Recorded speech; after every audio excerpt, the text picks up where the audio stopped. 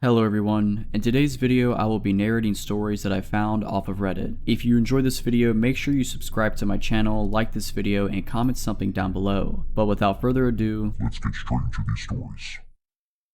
To give you a little background about myself, I'm a female from a South Asian country. That being said, there are some states which are relatively safe. 2019 had been a rough year for me, but by October I started feeling rather better and decided to take a solo trip for my birthday. I spoke to some friends and decided to head to the small village down south. My brother helped convince my overprotective mother as he'd already been there. To put her mind at ease, I decided to get pepper spray. Unfortunately, we couldn't find one, so I kept a bottle of deodorant and a knife handy. I decided to stay there for 5 days and booked a room at a guest house only for 2 days, thinking I'll check out this guest house that my friend had suggested and hopefully move there. To tell you a little bit more about this village, everyone is extremely friendly and warm, and they have tourists coming from all over the globe. Once I got to the room, I was a little paranoid because it seemed a bit dingy. Forget about a security system, the latch on the door was barely functional. The first night was a bit unsettling, but nothing happened. The next day was my birthday, so I rented a bike and went on exploring the village. Sometime after lunch, I decided to check out the guest house that my friend had recommended, which was a little secluded but extremely peaceful. As I reached there, I was greeted by the owner, who showed me around. This place had big huts on one side and a row of small rooms on the opposite side. I decided to take the latter as it was cheaper and I didn't plan on being in the room much anyway. We exchanged numbers and I told him I'll move in the next day. The next day, I got there and had lunch with the owner and he told me about the history of the place and a bit about himself. I realized that he wasn't around when my friend had been there. I was trying to read him, seeing if I was getting any creepy vibes from him since I was going to spend 2 nights there. I didn't see any red flags in particular. After lunch, I went to a restaurant that was right behind the guest house. I met some of the locals whom I was already acquainted with. Along with them were 2 new guys, one of whom was from my city. The 3 of us instantly clicked and started hanging out. Once it got dark, we came back to my guest house to chill, when the owner told us that he's planning a bonfire with some of his guests/friends who were sitting at another table. An hour passed as we ate and played cards, but those guys didn't seem like they were in the mood for a bonfire and soon left the place. Since the owner had already set things up, we decided to spend some time by the fire with him. We were all sitting and talking up until midnight, when the other 2 boys decided to take off as they weren't staying there. I told the owner that I head back to my room too. He tried to convince me to stay a bit longer, but I didn't want to be alone with him. My room's door had around 4 to 5 locks, but only 2 of them were functional. So I locked them and realized that the windows facing each other did not have any panes and the curtains were made with scraps of thin cloth, which meant anyone could peep inside and see everything. So I went into the bathroom to change and clean up. As soon as I stepped out and started taking my stuff from my bag, I heard someone whisper my name, twice. My heart skipped a beat and I froze for a few seconds. I decided to ignore it and quickly shut all the lights. Before going to bed, I decided to keep the bin right in front of the door, so in case someone tries to open it, it would make some noise. I took out my deodorant and knife and kept it right next to my pillow before laying in bed. I kept looking at both the windows on the side to see if anyone's outside. After about half an hour, the metallic door started rattling violently, as if someone was trying to force it open. Instantly, I stood up and got hold of the knife and deodorant. My mouth went dry and my heart started beating fast. I didn't know if I should scream because I only knew of one other girl who was staying in the opposite hut. After what felt like forever, the door stopped shaking and I collapsed into the bed. I checked the windows to see if anyone was walking by, but no one did. I tried to think of what it could have been. Maybe it was just the wind, but the curtains hadn't moved one bit. It had to be a person. I don't know when, but I passed out soon after. I woke up around 6 AM to see that it was almost bright outside. I closed my eyes and tried to go back to sleep, when it started happening again. Frantically, I shut up in bed again, ready to attack. But once again, it stopped after a few minutes. I didn't understand what was happening. I went closer to the door and got a look at the bin that I had kept by the door. It had moved away from its original position. Yes, something definitely happened. Not knowing what to do, I decided to go back to sleep. When I got out of the room later, I tried to read the owner's face, but it was just as hard to read as the day before. What worried me the most was that I had to spend another night in that room. I decided to not let that thought spoil the day and went out with the 2 friends I'd made for a trek and then to watch the sunset from a hilltop, where all the locals gathered to play music in the evening, including that owner. My new friends and I went somewhere else after that and then around 10 decided to head back to my guest house for dinner. As I was nearing the hotel, I got a text from the owner asking where I was. I didn't think much of it because it was late and he was probably wondering if I was safe. I didn't reply as we were almost there. When we sat down on the futon, the owner said I was just about to text you and showed me the message he typed on his phone. I was just thinking about you. I'm not sure what that meant, so I looked at his face trying to read him and realized he was trying to do the same. Quickly I decided to act normal and told him where we were. We all sat, met a couple more people, ate, smoked, and around 11, the guys decided to head to their guest houses. At that point I got up and told him I'd head to my room too. He looked at the time and asked me why I was ending the night so early. I told him that I was really tired from all that walking and that I wanted to be up early. He didn't push any further as there were other people around. I went back to the room filled with anticipation and dread, but thankfully nothing happened that night. The next day I checked out, but my bus wasn't until 5 p.m. I didn't want to be left alone with the owner, so I met up with the guys, leaving my luggage at the reception, which was also the eating area. When I came back, I picked up my bag and thanked him and left in a hurry. I still have no idea if it was the owner or the only helper that I saw around. Whoever it was trying to forcefully get through my door, let's not meet. I may have been 8 to 9 years old. I lived in a nice little middle-class neighborhood. One of my best friends, Raven, lived across the street diagonally, one house down, so I often spent evenings at her home after school. Raven's mom would always call my mom to let her know I was leaving and to expect me in the next minute or so. This way mom knew to unlock our front door. Often she stood and watched from the screen door to make sure I got across okay. I had begun noticing this beat-up red car, possibly an old Volkswagen or Buick, that would pass by almost every night as I ran back across the street. I would always head home just after dark, so possibly around 8:30 anytime I was leaving Raven's house. It was always rolling super slow, speed limit was 25 miles per hour, and I want to say this vehicle was always passed at maybe half that. One night as I was leaving perhaps a bit later than usual, I stepped out the side door of Raven's house just as the car was about to pass the house completely. It stopped in the road and backed up as I approached the side of the road. The window rolled down just as the car stopped in front of me. A little woman with short reddish brown hair and blue framed glasses was smiling sweetly at me. "Hi sweetheart, it's a little late for you to be out right now, isn't it?" she asked me. Her voice was low and pleasant. "No, mom lets me. I'm just walking home," I replied stupidly. "Oh gosh, how silly of your mom. There's all kinds of bad people out late at night. Where do you live, sugar? I'll give you a ride." Just then, my mom came bursting out the front door and screamed, "Leave her alone," as she began running to me. The woman's pleasant demeanor dropped and I heard her mutter a word, possibly as she slammed her foot on the gas and took off at well over the speed limit. She didn't stop at the nearby stop sign, just blasted through it to make her escape. I got a nice lecture that night, but also a lot of tight hugs. My mom was super glad that she chose to look out the storm door to check on me instead of just letting me wander home. I could have been taken, and she told me as much. I cannot remember if the police were called, but I never interacted with any officers. This doesn't end here though. Like most little kids, I really liked setting up lemonade stands. Like most little kids, I also enjoyed hand making and baking cakes and brownies and cookies, and also selling those at my lemonade stands. About 2 weeks after the prior incident, a beautiful sunny Saturday, mom helped me with the baking and helped me make lemonade and set me up in the front yard with my sign. She had been paranoid ever since the prior incident and had hardly let me out of her sight, aside from school and the bus, and this was no different. She stayed outside with me all while I sold my little treats to passerby, until she had to run to the restroom. It would obviously be a pain to take everything down and bring it inside while she went, and then to bring it all back out and set it up again. She figured I'd be okay for a few minutes, considering it was the middle of the afternoon and usually kidnappers aren't that stupid. Mom left me alone for several minutes when she went to the bathroom and presumably went to grab a snack as she was gone for 10 or so minutes. A familiar face walked up, about 8 minutes in. She appeared from around some bushes down the street. I didn't see her in the distance walking up. I honestly saw her stand up from behind some bushes and brush herself off and begin walking towards me. Her clothes were smart and sophisticated looking, almost like a pantsuit. It was a real clash with how ratty her car had been, but that same placating smile was on her face and her eyes glinted behind the same glasses. "Aw cute, a lemonade stand. Hi again, sweetie. Sorry for bothering you the other night. I didn't realize how close to home you were. Mama told me to not talk to you. Go away." I said it as meanly as I could muster, but mom had rightfully made me so frightened of this woman that I'm sure I just sounded like the scared little girl I was. "Come on now, Mary." She spoke my real name, first and last, and my eyes got big. "I'm a friend of your parents. I live down the street. Remember, we met at the pool this past summer. I had no recollection of her. If you're their friend, why did you leave so quick?" "Mom," I began shouting for my mother. This made her crouch down in front of my table, eye to eye with me. "We don't need to do that. I just want to talk to you. You like to bake, right? I have a really fancy kitchen with a nice baker's oven. All sorts of cool gadgets to make baking cupcakes and stuff like this super fun."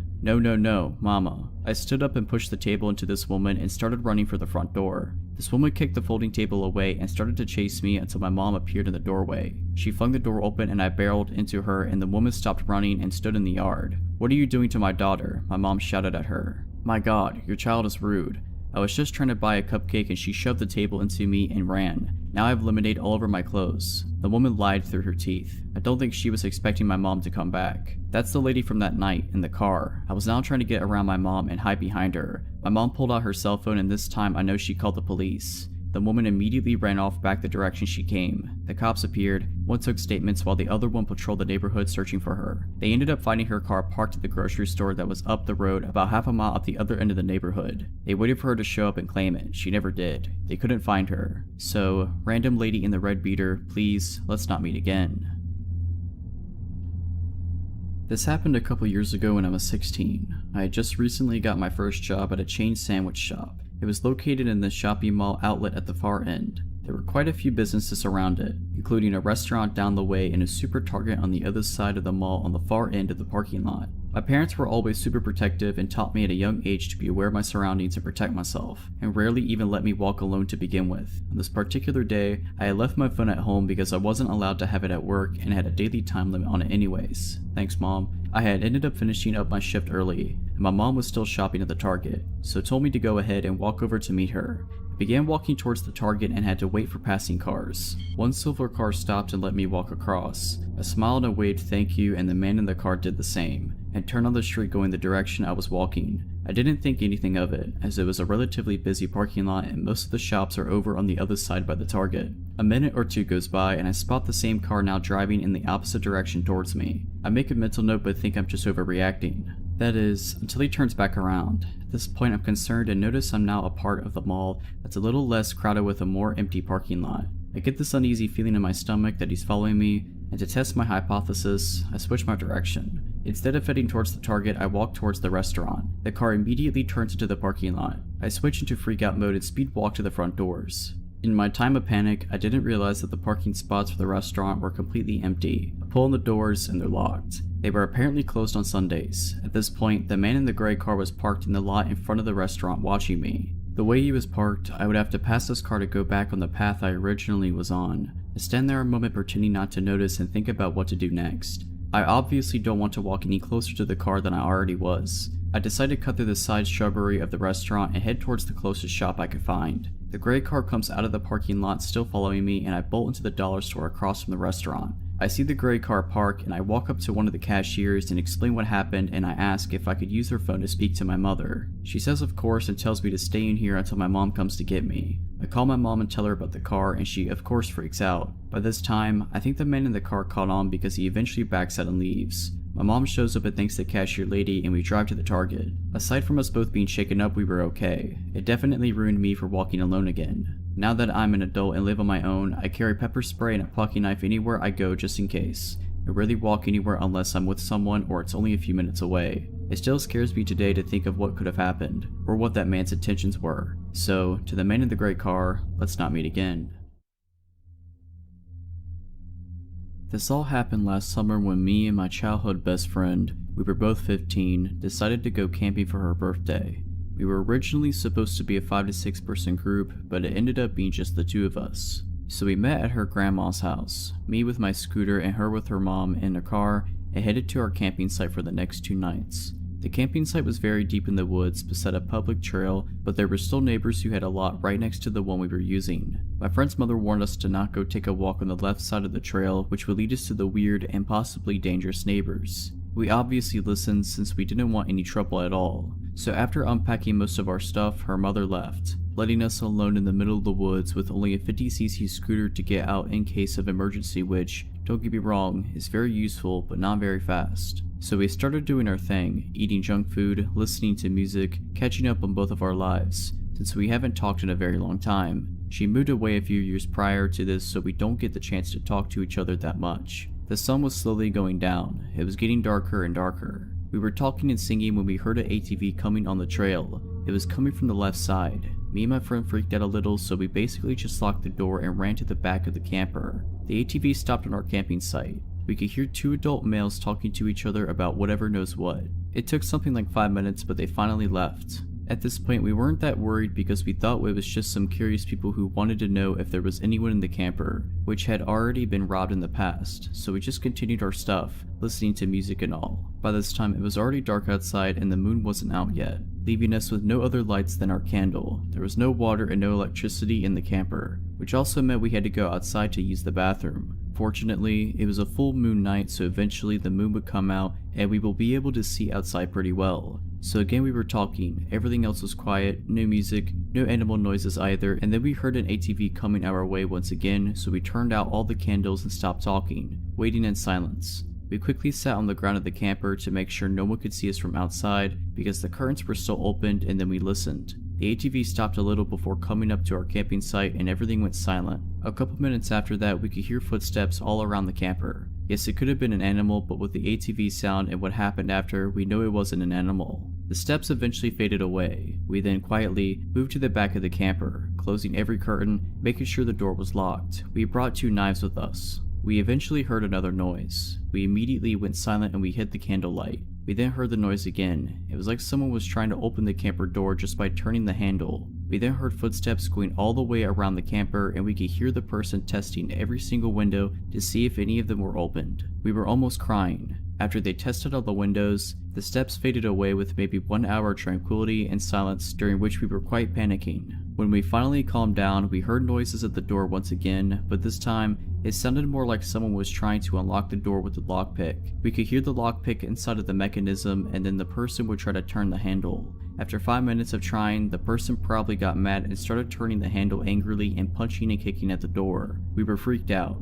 I had my brand new iPhone in one hand, hesitating on calling the cops or no. No service was available at this location, but 911 can still work most of the time. The noise was still going on at the door and all around the camper. This lasted for at least 30 minutes. The person was trying every window and then at some point gave up once again. We then started to make up a plan. The noise at the door happened a couple more times. We acted as if we were more than 2 people in the camper, so we started acting like my friend's mother and sister were there, as if one of our guy friends was there, and we acted like the noise woke us up and we screamed at the people to go away and we got mad. Our plan worked, I guess, since we heard multiple people running away. The next morning, after making sure everything was okay, we got out of the camper and we saw that a bunch of the plants next to the camper had been stepped on. There were footsteps everywhere in the mud and everywhere around the camper. Since it was daytime and my friend's mother was supposed to come back to see us, to make sure we were okay, we decided to sit outside waiting for her. We were walking around waiting when a car slowed down in front of our campsite. It never stopped, but we saw the driver staring at us. Then maybe 10 minutes later it went by again and again and again, always giving us that menacing stare. When my friend's mother finally arrived, we asked her if anyone tried to prank us or make a joke, and she went on and asked every possible suspect, and no, it was not a prank. Everyone promised that if it was them, they would have told us, but it really wasn't them. We didn't sleep alone this time. We had someone else come sleep with us for the second night. I'm just glad they weren't able to open the door to the camper.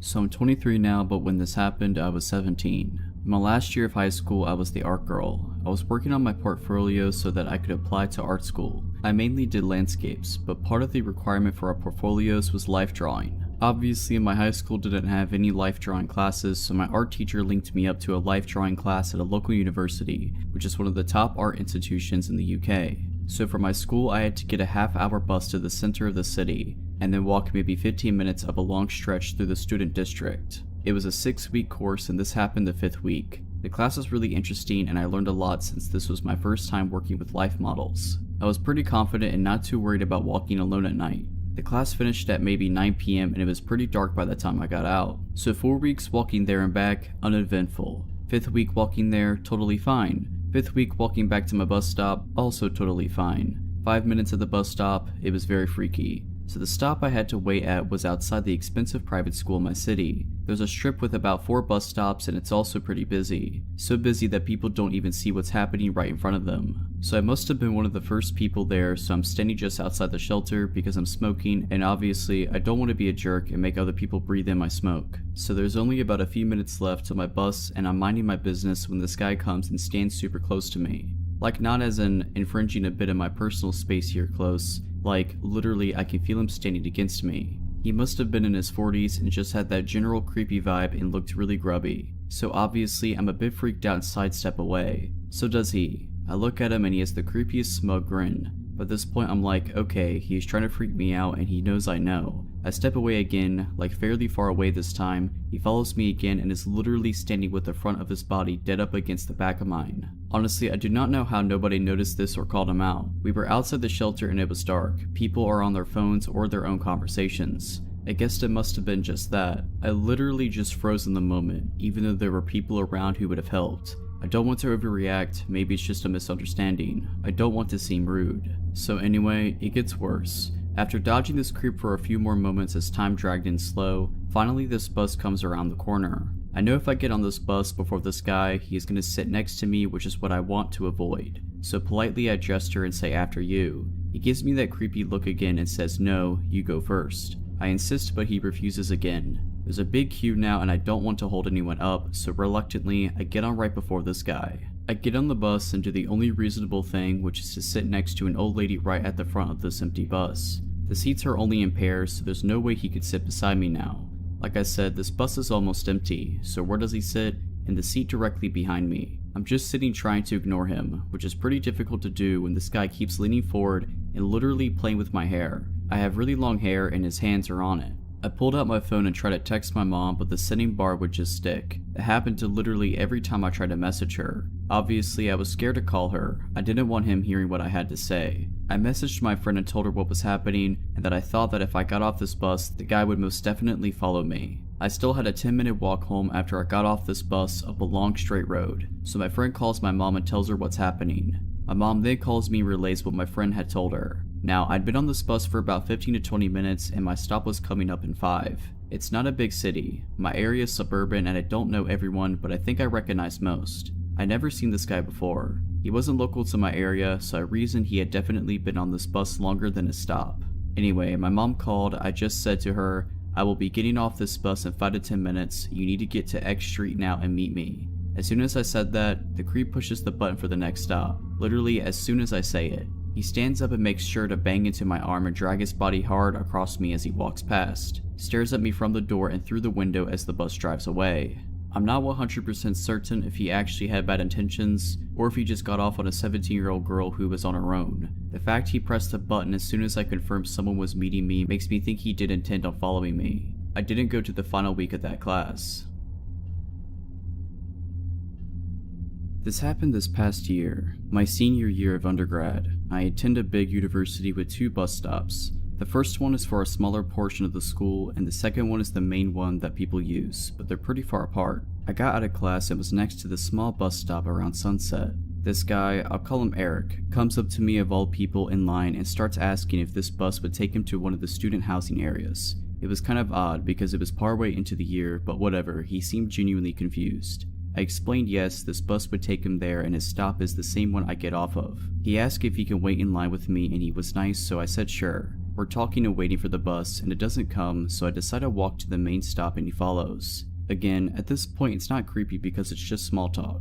We walk to the other bus stop and we just jump on one over there. Eric sits next to me and is berating me with questions that I'm now answering very shortly. Then everything he says is flirty, like, yeah, come see my pool so we can tan. Let's work out together and get sweaty in the sauna. All very weird and random, and I just don't say much because everyone on the bus can hear the conversation. He then asks for my number, which I lie about, but this guy says okay, let me call you. Obviously, I get a call and Eric's just confused and I just say oh my bad. I knew he would call it again, so I just gave the right number. Now I'm regretting telling him my stop, but I still get off with him. He's continuing the flirty comments, but the street I'm parked on is opposite of his route home. I say goodbye and wait till he's out of my sight and to get in my car and drive away. At this point it's late and he was gone, so I just went home and forgot about it.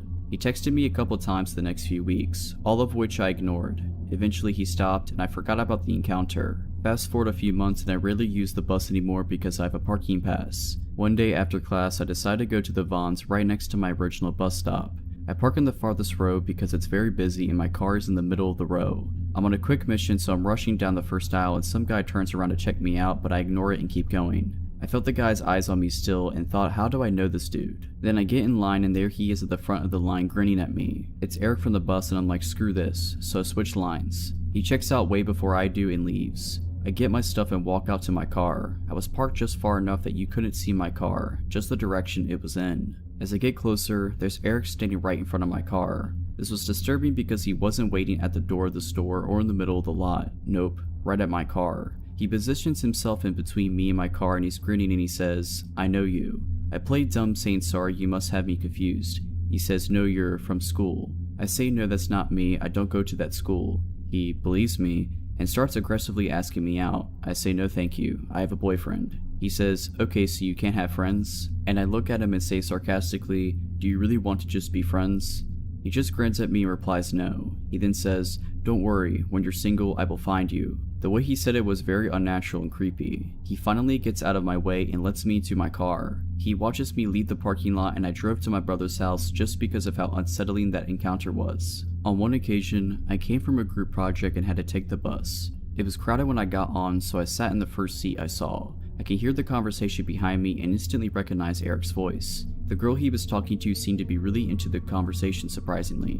But now here I was on a bus to a school that I told this creep I didn't go to. I tried to get off quickly, but somehow Eric and the girl got off before me. I'm relieved and try to keep a distance. I don't see them anymore and turn a corner and there he is again waiting for me. He doesn't move though, he just grins at me and says, "Hi, are you going that way or this way by now?" He used my real name and the fake one I used when I played dumb at Vaughn's. I just walk away and call my friends to meet on campus. The shelter in place was issued the next week and I moved home. Luckily I never have to see Eric again. This story is from my days as a gas station clerk. This happened during a football Saturday, so the store was full of people from the moment I walked in. Most of the night is a blur because it was just cashiering for the first 6 hours of my shift. It was around 3 a.m. and things were finally starting to taper off. There were only a dozen or so people in the store. I just usually kept my head down and focused on the transaction in front of me so I wouldn't get overwhelmed, only looking up now and then to make sure the store isn't on fire and no one's stealing the wine case. I wasn't even looking around when I saw him. I just saw something strange in the corner of my eye and spun my head to look at him. When I got a good look, I was startled. This guy's skin was almost translucent white and he was soaking wet. His teeth were gritted and looked too big for his mouth. He was shaking as fast as he walked past the counter. I could hear the bathroom door slam from around the corner. I went back to my transaction and told myself that I needed to remember exactly where he was. I couldn't forget he was in the bathroom. I rang out the next few people, watching for him the whole time. After another 10 minutes or so, the store was suddenly empty. Customer rushes tend to be like that, from 100 miles an hour to just nothing. I knew he was still in the bathroom. I thought about going to knock, but I felt repelled. I had no intention of going near that door. I look at the clock and it's nearing 4 a.m., which is when I need to start brewing coffee for it to be ready when my manager comes in. The coffee grounds are all in the supply closet behind the counter, so I tell myself it's totally fine to go get them. It satisfies both my paranoia and my arrogance as well. I'm still doing my job, but doing something I believe to be tactically the best move. If for whatever reason the guy opened the bathroom door and tried to run behind the counter and do something to me, I could shut the door and lock it from the inside. Besides, the bathroom doors are old and loud. I can easily hear them open from inside the closet, so I can just come out and wait near the panic button until he leaves. This all seemed like a very good idea at the time. So I decide to go get the coffee packets and I'm listening carefully while I load up on all the flavors I need. I figure I will only be a minute or so I don't even turn the lights on. I'm listening carefully and I don't hear anything. I still don't hear anything. Then I hear a weird noise. It sounds like the water pipes in the back hissing at first, but it's too ragged. I suddenly realize the noise is breathing, and it's getting louder. Then it's right on top of me. That's when I stood and turned to leave, and saw him in the doorframe. We just stood there both staring back at each other. Later when my manager reviewed the footage, she saw him leave the bathroom by slowly pushing the door open. Without making a sound, he had wandered behind the counter and peeked into her office, stepping in far enough to trigger the automatic light. After that, he had wandered behind the food service counter before making his way to the open supply closet door. The next thing she saw on camera was me flipping out. I stepped backwards, my body shaking so hard my knees almost buckled. At this point, I think he realized how absolutely horrifying this entire scenario was to me. He put up his hands and started apologizing awkwardly. He was really twitchy and still gritting his teeth. I basically went on autopilot for a moment and said I wouldn't talk to him until he got out from behind the counter area. He walked backwards until he was barely on the other side of the employee's only entrance, standing next to the soda machine. He began asking for an iPhone charger, telling me he was lost. He said he had no money and just needed to charge his phone here until he could call for help. I told him I don't have an iPhone charger and I couldn't help him. He sighed and looked down for a moment, seeming to think about what to do. Then he flipped his head back and screamed as loud as he could. He then punched the soda machine, hard. I backed up and ran around the counter, up to where the panic button was under the register. I watched him as he walked around the store, punching the walls and kicking the counters and screaming. I heard myself shouting over and over, "Get out right now." After a second he stopped and turned around to look at me. He quietly apologized before wandering out of the store and running off into the dark. At this point I was shaking, but tried to pick up and keep working. I started brewing the coffee, checking the windows to see if he was out in the parking lot, but I couldn't see him. After another few minutes, a regular came in and told me a strange man had come up to him asking for a ride. He said the guy was soaked and his teeth were gritting. That's when I decided to call the police. They found him in the parking lot next door, screaming and punching the moving trucks. They took him to sober up and calm down. They informed me that he was very sorry for losing his cool and he was just very drunk and very lost. He had come from out of state for the game and got separated from his friends. In the end, nothing bad happened, but it made me realize that something easily could have.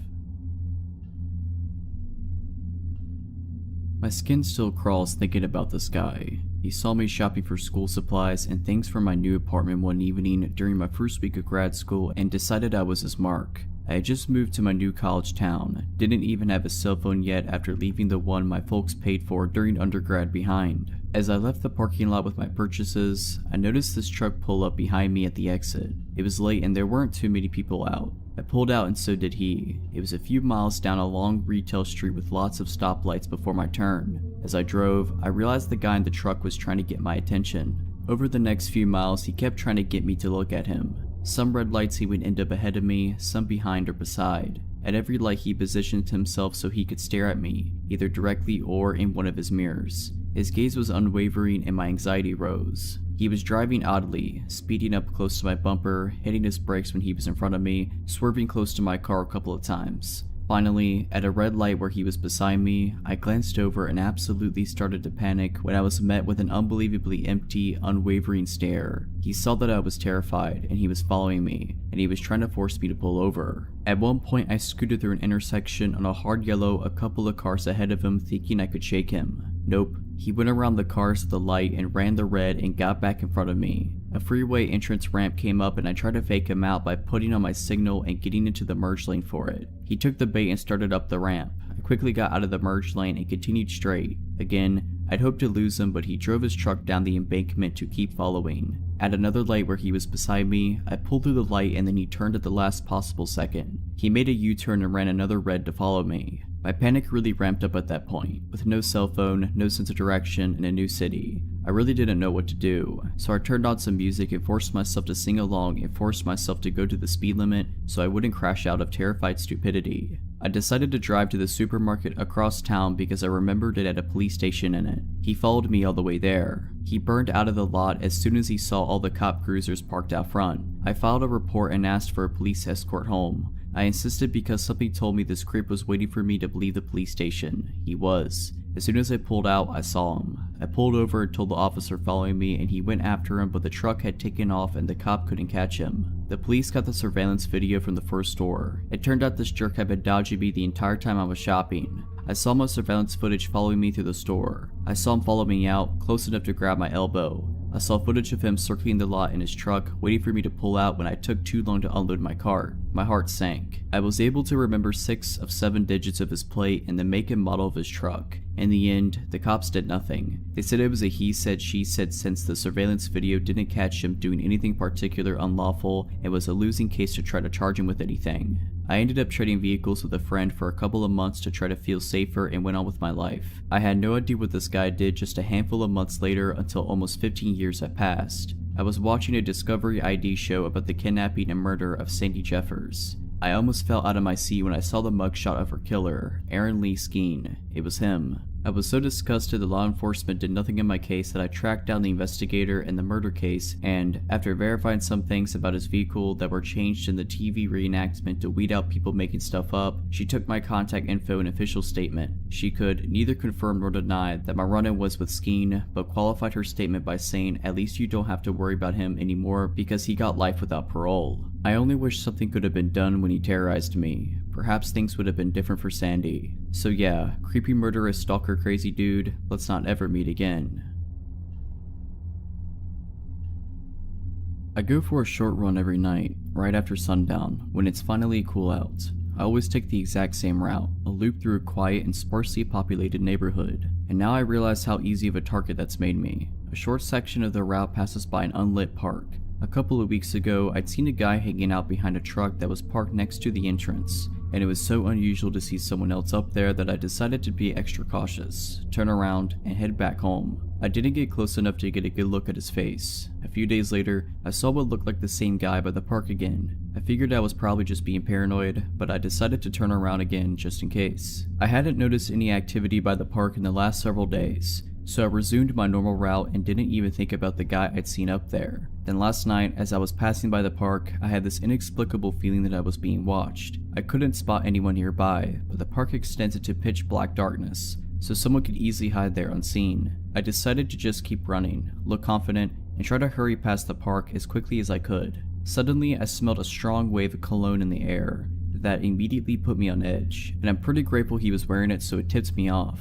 After I smelled it, I had no doubt in my mind that there was somebody nearby, but still, I didn't see any movements in front or on either side of me, and I was afraid to turn around. Immediately past the park, there's a bend in the road. There's a house on the corner as you turn down the road. The house has lots of tall bushes in the front yard. I normally run right past those without even thinking of it, but since my gut instinct was blaring like a siren, I quickly moved to the middle of the street as I rounded the corner. I shot a glance behind me to see if anyone had actually been nearby. I saw a man slowly walking through the front yard of the house on the corner, looking towards me. He paused behind the bushes, as if trying to remain hidden. I could see his jeans and a pair of black-white sneakers, but little else. His slow footsteps were so creepy that I can't get the image out of my mind, as if he was trying to be quiet as he could. If I hadn't made the split decision to run into the middle of the street and away from the yard, I would have been within grabbing distance. I turned on the flashlight on my phone, aimed it right at the bushes hoping it'd startle or blind long enough for me to get some distance between us, and started sprinting at full speed down the road.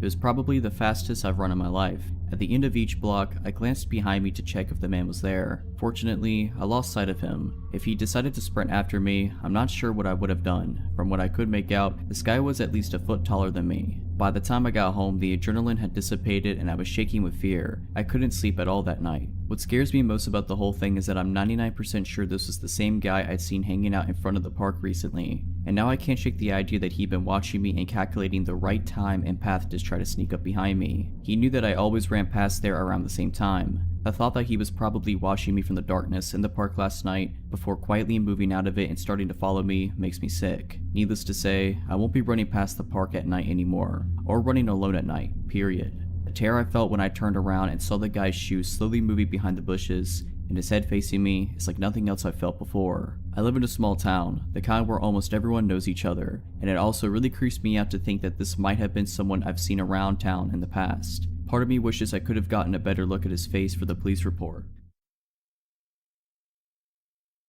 So this encounter took place approximately 10 years ago when I was 15. I was from a suburban area where my part of town was divided into a grid, approximately 8 blocks long and 8 blocks wide. Me and my friend Jesse were walking home from another friend's house who lives on almost the exact opposite of corner of the development from me. We were on the way home, and as usual I walked him to his house and then walked to mine. We noticed a blue Ford Bronco was circling the blocks throughout our walk, but didn't really think anything of it. We got to his house and we hadn't seen the truck for a few blocks. I assumed I had nothing to worry about. I get another 2 blocks or so and I see the truck again. He was parked on the side of the road, but you could hear that his truck was still running. He followed me all the way home, but was sure to not take the exact same route. I got to my front porch and could see he's parked just a few houses down on the same side of the street. I mentioned it to my dad, an absolute mammoth of a man, and he went out to see the truck. He saw it and started walking down to it when it took off. 2 weeks go by and I haven't seen the Bronco since. This walk home was almost a daily routine at this point. We had a snow day from school and just me and my sister were home.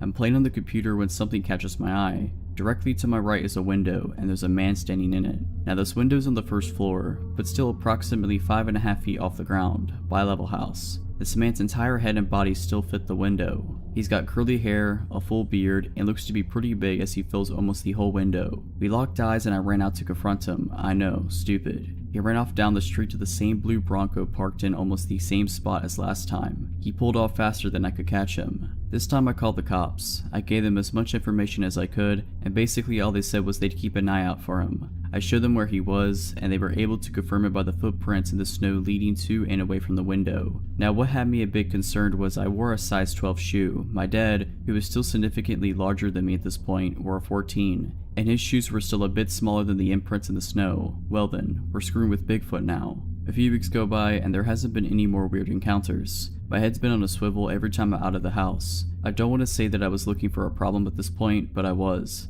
I was kinda hoping that this dude would show up and try something. I was ready for it. I wasn't ready. Me and Jesse were walking home from the same friend's house one night and we saw this Bronco again. Screw it. We're young and stupid dudes, so we figure we're gonna trap him. We went completely out of our way to go to the only dead end in the development to try to get to him once we confirmed he was following us. You never know it was a dead end unless you knew the area because there were never and still aren't any dead end or no outlet signs. I guess he had an idea to what we were doing because he knew where we both lived. He didn't follow us down. We thought it was the perfect plan because of how many moves he'd have to make to turn around. Several cars parked on the street, and it's not a cul-de-sac, just a road with no outlet, and thought we could run up on him when he tried to back out. He outsmarted us that day. The next day on the same trip, from the same friend's house, on the same road we see him again. I walk my friend home and figure screw it, I'm fine. I dare this dude to come out at me, and he didn't. This happened several more times over the next week or two, until the guy decided to make his move. I was on my way home after just leaving Jesse at his house. I got another block before I saw the truck. I'm walking perpendicular to his truck when as soon as I'm in his path, he turns on his lights. I ran up the few blocks to my house and waited on the porch to see where he was and what he was doing. This time he stayed put just a few houses down. I told my dad again and he went out to see. Truck's still there. Me and my dad start walking down to the truck and it's still not moving. This ballsy dude had the audacity to get out of his truck to confront us. Terrible idea. He gets out when my dad is still 25 feet from the truck. I guess my dad is about 6'4" and under 300 pounds with a body built by Bud Light and manual labor. This guy though had some size on him. What I saw next was one of the most impressive things I've ever seen in my life. So my dad's not much of a talker, and at this point he's already got a problem with this guy. The guy gets out of his truck with the most sadistic smile on his face. My first thought is the guy has a gun. I yelled to my dad that he might have a gun, and all he yelled back was, "I got it." Well, he definitely had it. They walked up to each other, and before a word was even said, my dad swung. The dude was done in. Before he even started to crumple, my dad hit him again. He hit his truck and hit the ground. I never saw the guy again, and after just moving back into my parents' old house with my young son, I hope I never do. So big dude with the blue Ford Bronco, I hope you never come back to my window. So this happened about 14 years ago. I was 21, and it was the days of MySpace. I never used my real name online. It was in the mode of constantly posting pictures of me smoking, etc. So yeah, I happened to work at a local sandwich shop, and upon taking an order from a customer, I hear, "Hey, aren't you?" enter my MySpace name. To which I asked why, of course, and he proceeded to tell me his MySpace name, and I realized we have randomly commented on mutual friends' pages. Okay, whatever. He and his friends sit in the dining area and eat their lunch, but before leaving he came back to the counter. I thought he wanted a refill on his drink, so I went to the counter to ask him what he would like. "Would you like to get drinks with me sometime?" I was a little surprised, but fresh out of a bad breakup and was ready to date, so I said sure, why not? I told him to message me online later and we could work it out. Cut to 2 days later, it's Friday, and he picks me up and we head to a bar across town. I had known this bar was there forever as I grew up there, but had never been inside. We were the youngest ones there by about 30 years, and there was literally only 10 people total inside, including us and the bartender. Weird, whatever. We have a few drinks, play some pool, and it's time to leave. I kept my pace and only had 2 cocktails because I didn't want to get drunk with someone I didn't know. He, unbeknownst to me, was about to be pretty tossed, so we leave. Not wanting to go home, I agreed to go to his house and hang out some more. He lived with his grandmother at the time and had a pool table. We wandered the house for a bit, him showing me random pictures of him growing up, awards won, etc. We play a game and I let him know I need to be getting home. I lived about 20 minutes away by car. He says he's too drunk to drive and that I should stay. Now, I lived with my mom and we didn't always see eye to eye, so calling her 2 to 3 a.m. and waking her up to ask for a ride was not in my list of plans. I told him fine, I would walk. It would have taken me over an hour to walk home, but I was not about to sleep at this guy's house and would have rather taken my chances. The route home didn't go through any bad areas and I had been a pedestrian for years at that point, so I was used to walking everywhere and was fine with it. All of a sudden, he can drive and doesn't want me walking home alone. Again, whatever. We get to my house and I thank him for the ride, and now he tells me he is too drunk to drive and can't drive home. The place my mom and I lived in was 3 stories and I had the whole bottom floor to myself and a makeshift living room with couches, so I figured screw it, sleep it off on the couch and go home in the morning. By now, I had already decided this was going to be the only date we ever went on. Not because of the whole driving situation, but I just wasn't into him. He proceeds to lay on my bed the minute I let him inside like some stray dog or something. So being tired and annoyed and just basically over it, I said fine, I'll sleep on the couch. Well, I don't know how long I was asleep or how he even stayed awake, because it took me forever to fall asleep knowing he was there and this was all just too weird. I wake up to this guy's hands around my throat. Well, kinda woke up.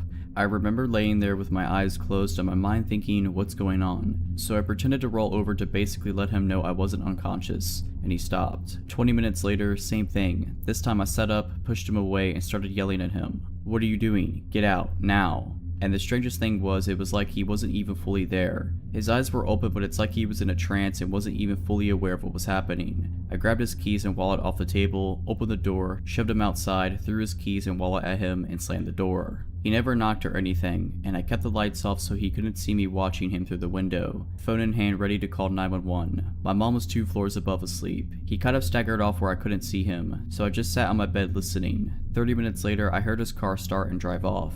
I logged onto MySpace right away, blocked him, and blocked his number in my phone. I showed my boss his picture the next day, explained the situation, and just let him know that if I ever saw him walking again, that I was walking to the back until he left, and to just tell him I quit. Never heard from him again.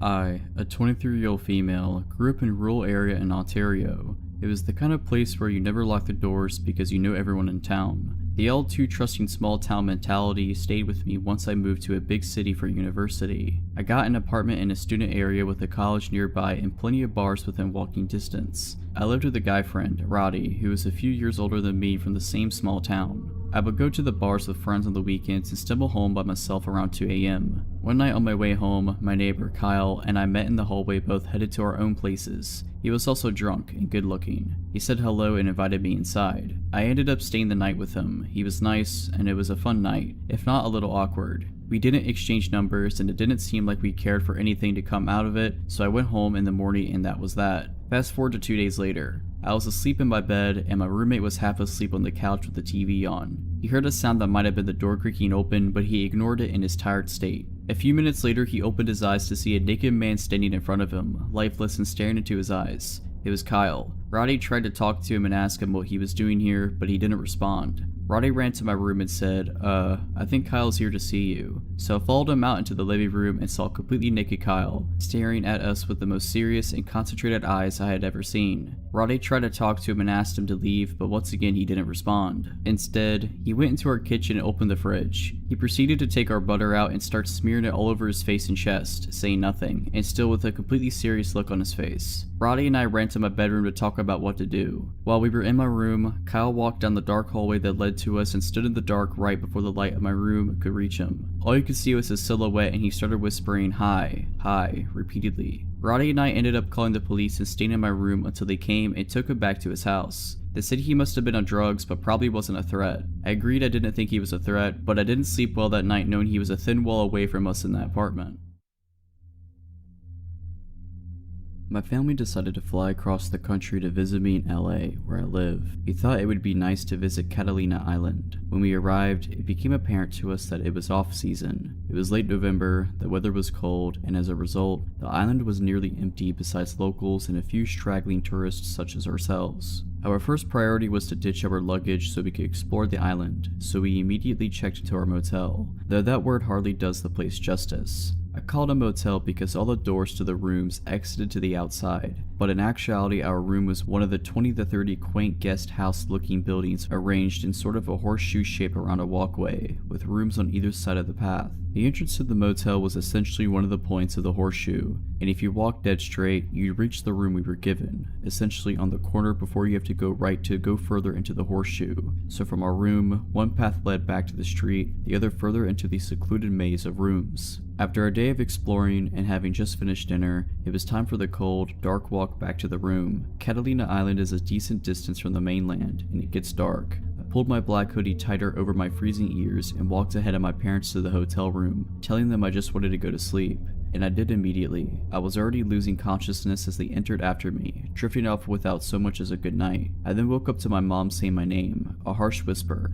The room had 2 beds, my parents' bed closer to the door and mine further in the room. My mom's voice cut through the silence again. She sounded concerned for me. I didn't blame her, considering my mental state at the time. Groggy, I rolled over. "What?" I asked. As my eyes adjusted to the dim moonlight coming in through the curtains, I saw her turn to face me. She was surprised to see me in my bed. Her eyes got wide. If I'm in my bed, who was she talking to? We both looked back to where she was previously looking to see a hooded figure in all black standing over their bed. This was horrifically startling as it was on an island in the middle of the ocean and wake up to see a hooded stranger looming over you. This moment seemed to last forever. My mom's words became low and severe as she said my dad's name in a dire voice I've never heard her use before. Then the hooded figure did something so bizarre and unsettling. It didn't advance towards us, but instead crouched in the corner near where it stood. The way it crouched was so absolutely unexpected, even in regards to this already unexpected situation, that it terrified me. It seemed animalistic. I knew 2 things. The hooded figure had been standing over us sleeping, and it's not acting in any sort of way that I could understand. As opposed to the infinite moment of this figure standing over us mere seconds ago, the series of events that unfolded when my hulking ex-military dad woke up happened in an instant. Suddenly, we were out the door, not knowing which way the intruder went. My mom was screaming, "Get him, get him." My dad was running down one path of the horseshoe, further into the hotel, shouting through sheer adrenaline. I ran down the other path, towards the street. When I got there, not a sign of the intruder, but it became suspiciously quiet behind me. I ran back to the room to find my dad quietly walking back, his head low. He gets really close to me and I hear him say, "It's a kid." The explanation: some young teen, tall and lanky as I am in my 20s, wearing all black including a black hoodie, went into the wrong room, our room. The one time my parents just so happened to forget to lock the door. My mom woke up when he entered and seeing a tall person in a black hoodie, thought he was me, assumingly leaving the room. And when the hooded figure crouched, that was him when he realized his mistake and panicked. He was scared of us. As I got back to the room, my mom walked out and hugs this kid, who was now crying his eyes out. I would be too if a massive ex-soldier was sprinting after me with murder in his eyes. So, to the now traumatized kid from Catalina Island, sorry for the misunderstanding. For a bit of backstory, I live in a big city which is mostly a friendly place, but like all cities, it has its rough areas. There are 2 main spots that are known to be particularly rough, and for the first 14 years of my life, I lived in one of those areas. So though it can naturally be a bit uncomfortable, I tend to be pretty unbothered by odd people talking to me in the street. Anyway, I moved from one rough area and moved to a safer one, but it's very close to where I originally lived. I know both of these areas pretty well too, which helped me with what happened 5 months ago. I had some stuff going on in my personal life and going through phases of bad anxiety as it is. I had to make the decision to take some time off of work, but wanted to try and stay in a routine and be productive. I went to the dentist way past when I should have, so I made an appointment and when it rolled around, I walked there. My dentist is in the rough area that I now live close to. On my route home, I have to walk past a pub on a main road which has a super bad reputation. Anything you can think of, it's happened inside or just outside of this pub. Anyway, I noticed someone sat on the bench outside the pub. I have my headphones in but see him saying something, so I assume he's asking me for something and take an earplug out. He asked me if I want to join him for a drink. This was around 11:30 a.m. by the way. I just said no thanks. Now as soon as I got a few steps away, I had this bad feeling like something was just not right. As I mentioned though, I was going through a phase of bad anxiety, so I chalked it up to just being that. After about 2 minutes, I go to turn left and see the man walking in my direction in the corner of my eye. I told myself it was nothing, but took my headphones out anyway just in case, as I was about to walk through a narrow road that leads to a car park and is always very empty. All of a sudden I hear him shouting at me, "Hey miss, I'm talking to you, wait." He catches up to me and tells me, "I'm not a creep, but you're too beautiful to let go." I try and stay polite but also make it clear I'm not interested. He asked if I was single. I said yes. When he asked what I was doing that night, I said I had no plans. I 100% know I should have lied, and as the truth came out, I was really annoyed with myself, but whatever. He seems to get the message, and I say I really have to go, so I carry on walking thinking that it's the end of it. So I make my way across this big car park. At the end of the car park is a cycle/pedestrian lane that has a massive wall on one side with 2 lots of steps that lead to a car park to a retail park, and bushes on the other end, and it's super narrow. I get into the lane and hear footsteps like someone is running, probably a jogger. I'm getting paranoid until right behind me I hear, "At least give me your number." I finally start to panic and realize actually it's not my anxiety and this is super shady. I give him my number but change the last digit and this guy proceeds to attempt to drop call me. Clearly my phone doesn't ring and then he starts getting annoyed saying I need to give him the right number. He then has his hand basically on my phone, standing way too close to me and orders me to type his number in and drop call him. Creep now has my number. Still not enough for him, I reiterate that I'm on my way somewhere and seriously need to get going. He then grabbed me by my elbow and I had a massive adrenaline rush. Next thing I knew, I was at the top of one of those sets of steps that lead to a much busier and open space. I ran as fast as I could. Luckily, one of my friends works in one of the stores in the retail park, so I ran over to it practically looking over my shoulder the whole time. I find my friend, visibly shaking, can barely speak. She asks if I'm okay and I just burst into tears. I gather my thoughts and tell my friend what just happened. He's been calling my phone this whole time. She takes my phone and notes his number and then blocks him. She takes me to the staff room and convinces me to file a police report, which I do. Unfortunately though, I found out street harassment is not actually illegal where I live, but because he made physical contact, it might not be a complete lost cause. The police tell me they will be in touch. Now fast forward until around 2 weeks later. A mom's friend who knew about what happened sent her an article and asked her to show me. I genuinely couldn't believe my eyes. It was about a man who had followed a girl and then assaulted her in the same rough area. At the end of the article is a picture. It's him. I haven't heard anything from the police, and since he had already been charged, I figured there wasn't any need for me to contact them again. My heart goes out to the girl, and although currently in jail, I really hope neither of us ever have to face him again. His charge was pretty serious, so he will be there for a long time, thankfully. The following experience happened to me a few years ago when I was on the train home from school. It was around 10 p.m. at night as I had stayed back in a public library to study. One thing you should know is that my train line is particularly dodgy, and you can meet some truly weird people on the train when it's late. When I got into my carriage that night, it was particularly empty, apart from 3 women sitting on the opposite end of the carriage. I sat down and plugged my earphones in to watch YouTube. My train ride usually takes around 45 minutes. About 3 stops into the train ride, and the only other person who had gotten onto my carriage at the time was a man who was wearing construction clothes. He sat near the 3 women, so I assumed he knew them. I turned my attention back to my video. A few minutes later, I noticed that the 3 women who were sitting on the opposite side of my carriage had moved to my side. I didn't really think much of it as I was engrossed in the video I was watching. That's when I noticed someone take a seat opposite of me. It was the man who had gotten on earlier. He asked me my name, but he was giving me a weird vibe, so I pretended like I couldn't hear him. I had my earphones in after all. He then proceeded to tap my knee to gain my attention. There was no use ignoring him, so I removed my earphones and looked at him. He was a big guy, probably around early 40s, and he was clean shaven. He asked me my name, to which I gave him a fake name. He then asked me how old I was. I was in my school uniform at the time, so I told him. He reached out his hand and introduced himself. Not wanting to be rude, I extended my own hand to shake his hand. This is when things started to get weird. His handshake was super weird. His grip was abnormally tight and he seems to pull my hand towards him as he shook it.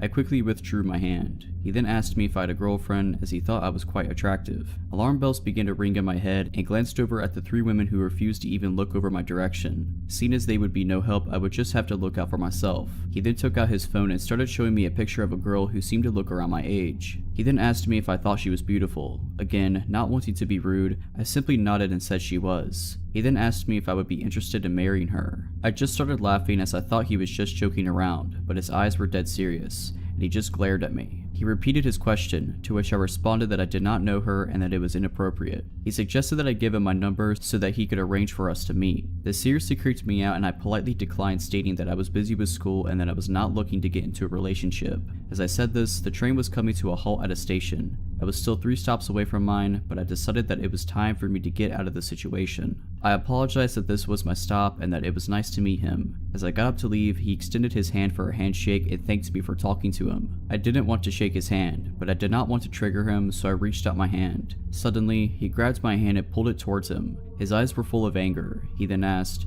"What, you don't want to marry my daughter? I will break you." I quickly broke the grip and left the carriage. As it was nighttime, there were always police officers patrolling the platforms. I rushed towards one of the officers and told him everything that happened. I then described his clothing and which carriage he was sitting on. While waiting for the next train, the same officer came up to me and told me that officers had picked him up 2 stations down and thanked me for letting him know. Although the officer asked for my details, I was never notified as to what happened to him. I just hope that I never have to experience a man on a train like that in the future.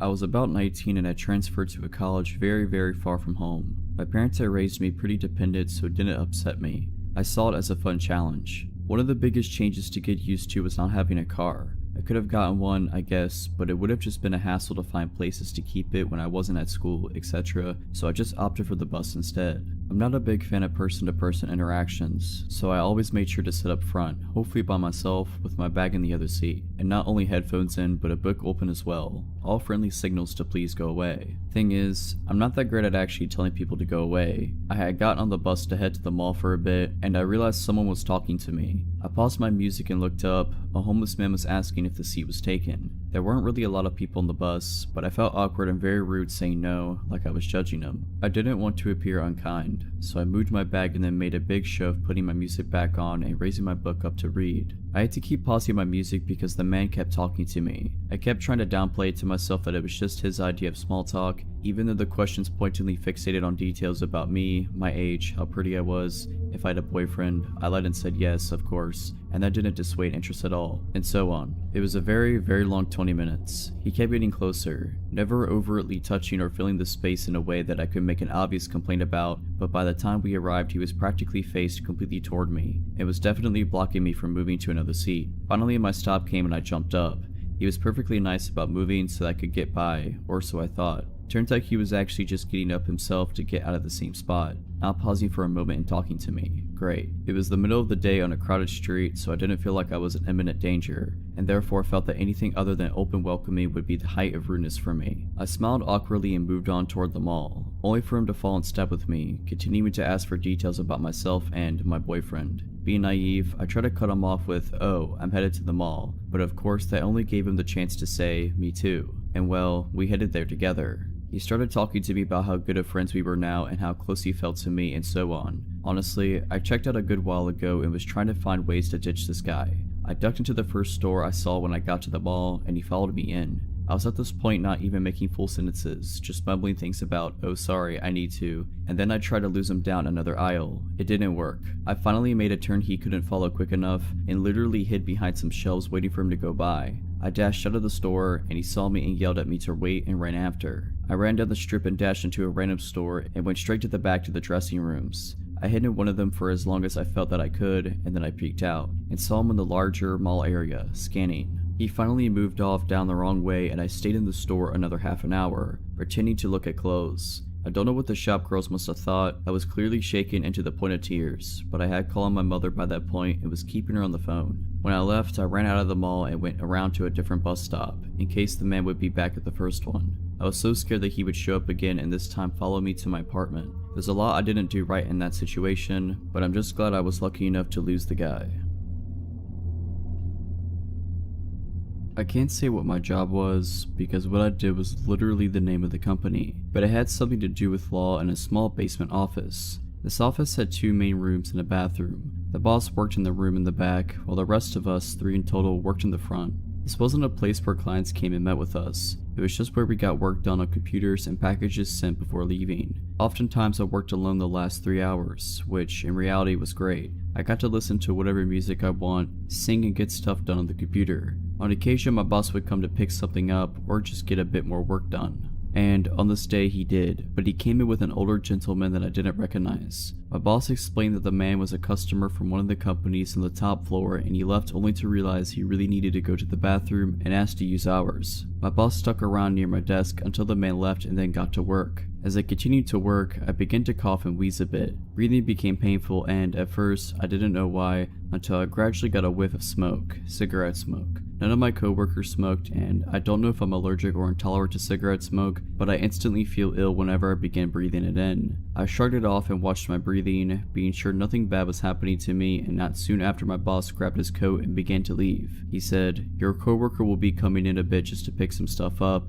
and as he opened the door, the scent of smoke burst through and on the ground were cigarette butts from what he said. Thus, he continued with, "And let's have you lock the door behind me too." I couldn't agree more. That was creepy. But if it was the man who used our bathroom, it wasn't too strange to assume he'd hunkered at the bottom of the stairs to take in some smoke before leaving. When my boss left, I made extra sure that the door was locked before continuing with my work. Another hour had passed by, about an hour and a half remaining of work when I began to smell smoke again. My heart sank as I turned my eyes to the door and quietly got up from my chair. I usually took off my shoes at work. Like I said, we didn't have clients come there. We were pretty chill when it came to wardrobe, but even with them off, I tiptoed over to the door and pressed my ear against it. I didn't hear anything at first, however, the scent of smoke was prominent there. For one reason or another, I decided just to go back to my desk and wait until my coworker got there. Not 10 minutes more in though, I heard this click, click, click sound. It was subtle and I had to look around to spot where it was coming from. It was the doorknob of our office. From where I sat, I could see it just slightly jerk back and forth. The person was doing it slowly as I was sure they were trying to be quiet. By this point, I called up my coworker to come sooner. In some ways, I felt safe. I was in a locked area after all, but who knows, right? After calling him though, the scent began to diminish and the doorknob stopped moving. I tried to listen for someone going up the stairs. I didn't hear anything for a long while until I heard someone coming down them. It was my coworker. He came in and said, "There are like 10 cigarette butts out here." I explained further what had happened as he came in and locked the door himself. I also explained the man who'd come in to use our bathroom prior. Like I said, I couldn't be sure if they were the same person. There wasn't much to take from the offices. The computers were fairly old, wouldn't at all get a good chunk of money from them, and everything else was paper. We weren't at all at a place that kept money around. So if it was him, I can't fathom what he saw that he'd feel the need to come back in to steal. My coworker somewhat brushed it off. He figured that the person was gone, all was fine, and went to pick up what he needed to. He ended up staying for a while, I'm not sure why, perhaps he felt like he needed to, because as I began finally finishing up my work, the smell of smoke came back. My coworker and I looked at each other, almost as a way to confirm that we both smelled it. The click-clacking of our computer stopped and we just waited and waited and waited. We didn't take our eyes off each other as the click, click, click came back. I just didn't want to deal with this and go home as soon as possible, but I shirked the thought of walking out there. My coworker was far more fed up. He stood, stomped to the door, unlocked it, and opened it. There was a man there. I didn't get a good look at him. I saw him raise his arm, freeze, and then he disappeared and sprinted up the stairs. My coworker walked me to my car soon after, told our boss about it, and we made it a rule that we always lock the door from that point on. Especially me, because after that day, every now and then, I'd smell smoke and hear the doorknob attempt to twist. Whenever I did, I either called up my boss or waited every now and then I heard the steps leave. Frankly, we should have put a camera up or called the police, something at least. When my coworker described him to my boss, it seemed like he was the same man who used our bathroom, but that is just speculation. We have no idea what he wanted or if there was a purpose. Be careful letting people use bathrooms. They could have ulterior motives. When I was about 8 or 9, my family took a trip skiing to a small resort a couple of hours from where we lived in Spain.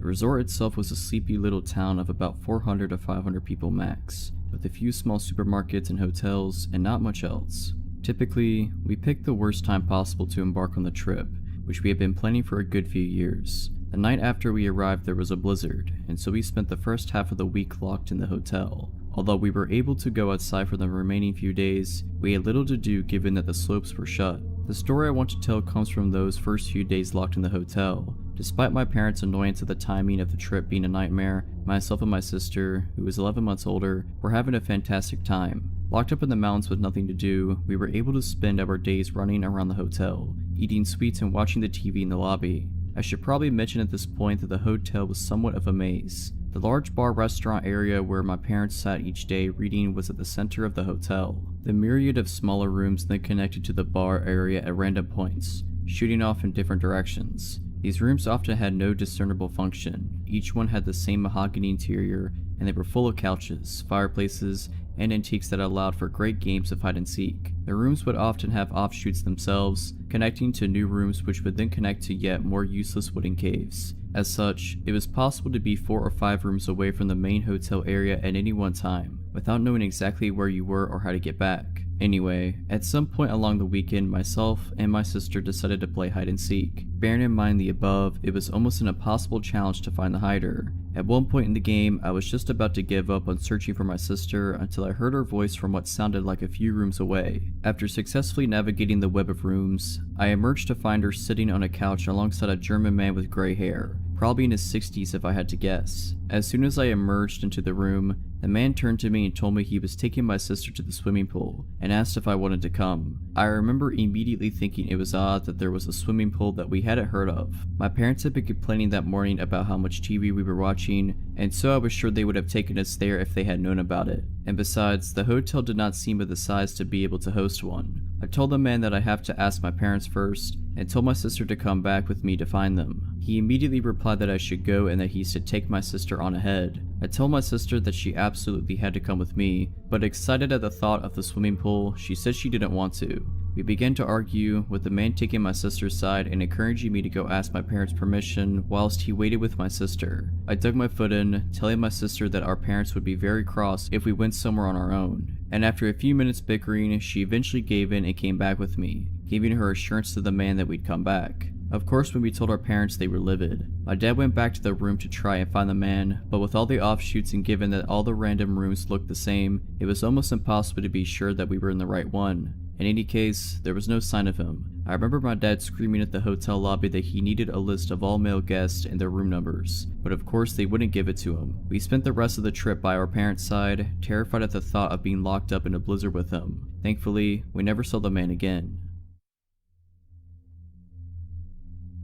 My mom and I normally shopped at the market just a few minutes away from our house. My mom had been shopping there for 20-some years at this point and was friends with most of the workers, so I was friendly with them too, and was always happy to talk to them. Whenever my mom got distracted talking to someone, I, with the attention span of a 6-year-old, would wander around the aisle. My mother would keep an eye on me to make sure I didn't get too far, but if she was distracted, one of the employees would usually be around and gently guide me back over. One day though, we went to a different market that I couldn't remember having been to before, and we didn't go back to for nearly a decade. We were walking around the aisles when my mom ran into her friend. They started talking, and I, not realizing that I no longer had a store full of adults keeping an eye on me, started wandering around the aisle. My eyes caught some colorful display, I think flowers or balloons or something, and went over to look. Once I was satisfied with my inspection, I turned back to the aisle only to find my mom wasn't there. That had never happened before. I looked around a little, though not moving from my spot near the colorful displays. Since it was right near the registers, there was a decent amount of people nearby,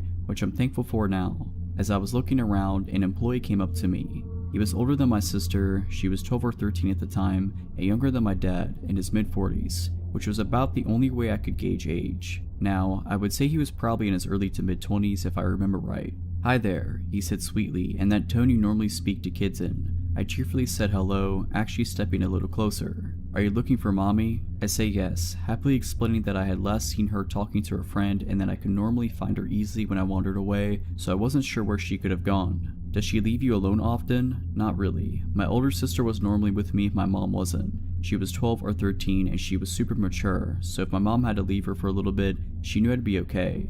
She never left us alone in public, just at home if she needed to run somewhere, never for very long, and my dad was at work a lot and didn't come back until late usually." "Where do you live?" "Well, you wouldn't know it, I just learned my address. We just learned how to mail a letter in school, even took a little class trip to the mailbox in our school corner to send them out. I knew how to write my address now, and I knew how to say it." "Where do you go to school? Who picks you up?" "Well, I go to the local elementary school. I don't know the address though, sorry, but I know which street it's on because I wait on the sidewalk for my mom or daycare sitter, depending on the day, so I see the street sign a lot since I'm usually waiting for a while to be grabbed." It had only been a few minutes since I last saw my mom. Even with how much information I was dumping, I was a very fast talker, but I was starting to get a little antsy. Not because I was uncomfortable talking to a stranger, but because I had skipped lunch that day specifically to calm my mom into letting me get a bagel from the store next door, which is why we were at the market in the first place. My mom was holding onto the bagel to make sure I didn't try to eat it too fast and choke, which I had done several times in the past. I wanted my bagel, and while I liked talking to this grown man who made me feel smart and was oh so interested in my life, I liked bagels more. Plus, if I caught my mom when we were near the bakery section, I might be able to use my charm and get a cookie. So I gotta find my mom now. "Oh well, I'll walk around with you and help you find her. You wouldn't lead me through the market you work at where you can easily bring me to the back room, meat locker, or any number of places?" "Yeah, sounds good." "Ozzy." I look around to see my mom, the relieved look on her face slowly changing into something more anxious. I smile happily and wave her over. She immediately grabs my hand and I could tell she wants to chide me, probably for leaving the aisle, but she seems more occupied on the man in front of me. Before I can even open my mouth to introduce him, or remember that I never got his name, he quickly says that he's glad I found my mom and he needs to get back to work, and practically runs to the back of the store. My mom puts her hands on my shoulders and looks me in the eye, her expression a lot more worried now. "What was he talking to you about?" she asked, her voice more serious than I'd ever heard her. "Can I have my bagel?" My mom opens her mouth, pauses, and goes into her purse to hand me my bagel. Between bites, I happily tell her about the conversation and everything I remembered. My age and grade, pickup schedule, likes and dislikes, my literal address. My mom gradually became paler, then became red with anger. She brought me over to the manager, and I don't remember much about the conversation. The police weren't called. We went home, and my mom told me I wasn't allowed to walk around the store anymore. No more talking to any stranger, even if they worked at the store we were at, unless she was with me. If I ever saw that man ever again, I was to run away, find someone I know, and ask for help. If all else fails, scream at the top of my lungs. If my mom hadn't found me, something bad might have happened. If not in the store, then in front of my school, and if not in front of my school, then my house. A little over a decade later, I've never seen the guy again. Let's keep it that way.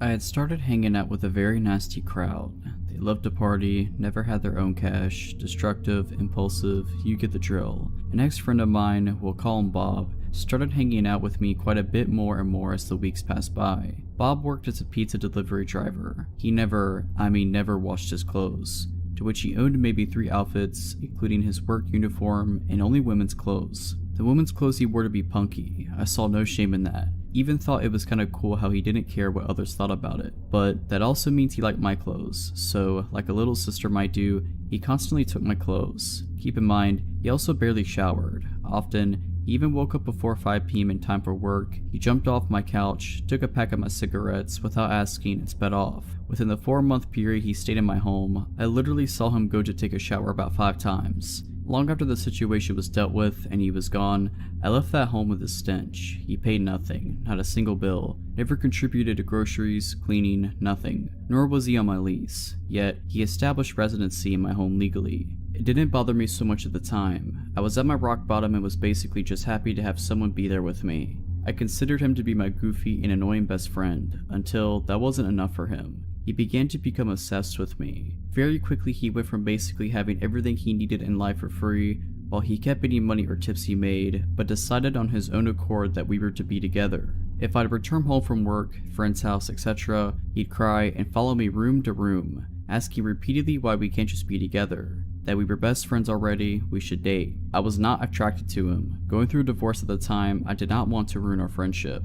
It got to the point where I avoided going home. I'd stay with my mother or friends because he'd cry and follow me, desperately trying to convince me to be with him. I'd almost often find him in my bed at this point, and he quit his job to have a better chance of seeing me. I had told him if this continued, I would no longer allow him to crash there. At one point, after avoiding him for a few days, Bob really started to come out of his shell. He cornered me screaming, "I'm sick and tired of being rejected by you. It's not happening anymore." Now I was scared. I never saw him as a threatening individual before, just a goofy character. I asked him to leave and he was no longer welcome. He refused. He said by law, he was required a 30 days notice to be evicted. When I spoke with the police, they understood my situation, but explained he'd either have to be evicted or I'd have to get a restraining order. I filed the restraining order, which they immediately granted me, but he chose to ignore it. Once he left my home, I locked all doors and windows. When he returned, I showed him the order, to which he replied, "I'm not leaving." I tried calling the police every time he showed up, but by the time they'd get there, he was gone. There were shoe prints on the door and cracks from all the attempts he made to force it open. It never shut correctly after those attempts, and they were never able to officially serve him because they supposedly couldn't find him. I honestly believe they tried once, then gave up. I provided them with his plates, friends' addresses where he'd stayed, previous employment, everything needed. I'd stay up late, here in his vehicle, it was very loud and easily identified, slowly drive by my home, staring at me, day and night. At one time, he even hid behind my front door, had a mutual friend knock, then jumped out, shoved the door open, and entered. Even went as far to message my young, underage nephew who he met maybe one time on Facebook to try and gain sympathy and convince him to get me to change my mind, crossing even more obvious boundaries. It was a living nightmare. Eventually, he moved on to his next obsession, and I was somewhat at peace. Several months later, he was on our local news for attempting to slit his ex-girlfriend's throat, and beating her until she was unconscious, until a neighbor brushed over and he fled. All I could think was how that could have been me. When I was 18, almost 10 years ago, I had a phone call that completely changed my life. I got woken up at almost 6 a.m. by an unknown number. I figured it was my boyfriend, now husband, since his phone number usually showed up as the famous unknown number. He usually called me before going to work at around 7:30 a.m., but sometimes he'd call me at 6ish if he wanted to talk to me while waking up. I answer, he says what's up, and I'm still half asleep but start talking. He tells me he has a little problem and that he wants to see me. Being 18 and the fact that I started dating him recently, I also was down for this. He tells me how he absolutely loved seeing me last weekend and how good I looked. He basically described what we had done during the weekend. If I remember properly, his parents weren't home for the weekend and we had the house and the car to drive around. And we had lots of fun obviously, and how much he loved some of the things I did to him. I replied and I was more and more awake and we were having a really good time. Then I noticed it was almost 7 AM, time where he usually takes a shower, eats, and gets ready to go out the door. And I basically ask him, so this is fun and all, but aren't you going to get ready for work? He replied with, no, I think I'll skip work today. How about I come over? Now the thing is, by then I was pretty awake, and although the voice that was talking to me was very similar to my boyfriend's, something threw me off. My boyfriend doesn't say, no, like this guy does. Besides, I knew that unless he was sick, my boyfriend would never skip work because he was scheduled on his shifts and missing his shift was a big deal that could get him fired. I kind of froze. He noticed it, so he said, oh babe, you're right, I should start getting dressed. So you want me to come over? By then I swear that his voice was back to my boyfriend's voice and I just felt silly. So what if he wanted to skip a day at work? Maybe he just wanted to see me. So I tell him, yeah, sure, come over, it will only be us here. He replied, great. Then he asked, where's your house? The last time I checked, I'm pretty sure my boyfriend knows where I live. He had been coming over for weeks now. I laugh it off and tell him, ha, you know where it is. That's when he laughed, and his laugh was absolutely not my boyfriend's laugh. I instantly ask him, you're not my boyfriend's name, are you? He said, can you just hang on please? I need to go grab something. Meanwhile, I get a text from my boyfriend. I figured that maybe this is just a sick joke. Maybe he coordinated it perfectly. Maybe he's sick and his voice doesn't sound the same. The text from my boyfriend said, at the subway, going to work now, love you. I texted him saying, why are you texting me? We are talking right now. At which point my actual boyfriend called. He was very confused at first and figured someone had hacked into his MSN. When I told him it was by phone, he reassured me that he absolutely did not call me and that whoever it was not him. He had to go as the subway train was there, but that he will call as soon as he was at work. Then, the other guy called back, I picked up and I asked him, who are you? What do you want? I pretty much went crazy on him. He said that his name was Mike, that we had met a long time ago, which was impossible because my phone number was fairly recent, and that he just wanted to have fun, that he didn't know I had a boyfriend. I asked him how did he know that I was wearing and what did we do and how he got my phone number. He just said, where are you? Why don't we meet? At which point I hung up. He called again, I didn't answer. Within minutes, I had called my mom to tell her what happened. She told me to change my phone number and not to stay home alone. I changed my phone number right away. I also alerted local police. They opened a file but nothing ever came out of it. I still wonder how he knew what we did and what I was wearing. My boyfriend swore at the time he would never let any of his friends know all that, but his parents' house did have lots of windows and we weren't exactly careful. So Mike, let's never meet again. This happened while I was in college 5 years ago. I was a transfer student and was 21 at the time. I was set up to be living in a building that was for students 21 or older and moved in a week and a half before classes began. This school was in northern Michigan, so when I first arrived, campus was dead. I mostly kept to myself, but was friendly with a few people in my building, namely one guy named Khalil, an exchange student from Lebanon. He seemed nice enough, though there was a distinct language barrier, so things were easily lost in translation. Our RD and RA, resident director, resident assistant, made everyone who had moved in have a meeting to go over basic rules and whatnot. At the end of the meeting, as I'm leaving the rec room, Khalil suddenly puts his arm up on the wall in front of me, almost clotheslining me. Caught off guard, I am peeved and creeped out about this. He begins explaining that he would like to be my friend and would like to go out for dinner to get to know me.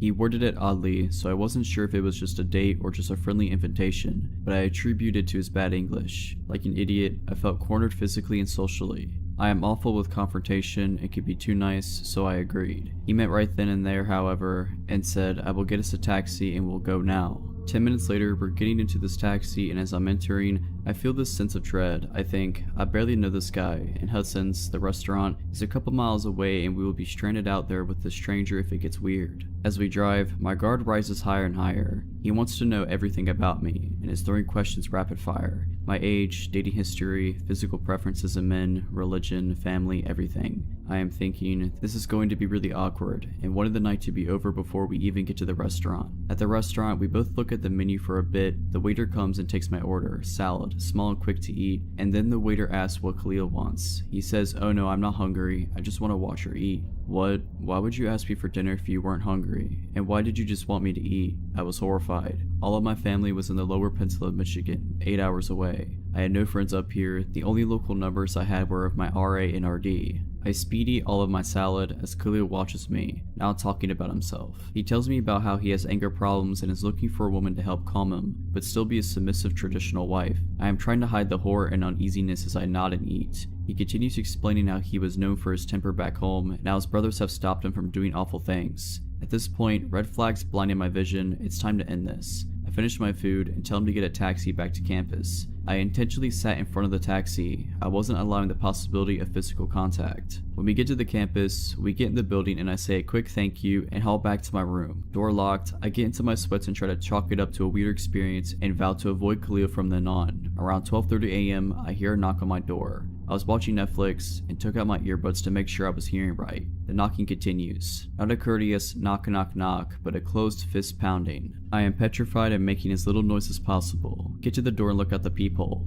I see Khalil. My room is at the very end of a long hallway. All rooms around me empty at this point, with the door outside of my room leading to a parking lot surrounded by woods. Knowing how isolated I was, I slink away from the door, making zero noise just waiting for the knocking to stop. About a minute later, it stops. He growls, "I know you're in there. I will wait." My eyes widen in horror. I felt a mixture of rage and panic, but decided that confronting him then wouldn't be smart. So I quietly watched Netflix until I fall asleep. I have no idea how long he waited out there. The next morning, when I finally emerged from my room, I found a couple of pages taped to my door. 3 handwritten pages from Khalil, explaining his feelings for me and his intentions of making me his wife. I went straight to my RA and explained everything that happened. She agreed to meet with Khalil herself, to explain to him how inappropriate he was being, and to tell him to leave me alone. He didn't. Notes kept coming. He came to my door dozens of times a day, and I became pretty much trapped in my room hiding from this psycho. It lasted for 8 days, but classes began and Khalil disappeared. I was told he dropped out and moved back to Lebanon. I found it eerie how he just vanished. Had he come here solely to find a wife, I'll never know. But Khalil, let's not ever meet again.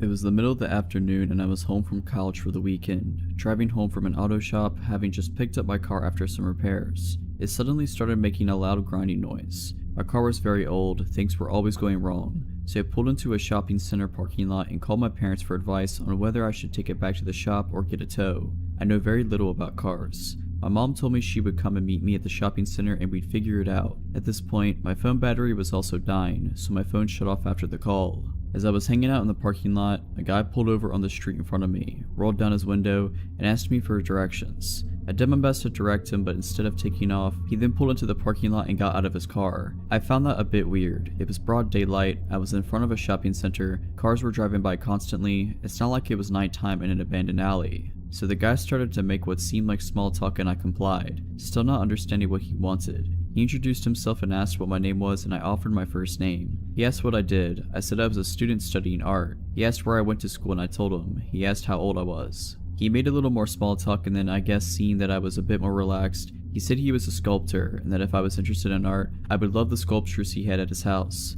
He said we would go there right now and look at them. Immediately that dull alarm in the back of my head got turned way up. I was young and naive, but I knew enough to never ever get in a stranger's car and immediately felt very uncomfortable. Though he knew how old I was, I looked extremely young. I started to put 2 and 2 together. He was getting increasingly more insistent that I get in his car and go to his house. He reached for my arm and at that point everything is a blur. I yelled that I had to go and ran from my car into the nearest store. It was a tiny game store so there weren't really anywhere to hide, but I told the cashier about the guy and asked if I could wait in there until my mom showed up.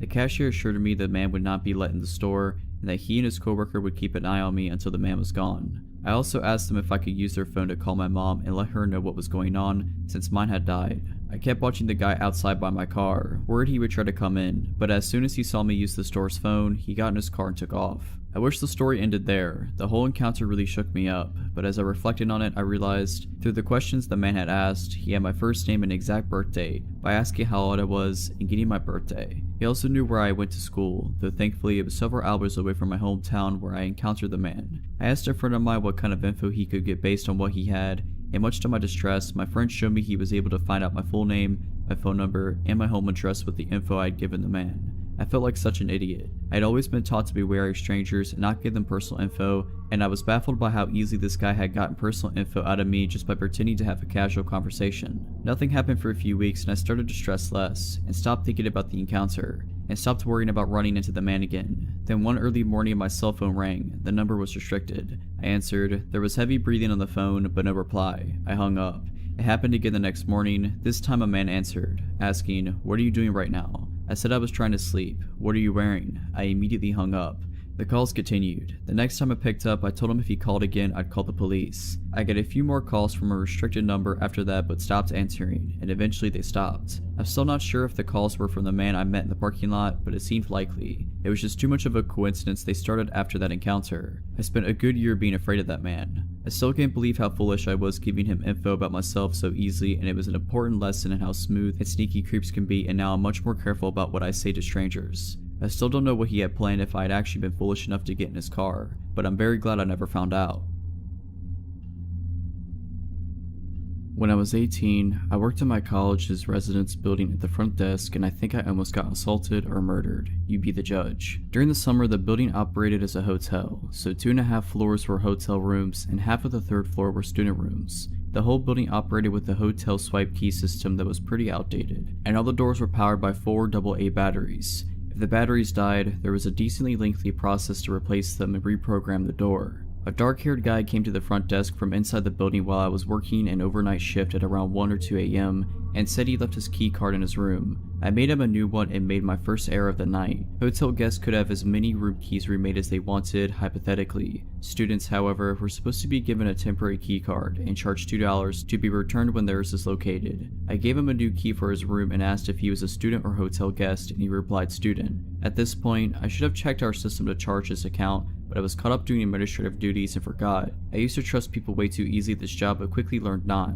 Later on the night, maybe around 3 or 4 a.m., he came to the desk again and said he couldn't get into his room. I asked if he just forgot his key again, and he said no. The door wasn't working. I asked if the light was coming on when he swiped his card, and he said no, so I figured the batteries were dead. I told him I had changed the batteries, and I went up to his room with him. He asked me for my name, and I told him. He didn't tell me his. I opened the room door manually with the master key, and I told him I'd have to prop it open while I worked on the back panel to replace the batteries. He said, "No, it's okay, I'll close it," and closed and deadbolted the door locked. Really weird, but I tried not to think about it. I had changed the batteries on plenty of other doors by this point, and some students were iffy about having their doors propped open for their room to be on display for anyone walking by. He also had a really thick accent, and I thought he might be an international student since we had a lot of students from other countries where English was not their first language. I gave him the benefit of the doubt and thought maybe it was also just a language barrier issue. At this point though, I really felt like something was wrong, but I tried to ignore it so I didn't freak him out. While I was trying to focus on fixing the door as quickly as possible, he kept trying to entice me to go further into the room, saying his bed was broken and he needed me to take a look at it, there was something underneath it that needed to be fixed, etc. He held out a little gold house key and said, "I have a key, go get it," and threw it under the bed. He said there was a leak under the fridge. He just kept trying to get me down on the ground, throwing random problems at me. Obviously, I told him no. I'd send maintenance up in the morning to take a look at it if anything was broken. I had my back to him and he asked me if I would take off my glasses. I said, "No, I need them to see." His tone of voice changed. In the most steady, chilling manner, he said, "Ella, it's okay, you can take them off." And from behind me, he reached around and tried to take off my glasses.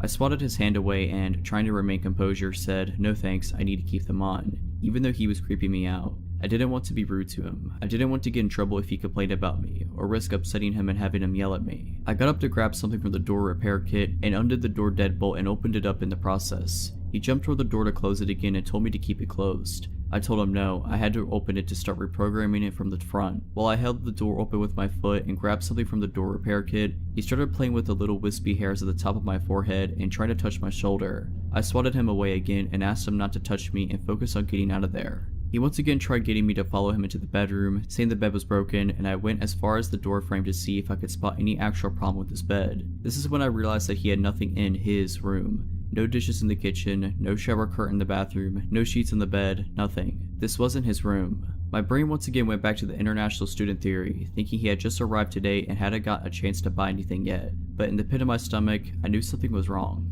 I fiddled around with the door for a few more seconds before announcing that it was fixed, and quickly gathered the door kit and left. Before I had reached the elevator, he came back out without his shoes on to follow me. He tried to get back in to get his shoes and called out, "Ella, the door isn't fixed, you need to come back." I went back and opened the door manually and told him if the door was broken, I'd have to send up maintenance to fix it in the morning. I knew he was going to follow me to the elevator again, so I closed the door behind me once he went inside and ran down the stairwell as fast as I could. When I got to the front desk, I checked the computer and saw that the room he was in was supposed to be empty. It wasn't a student room or a hotel room. I locked myself in our back office and called campus security. He came down a few minutes later and went behind the desk. I yelled at him to get on the other side and wait, now that I knew he wasn't a resident. He tore the corner off a slip of paper I had sitting on the desk and drew a flower on it, then put it back on top of my papers. When security arrived, he ran back up to the empty room and tried convincing them he lived there so he wouldn't have to leave. He kept showing them his key, which I decided to work on the door again somehow. They escorted him back downstairs and came to ask me if he really did live there. Obviously he didn't. That's why I called you guys crying and terrified. He kept interjecting to argue that he did live there, but couldn't even recall his room number when asked. Security asked him for a student card and he couldn't produce it, so they told him he would have to leave if he couldn't prove he lived there. While they were grabbing his information, I listened from the office and could immediately tell he was lying. The phone number he gave was just a bunch of random numbers. The name he gave was prefixed by, as if he was trying to think of a name. When they asked him for his address, he just said, across the street. One security guard asked if he lived in the apartments across the street and he said yes, but couldn't tell them what the building number was. He said his apartment number was 1200, but I moved into that building a few months ago later and apartment 1200 doesn't exist. When security asked what his purpose was to be sneaking into a room, he just kept up the ums and the uhs and saying he didn't know. They'd ask, were you trying to see a friend? Do you know anybody who lives here? Were you here to hurt somebody? And he kept fidgeting and saying, I don't know, no reason, I was just here. At one point he tried to tell them he was my friend, at which point I poked my head out of the office to say that I literally had never seen him before that night. He left. We didn't call the police because he didn't actually do anything, but it was still unsettling. Later on, it dawned on me how he figured out that the room was vacant. One of the housekeepers had been using it as her personal break room. A few days later, a housekeeper came to the desk and told me they found the door deadbolted open, the TV on, and a housekeeper inside watching TV. She must have forgotten to close the door when she left for the night, and when the creep let himself into the building, he found out. I never saw him again, and to this day, I still have no clue what he was doing there. I haven't worked there since last winter, and overnight shifts still give me the creeps. The lesson I took from the story was always read through your lease/rental agreement fully before signing. This takes place 4 years ago in Kansas City, Missouri. I'm originally from California, so trading up city life for a less urban life was very challenging for me. Making friends was hard, but I made the move to be with my dad, who lived in an apartment complex with a roommate. My dad was a trucker, so he was gone for weeks at a time, while I was left alone to work and come home to a foreign place that I was slowly being accustomed to. My roommate was gone most of the time because he had a girlfriend, and he would leave his dog with me, so I never truly felt alone. I had an old lady for a neighbor that would come up and check on me too. That's how people were in that area, and I found it kinda nice how people knew their neighbors. I got to know everyone in my building's name after about 6 months of living there, except one. There was a man, I'd say in his early to mid-50s, who lived directly below my apartment. He looked, for lack of a better description, like a creep. He was balding except for on the sides of his head, which that hair was straggly too. He was tall and kinda skinny, had outdated 90s glasses, and a thick mustache. He was the only person in the building who wasn't friendly, or at least didn't make the effort to say hello or introduce himself to me.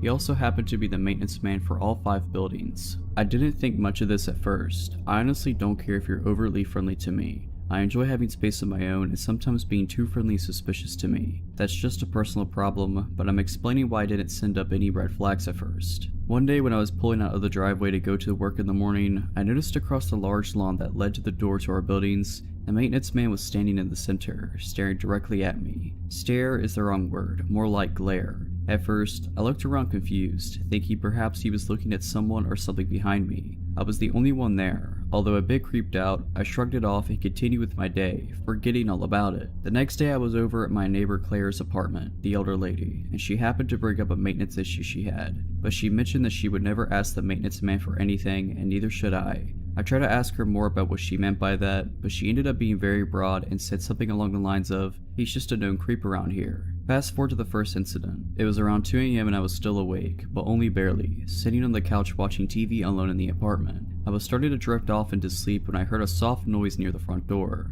Thankfully, the show was very low in volume, because I normally don't pick up on quiet noises most of the time. I turned off the TV and began listening. Next to the living room on the right side is the patio area, and on the left is the kitchen and the front door. The light from the moon and outside lamps were flooding through the patio glass door, so I could see the doorknob to the front door moving, not just moving, but someone was using a key. In an instant, the door flung open and I was on my feet, with nowhere to hide at that point. I stood my ground and saw the silhouette step into the kitchen. That's when I saw it was the maintenance man. My stomach dropped and he stopped dead in his tracks when he spotted me, looking as if it was unexpected to find me awake. I noticed he had a large coat on, even though it wasn't winter or even cold that particular night. I noticed that only because the jacket looked bulky, as if he was carrying things in it that I couldn't see. "What are you doing?" was all I managed to squeak out. I was shaking, my knees feeling like they were about to give out. For reference, I was a 22-year-old woman standing a whopping 5'4", with no way to defend myself at all from where I was standing. He looked shocked, which made me feel like I had gained a little power from the situation. He retorted confusedly and angrily with, "Your toilet is making a loud noise that I could hear from my bedroom." I was angry and terrified, and only reacted with more anger when I saw him scrambling for excuses. "So you just let yourself into my apartment at 2 in the morning? I'm reporting this to management first thing in the morning." He stepped closer to me then. I backed up a few steps but still stood my ground, quickly turning on the light closest to me so he could see my fury. "The toilet is rumbling. I need to check it, now." Now I was trembling so hard I could barely stand. I had adrenaline and anger and fear all coursing heavily through my body. "Get out." He started to take the liberty to look around the kitchen where he was standing. My head immediately thought, what if he goes for a knife? And that's when he said it. "I can come in whenever I want." The sentence makes me shiver to this day. I didn't know what to do and felt the power over the situation quickly dwindling down to a bad feeling that something bad was about to happen. "If you don't get out of my apartment now, I'm gonna start screaming as loud as I can." My voice was crackling and shaky, which made my heart drop into my stomach. I immediately felt like I was gonna be sick when he took yet another step forward towards me. "Check the lease. I could come in whenever I want. I'll see you later." He winked at me, creating a wave of nausea, and I felt faint. He slowly turned around and walked out, closing the door behind him and even going far enough as to lock it from the outside with his extra key. The next day, I contacted management as soon as their office opened. I could tell the conversation wasn't going anywhere when the manager sounded irritated right off the bat. When I told her that the guy entered my apartment illegally, she cut me off and told me that they do not allow any illegal activity, and take what I was saying very seriously. I thought, yes, I've got him, until the manager said, "You can't just throw around accusations without proof. This man has dedicated over 20 years to working for this company, and we don't plan on getting rid of him anytime soon. Perhaps if you had read over your lease like you should have," yes, she was actually scolding me, "you would have seen the clause that states that a maintenance worker has keys to the entire property, and if there is a maintenance issue, they are permitted to access the property at any time of day." This floored me. It couldn't possibly be legal, but of course I'm from California, and of course I didn't read the lease carefully. When I moved there, my dad was already living in the apartment and I literally had nowhere else to go. So if I were to be living there, I was gonna have to sign the lease no matter what. So I did. Needless to say, nothing got done. Fast forward again, a few days go by and I don't see Mr. Maintenance Freak until I do. This time I'm pulling in after a long 10-hour shift at work. I haven't forgotten about the scary incident, but I put it in the back of my mind for the time being to concentrate on other things, although I lost sleep over it. I park my car facing the large lawn area again and start using my phone for a few minutes. I'm peering down on my phone and glance up for a split second before I see him there. He's standing across the lawn staring angrily at me. I mean furious. I quickly look back down and pretend I have not seen him, getting that sinking feeling again. As a paranoid person, I put the key in the ignition just in case and pretended to keep scrolling on my phone while subtly locking my door. I glance up again and this time he's walking towards me, very fast. I look at my rearview mirror, hoping to see someone that he may be stomping angrily towards, and of course no one else is there. It's nearly dark now, but when he gets about 10 to 15 feet away from the front of my car, I can hear him shouting something, but I can't make out what he's saying. Now I put my phone down and I'm watching him come right at me until he reaches my window and starts banging it all with his might, and slams his body into the door. He's also fidgeting angrily with the handle, even though the doors are locked. My car doesn't have automatic locks, so I'm praying that all my doors are locked at this point. My hands are shaking so bad that I'm having trouble starting the car. When I finally do, I realize what he's saying, which was a repeated cycle of the following phrases. "I'm going to get you. I told you I can come in whenever I want. You really want to take me on? I'll kill you." I peeled out of there so fast, not even knowing where to go. I drove to the next county over, found a motel, and stayed the night there. The next day, I took work off and went straight to the management's office. I told them exactly what happened, and no matter what I said, they didn't believe me. This maintenance man was apparently a gift to mankind or something. He was a monument to the company, and they appreciated his 20 years of service and dedication to them over him risking someone's life with threats. Long story short, I lost it. I called her psychotic and ended up getting evicted. I reported all this to the police, but between the lack of evidence I had and his perfect record / shining references from his employers that seemed to love him, the police said that there was nothing they could do to move forward at that point. My dad and I ended up finding a nice home about 10 minutes away from that place. I ended up inviting Claire, my older neighbor, to the new house a few months later. She told me there was a single woman in the apartment before the roommate, and my dad had moved in there that also left in a hurry after something happened with the maintenance man taking photos of her walking to and from her apartment to her car. When she confronted him about it, he told her, "I can do whatever I want." I guess in Kansas City, maintenance workers are considered gifts to mankind. Needless to say, it's been 4 years and I'm back in California. This happened when I was about 18 years old. I was big into running back then and lived in a town that was a suburb but had big swaths of farmland, as in smallish tomato and strawberry fields, not huge never-ending wheat fields. I preferred running on the dirt at the edges of these fields because it was a lot easier on my legs than running long distances on concrete or asphalt, and I was usually training for half marathons. This particular day I was planning to run an easy 6 miles. I told my mom and she suggested I do a loop and then meet them at the dog park about 3 miles from our house as my halfway point. This is pre-cell phone area, but being careful I took a walkie-talkie my dad always used and my mom took the other one. Now, the walkie-talkie had a range longer than the ones my brothers and I played around with when we were younger, but it definitely did not work 3 miles away and I honestly had no idea what its exact range was. So, I take off to my run. I'm planning to go on the sidewalk for a little bit until I get to the fields. I think it was lettuce or something then, but short small plants. I'm running in the dirt with the road a few yards to my left. I have to run south and then turn right onto a slightly smaller, less traveled road to get to the dog park. As I'm running on the first dirt part, my parents drive by and, being dorks, they honk and wave and yell at me. I wave and then soon after I make my turn onto the smaller road. This one is road, me on flat dirt, small drainage ditch, forever of lettuce field, then a wall that is the backyard of some houses. I start noticing how quiet the street is and how few cars are passing me. Then I randomly start thinking to myself, if someone tried to do something, I could run to those houses. Then I hear a car, but this one doesn't pass me like all the others. I hear it slow down so that it is behind me, just out of my peripheral vision. My senses go super alert and I immediately realize what an idiot I was to pick this route because I'm stuck out here with no one to help me and nowhere to hide. The car starts speeding up enough so that it's next to me and I glance over and see a man. Middle-aged, white, dark hair, totally normal looking, but I get a chill down my spine immediately. He sort of leans over into the passenger seat and says in a super sweet voice, "Hi, where are you going? Do you need a ride?" I am scared and realize that this is not good. Immediately, nothing has happened yet and he could be totally innocent just wanting to chat, but my intuition is in overdrive telling me I'm not safe. I hop over the ditch thinking at least that will make it harder for his car to follow me if I need to take off across the field to try and make it to those houses in the distance. Well, this pisses him off.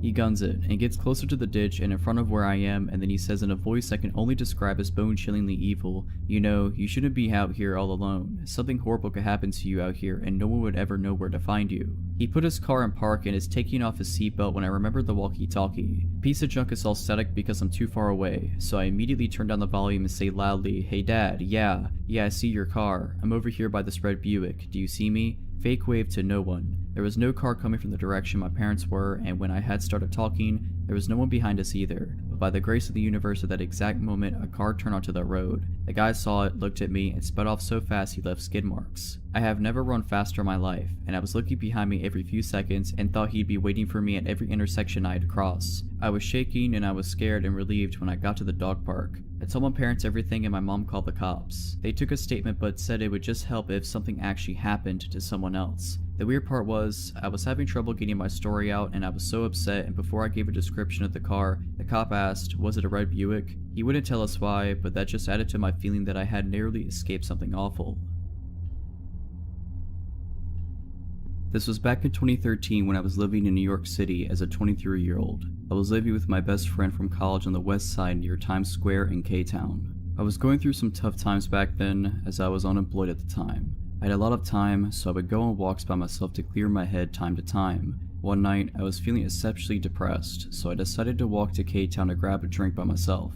I walked into a Korean bar and I got some weird looks from the waiter as I asked for a table by myself. After ordering a couple of soju bottles, I was feeling pretty drunk, so I decided to walk back home. However, as I was exiting out of the bar, this Korean guy followed me. He looked very normal, just like a nice Korean guy. He told me that he saw me drinking at the bar by myself and that he would love to walk me home to make sure I got home safe. I politely declined. After all, my apartment was pretty close, but he insisted and he looked so harmless that I decided to take him up on his offer. We walked like 10 minutes I think, and it was quite pleasant. We were both a little drunk, but I remember talking about all sorts of things, nothing personal. When we finally arrived at my apartment, I thanked him and wished him farewell, and Now, my apartment was a 5-story walk-up, and there was a main door where we needed a key to open to get into the building. No doorman. I didn't think much of it and inserted the key to open the door and went in. The door takes a while to close shut, and it was my mistake for not checking before I went up the stairs. While I was approaching the 2nd floor, I heard someone grab the door from closing, and I heard footsteps coming up the stairs. I literally got goosebumps all over my body, and I felt like I was in danger.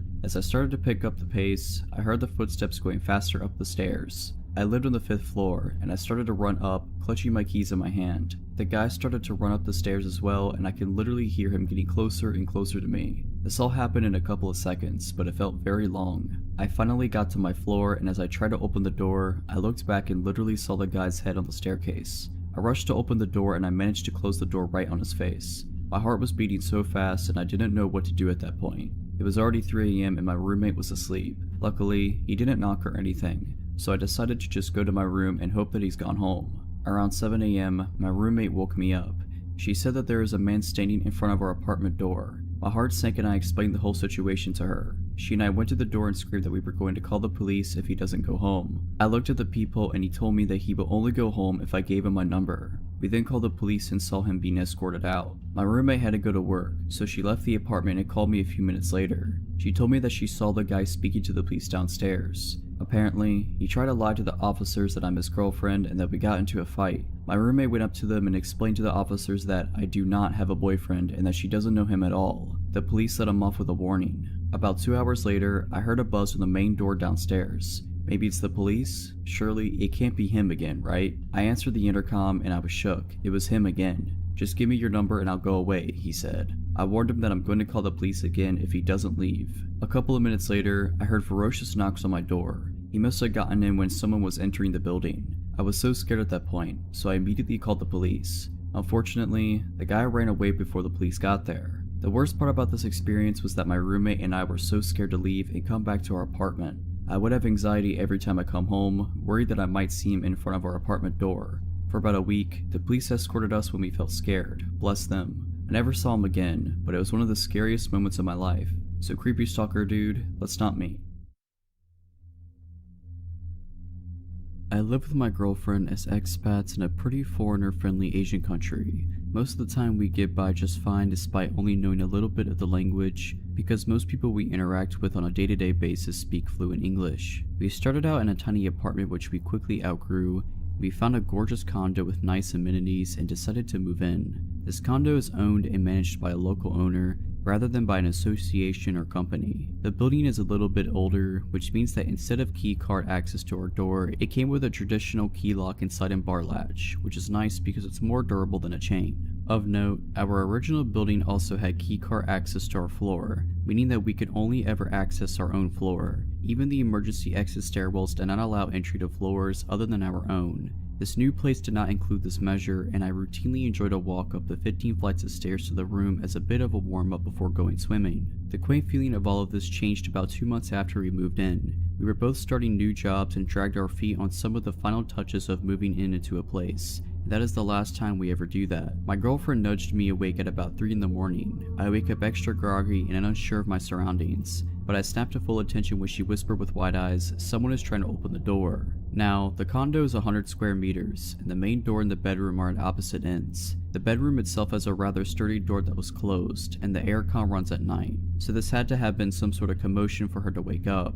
I sprung out of bed and made it to the door in seconds. There was some guy outside our door, studying very intently at our lock. He was about my height, though probably 15 kilos heavier, and he was not a foreigner like us. "Wrong room," I had to yell, because the door is pretty thick. There was a pause and then a thud, then a smaller tock tock tock as he was knocking. From experience, I know that it's hard to hear through the door, and if English was not his first language, then understanding me through the door was going to be a real challenge anyway. Looking through the people as he kept up steady knocking, I noticed he swayed back and forth slightly, so I figured he maybe had a couple drinks and had the wrong room. I turned to my girlfriend and told her so, and that I was going to open just the key lock but not the bar latch and tell him he had the wrong room. She didn't love the idea, but what was a good alternative?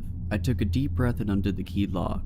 My hand shook as I turned the handle, and one hand braced against the door while the other opened it slightly. He must have been leaning close because I saw his face right at the opening, and I could smell beer on his breath. "You've got the wrong," was what I got out before he pushed against the door as hard as he could. The bar latch held, but it was enough that my girlfriend threw herself against the door, and with our combined force we shut it again. "No," I yelled, "go away, wrong room." Then he muttered something that sent chills through me. The door muddled the noise, having just woken up played tricks on my ears, and the language barrier filled in the gaps. But I could swear I heard him laugh a little and say, "Stupid boy." I froze. My girlfriend turned the key lock as he slammed his body into the door once, twice, 3 times, I lost count. Every time I pressed against it harder, but I could still swear the 4 screws that held the bar latch in place wiggled slightly. The thuds returned, and looking through the peephole, I could see that he was punching the door. His stoic face looked patient and annoyed as he swung his arm back over and over each time it hit my girlfriend, and I could feel the vibration through our entire bodies. After what felt like an eternity, the pounding stopped and I looked through the peephole. He wasn't there any longer. I listened closely and I could hear the long ding of the elevator down the hall. He might be leaving.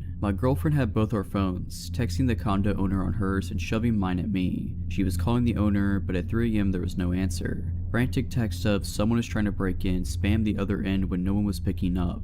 She messaged friends of ours who live in the next building, but we both knew it'd be hours before anyone responded to us. We calmed down a bit and agreed that we were going to be up for the rest of the night, but that we'd settle up with the condo owner in the morning and report it to the building management. There were security cameras in the hallways, so they'd be able to follow up. Then I heard the elevator ding again. I was shaking as I returned to the peephole and watched as the chunky man returned. He was hanging up a mobile phone, and he retrieved something from his pocket, a knife, a multi-tool, and that's when I said, "He's back," and I grabbed the biggest kitchen knife within reach and reached to brace the door. My girlfriend was almost in a full-blown panic as she grabbed the cast iron skillet. That's when I realized for the first time that there was a chance that someone was going to die. The door handle was wiggling as he started to poke at the lock with whatever was in his pocket. If he opened one lock, the only thing between him and us would be 4 tiny screws in the bar latch. And if he got in this condo, we were going to defend ourselves as best as we could. And that's where I realized we were foreigners, and dealing with manslaughter charges in a foreign court system would be an absolute nightmare. Or if we severely injured him and he was able to communicate his story, his way to the police, while we struggled with an interpreter. And of course, this is all assuming that we would be the ones to overpower and subdue him. All this is running through my head as I called the equivalent of 911 and shouted English into the phone until someone spoke English. My brain wouldn't quiet down enough for me to be polite. I finally got an operator that spoke English, and I explained someone was trying to break into our condo, that he had left and returned, and gave him the address. He sent a car and asked for an ETA, and he couldn't give me one. He wandered off again, but my spider sense was in full alert mode. It wasn't until half an hour later when several people wearing police uniforms and building management jumpsuits knocked on the door that I calmed down even a little. Still, I wasn't sure what to expect. One of the group spoke English while the rest stood back. I explained everything in detail and pointed at the camera in our hallway, saying I wanted whoever it was found. One of the cops pointed at the nearby knife and raised an eyebrow, and I just confidently said, "Yeah, I would have if I needed to." After assurances and apologies and promises of follow-up, we received what we should have collected weeks ago: direct phone numbers to our building security room where cameras are monitored, as well as the local police station and the personal mobile number of our building security director. The sun was coming up and our condo owner called my girlfriend to comprehend what was going on. She promised us that she'd sent locksmiths there that day to install another deadbolt as well as a second bar lock if it helped us feel safe. The follow-up of everything was that the guy was indeed someone who got drunk and mistook the room. It was on the wrong floor. His wife had to come collect him more than once, and he would be fined for the cost of installing the extra locks. So while it is a bit comforting to know that he's a random drunk instead of a burglar, I still explained to building management that I have no desire for an apology from him. I don't care if he feels bad. Police reports here can be messy and locals can hold severe grudges that I did not want to deal with. I will only keep from a full police report if I literally never see or hear from him again. So just as some background, I am male and currently 25 and still living within 15 miles of my old house. This happened when I was about 8 or 9, making my sister at the time 5 or 6. We lived in a quiet neighborhood that, once I grew up, I found out was actually a lower income part of town. However, we had some wonderful neighbors, and it was thanks to these neighbors that a lot of potentially negative situations were avoided. At the time, my dad was working an 8 AM to 8 PM job, and my mother was a secretary at a hospital, which meant that during the day she was often at work. Usually my sister and I had a babysitter, but once I reached about 8 or 9, I began to be old enough to look out for us without a babysitter. Now mind you, this was the 90s, which certainly were not safe, but were much safer than they are now. Also, we had the previously mentioned neighbors who generally did a good job of keeping an eye on us in our house. This particular incident was one of the first times I was charged to babysit for my sister. She was in her high chair eating whatever my mom had left for us when I got a knock on our front door. And this was strange since we never got visitors on a regular basis, other than the boy across the street who would want us to come out and play, but he usually just yelled my name while knocking. I was young and naive and decided to open the door. There was a locked screen door beyond that. I left that closed and locked. Outside was a middle-aged man. I hardly remember his facial features or even body type. I remember his yellow shirt and dirty jeans. "Can I help you?" I asked innocently, no alarm bells going off yet. "Hey there, are your parents home?" Alright, first alarm bell. My parents teaching me not to trust strangers rushed through my head, but I still didn't quite fully grasp the potential danger here. My mom went to the store, she'll be back any minute. Weird half lie. I could have said she was here but in the shower or that she was laying down upstairs. I'm glad I didn't tell him that she wouldn't be back for quite a few hours, but looking back it's scary how naive I was. "Well, that's no problem. Hey, so look, my dog went missing and I think it went into your backyard. Do you mind if I can come in and we can go check it out?" Okay, so I might have been dumb, but I wasn't that dumb. There was no way I was letting this stranger into my house, especially with my sister there. She was my first thought. Sure, I didn't want to have any harm follow me, but she was my sister and it was my job to keep her safe. I should have closed the door right then and there, but once again I went with the less safe but still not totally stupid route. Well, the gate should be unlocked. If you want to go check the backyard, you can. And promptly closed the door. Now, of course I was very curious if there was a stray dog in my backyard. Dogs are great. Even with the weird guy being around, I was pretty interested to see how his search in the backyard went. So I decided to go check the back window and see if there was actually a dog and, if so, if the man would catch it. Now at this point, I am sure you have figured out that there was no dog, and when I looked out the back window, I could see almost the entire yard, including the gate. The man wasn't there. This was mere seconds after I had closed the door on him. I waited for a few minutes, but he never showed up. After about 5 minutes, there was another knock on my door. This time I was much more wary and I didn't like this guy showing up.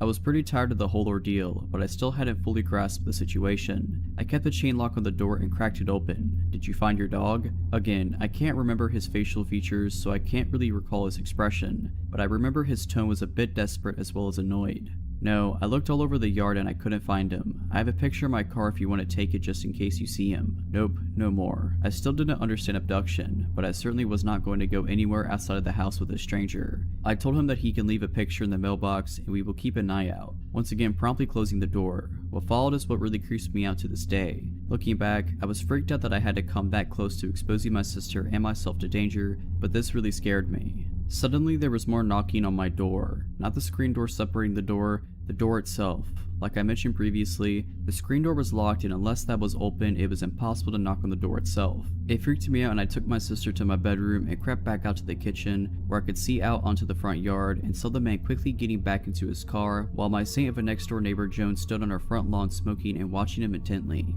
It took a long time for me to add it all up and honestly, I had forgotten about it for a long time. When I finally remembered it all, I couldn't even believe my own memories. Either way, Mr. Yellow Shirt Man, yeah, let's not ever meet again. Also, thank you Joan wherever you are. You saved me on multiple occasions and I didn't even know it. When I was in 4th grade, my family was still living in Denver, Colorado in a small condo near my school. My brother, kindergartner at the time, and I only had to cross the street and walk between a couple of apartment buildings to get to the football field attached to our school. It was normally a pretty quick and safe trip to and from. My mother was taking night classes at NAU at the time, and her boyfriend, whom we lived with, would usually watch us in the evenings, although he wasn't off work until about 6:30 p.m. We grew up as latchkey kids, so this wasn't a big deal. One day, my brother and I were walking home together after school like we'd usually do and had just gotten to the street in front of our home when a white car pulled up in front of us. The man driving the car didn't seem like your typical weirdo, maybe in his late 20s and looking pretty clean cut. Looking back, the fact that he was driving such a fancy car, a Benz I believe, and wearing such a crisp outfit didn't really fit with our neighborhood. He asked my brother and I if our parents were home. I immediately got a serious sensation of stranger danger from this dude. I looked at our apartment across the street, then back at him, and in the most I'm not stupid tone I could find, I asked why. "It doesn't matter," he replied dismissively. "Are they home?" He seemed a little more insistent with his question and glanced around. Yep, despite fully knowing they were not home and that my mom's boyfriend wouldn't be able to be there for another 2+ hours, I figured it was better to lie and say yes. "What are they doing?" he asked, really looking us over. I then turned to my brother and ordered him, "Let's go," but he wouldn't follow me. I went to grab his hand and he quickly withdrew with a sharp no and looked back at the guy. The guy then looked at both of us and then back to my brother, and with a facial expression that made my hair stand on end, he said, "Come closer, I have something for you." My brother started walking to the door of the car and the guy was reaching with his hand out, nothing in it, like he was about to grab him. I grabbed my brother's coat immediately and started hauling him towards our apartment as fast as I could. He was screaming for me to let him go, but I was terrified so I just kept dragging him. The guy quickly put his car into gear and literally peeled out of there. My mother's friends started picking us up from school after that and a PSA was issued to the community. I still get a little creeped out when cars slow down near me while I'm outside walking. Potential child abductor, let's not meet again. If you're liking this video, all I ask is that you make sure to subscribe to my channel and like this video. Thank you. It was the middle of summer and my parents had left for the weekend to go to our house in the Cape Cod. It's about a 2-hour drive away, so it's no big deal for them to leave me alone for a few days. My mom had some pulled pork and pasta for me to heat up to eat whenever I had some money if I wanted to order a pizza.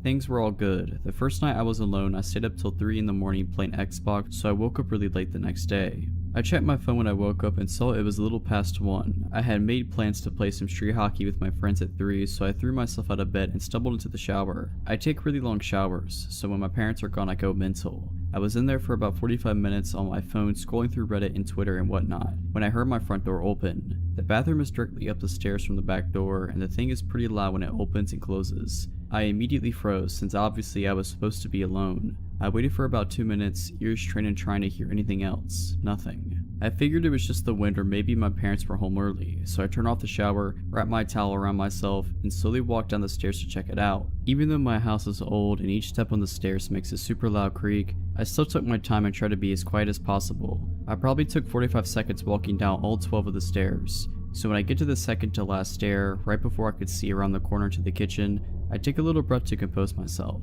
In my mind, I knew I was being stupid. There obviously wasn't anything in the kitchen. There's no way I wouldn't have heard another noise, and there's no reason for them to still be in the kitchen even if they were burglars or something in the house. After sort of mentally chastising myself for being such a wuss, I sort of chuckled to myself for being so stupid and just normally walked the last 2 stairs and turned the corner to the kitchen. Standing about 2 feet away from me in the middle of my kitchen is a man staring straight at me, perfectly still, with a massive smile across his face, just staring at me. The thing I remember most vividly wasn't his face or his smile but his arms. They weren't just at his side. He held them in the strangest, most abnormal position I've ever seen. They were where one would normally hold their arms, but he had rotated them to the point where they were almost completely reversed, as well as lifting them up and a little behind himself. Honestly, I think I almost had a heart attack right there. Looking back, I can realize how creepy the situation was, but in the moment I just took a step towards him and punched him as hard as I could in the jaw, sort of half slapping / pushing him towards the ground. The second I connected, I beelined up the stairs, dropping my towel in the kitchen with my heart beating out of control. I sprinted into my room and locked the door behind me.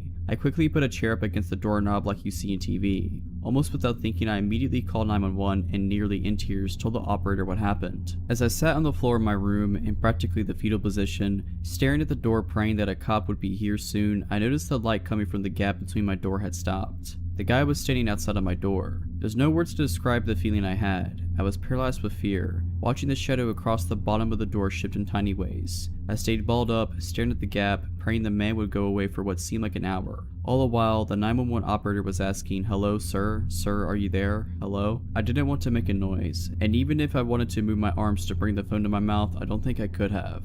Eventually the light returned to the gap and I heard the faintest of footsteps, slowly creaking the wooden floorboards as he walked down the hall. It was silent for minutes as I just sat there curled up, unable to even speak. I heard banging on the front door and the sound of 2 officers entering my house. I finally felt safe and I opened the door to the 2 of the men standing there as I almost cried. Nowadays my parents don't even leave me alone home anymore, and I check every lock on the house before going to bed. Even working with sketch artists in a few lineups, the police never found whoever was in my house. I have no idea what he wanted or who he was, but regardless, let's not meet again, ever.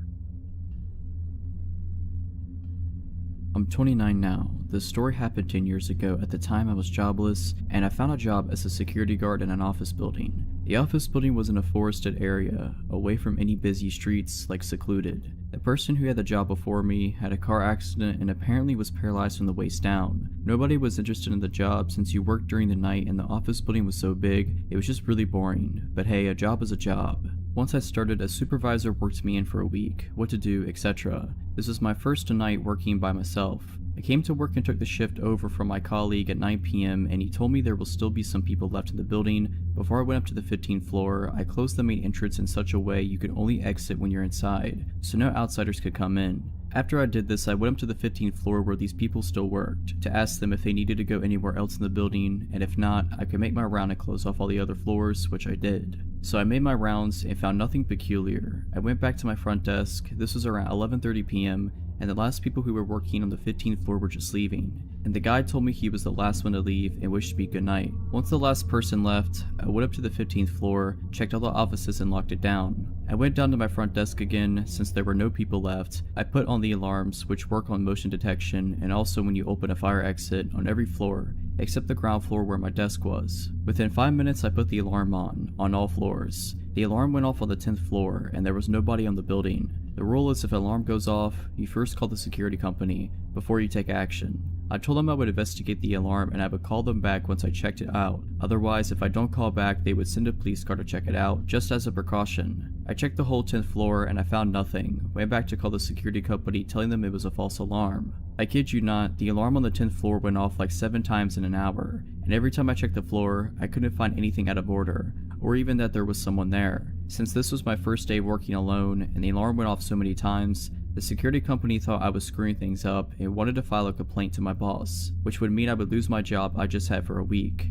In retrospect, the following was the dumbest thing I could ever do, because the alarm went off again. Since I didn't want to call the security company again and cry wolf, I went up to the 10th floor without informing the security company. The only thing I had on me was a mag light, since security guards in the Netherlands are not allowed to carry guns. I went up to the 10th floor, checked the floor, and as before, found nothing. The only difference now was I pretended to leave, turned off the lights, and stayed on the 10th floor, listening if someone was there. In about 5 minutes, I heard someone or something moving. I was relieved and anxious at the same time. Relieved I wasn't wrong, and that there was something on the floor. Anxious because of what was on the floor. I turned on the lights, and tried to sound as manly as possible, saying something in the line of, "I know there's someone here, show yourself." As you can imagine, no response. So stupid I didn't go down to call for help, but stupid me went looking to whatever it was I heard on the 10th floor. I walked to the office I heard the sound from, turned on the lights, and found a little girl who couldn't be older than 13 with long brown hair, in white pajamas squatting and rocking front to back on a desk, looking straight at me. The scary thing was there was no emotion in her face or in her eyes. I collected my nerves and took the girl by the hand.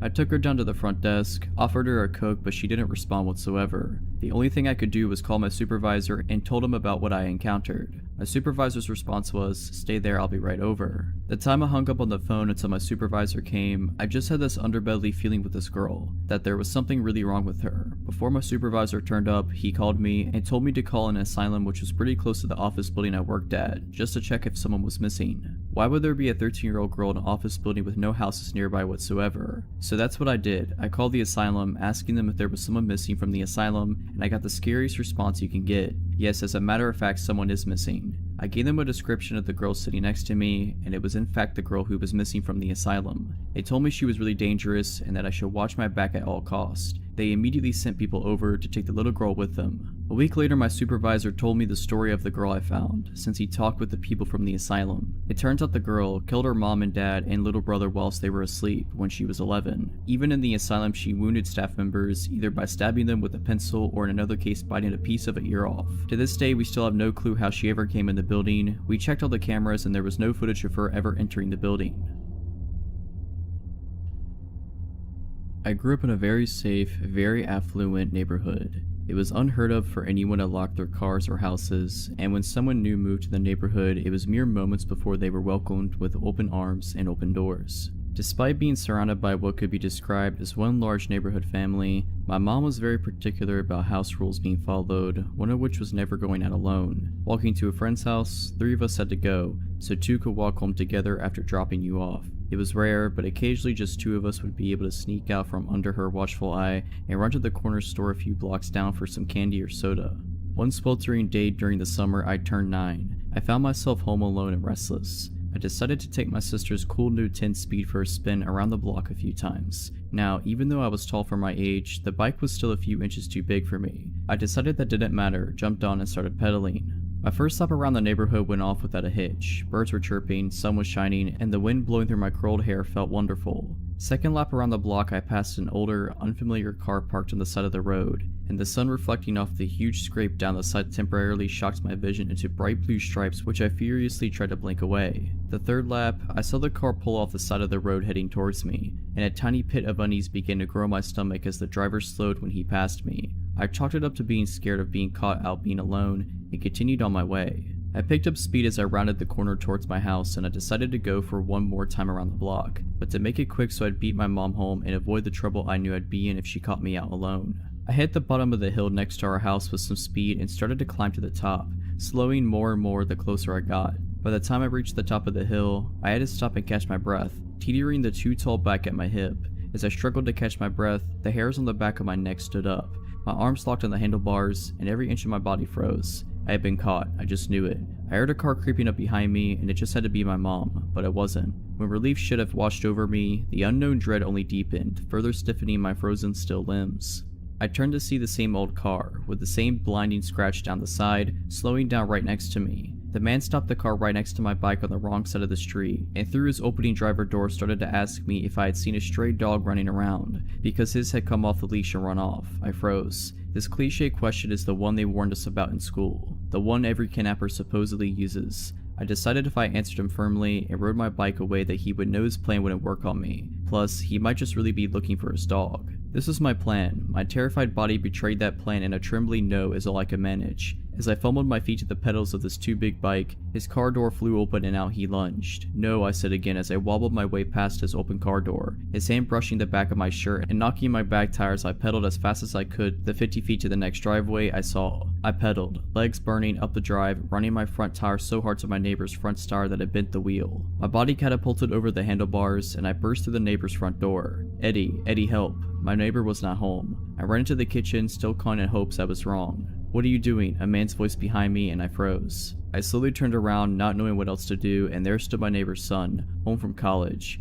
I dissolved into tears, gulping out what happened. He tossed the bent bike into the back of his truck and drove me around the corner to the safety of my home. My mom was home and had the look of death in her eyes until she saw my tear-streaked face. The police were called. The neighbors were called. The car had been spotted frankly circling the block the few minutes following our encounter, but he was gone by the time police arrived. To this day, 20 years later, I still have a hard time riding my bike alone. This all happened when I was 19. I'm not the best looking dude, so I've never had much luck with women, and I ended up on Tinder. I wasn't having much luck there either until the third month of using it when a blonde woman named Katie messaged me. She was pretty enough that I just dismissed her as a bot.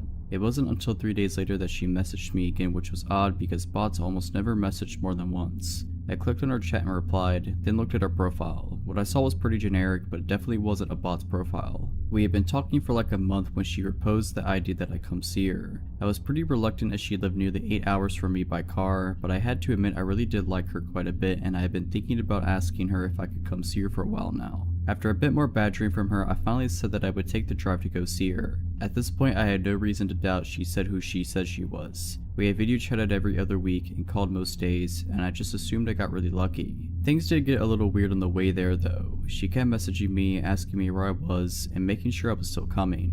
At some points, when I took more than 30 minutes to respond, she would send me a slew of annoyed texts. Admittedly, I had chalked this all up to her being nervous about me coming to see her. I was pretty nervous too, so I couldn't blame her. I had a hard time finding the house at first. The directions she gave me were pretty confusing, and it was back through a series of gravel and dirt roads and a large thicket of trees. It was still about midday when I came onto an old-looking house. A window on the second floor was boarded up, but it didn't look abandoned, just worse for wear. Katie's red buggy that she liked to talk about was parked in front of the garage. I took out my phone and texted her that I was here. She only sent a smiley face in return. When I got out of my car to go knock on the door, I noticed someone was looking at me from one of the second floor windows. I found it a little creepy, but figured it was just her father or something. She had told me that he comes to stay with her every now and again, so I ignored it and knocked on her door. She answered with a smile and even gave me a kiss, which surprised me, and I followed her inside. We sat down on her couch and started talking about our plans when I asked her about her dad. "You didn't tell me your dad was here," I said. "Was that going to be a surprise or?" Katie looked confused and told me that her dad wasn't here. I still thought she was keeping up the act, and I told her that she didn't have to keep pretending, and that I had seen him looking at me through the upstairs window.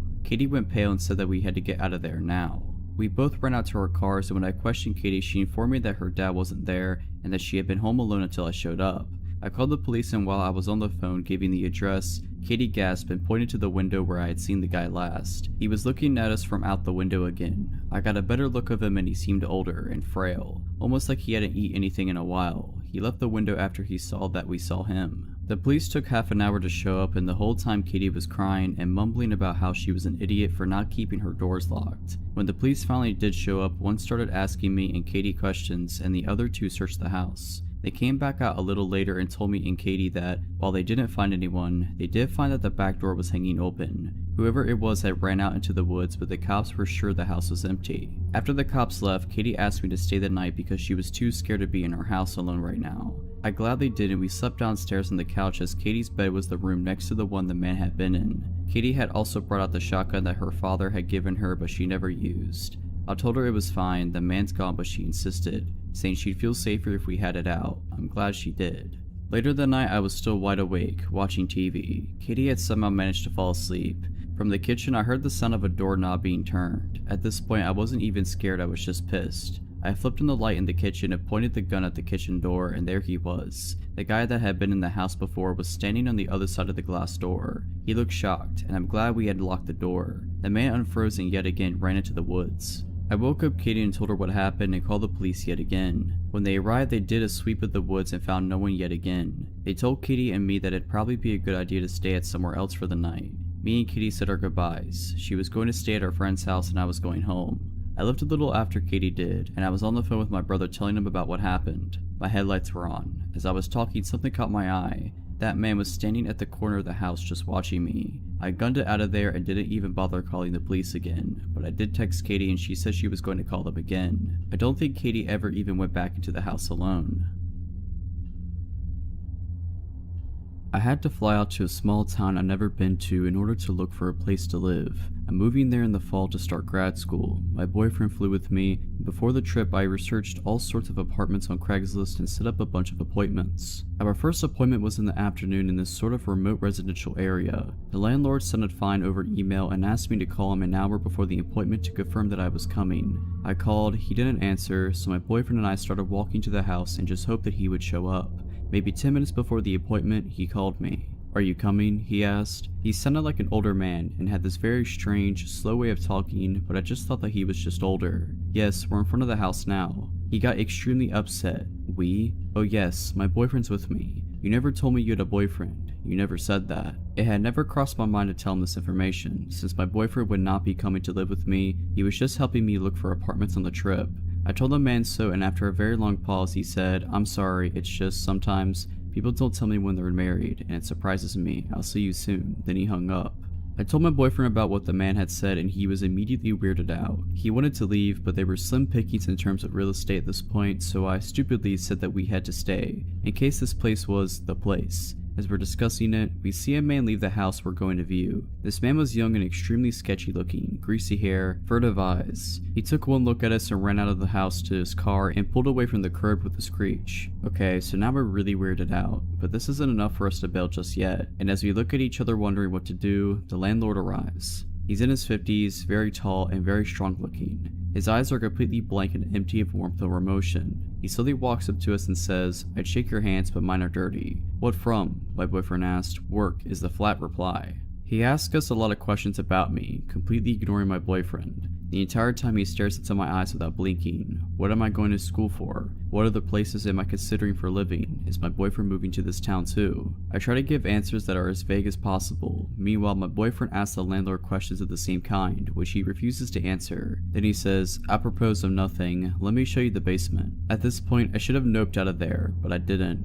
I kept thinking this was an eccentric old man from a small town. We're city folk, and that we were just feeling paranoid. My boyfriend, on the other hand, wanted out of there, but he followed us as the man led us back to the house, away from the street, to this sort of detached shed. He opened the door and we saw that there were stairs leading down into the utter darkness. He flipped the switch at the top of the stairs and the light didn't come on. Normally the response for this is, "Oh, the lights are out," or something like that, but he just said, and slowly walked down into the darkness. Then he stood there without moving in the dark and said, "Aren't you coming down?" "There's nothing to see if the light's out," says my boyfriend. The landlord just stands there for a long time, then slowly walks up the stairs and closes the basement door without saying anything. He took us into the house. Weird and increasingly creepy things ensued. The front door The only exit to the house locked automatically, and when my boyfriend tried to fiddle with it, the man got really upset and told him to leave it alone. He managed to get it open secretly though. The man kept trying to box us into small rooms and, according to my boyfriend, kept reaching his hands into his pockets, only to take them away when he caught us looking.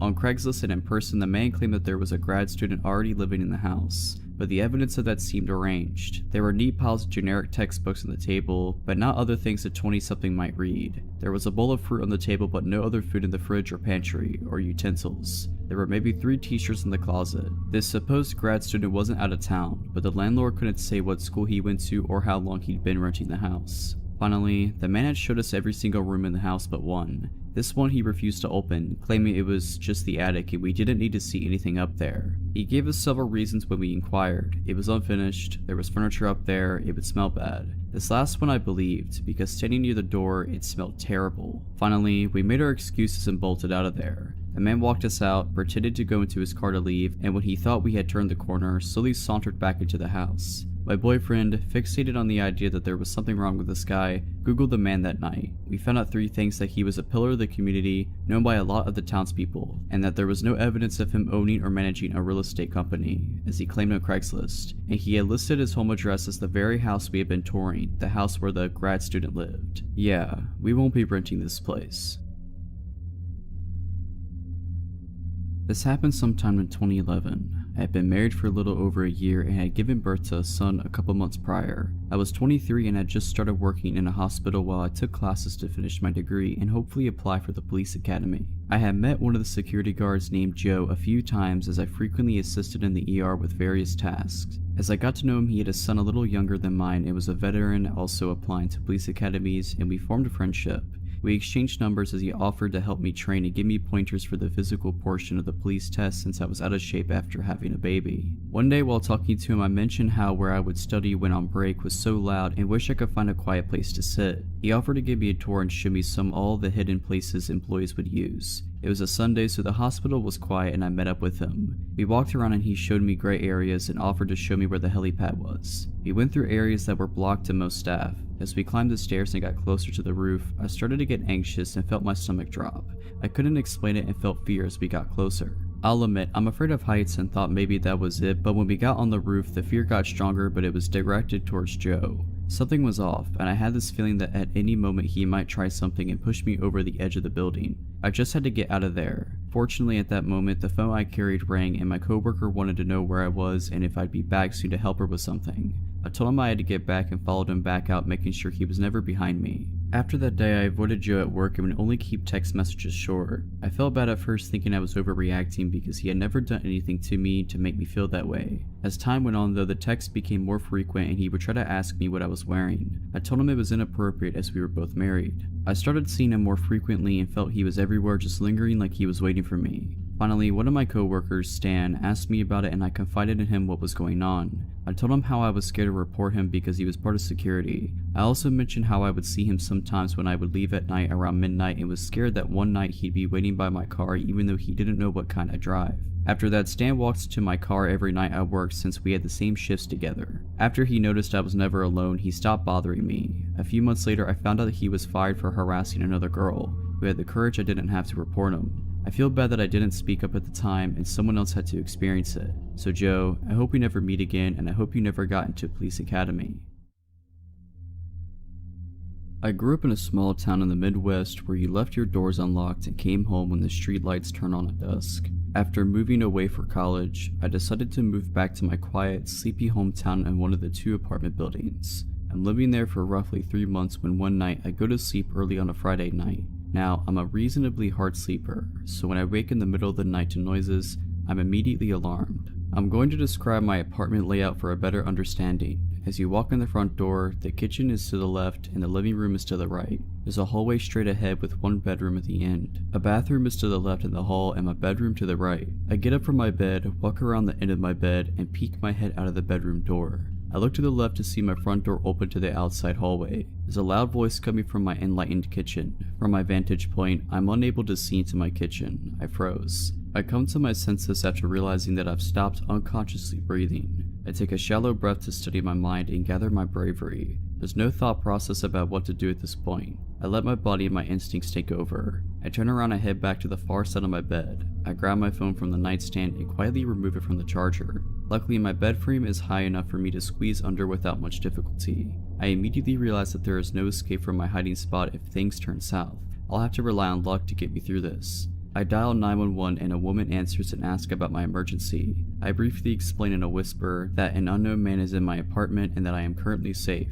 I lay there, listening to the chaos of my home, reassured by the presence of my cat, Marcy, laying under the bed with me. It seems to me that he's in a phone call based on the one-sided rambling. I tell the operator this fact and explain my fear that he's going to bring other people into my home. He was making enough sound to allow me to give a play-by-play on the call. He starts screaming about killing someone. I'm unsure at this point whether he's talking to the person on the phone or if he knows I'm there. The voice is unfamiliar, but this does little to ease my terror. He then starts ringing the doorbell in the outside hallway and yelling for me to come out. My blood runs cold as I realize that he might come try to find me. Marcy is alarmed by the doorbell that hasn't ceased ringing, and she creeps out from under the bed. I panic.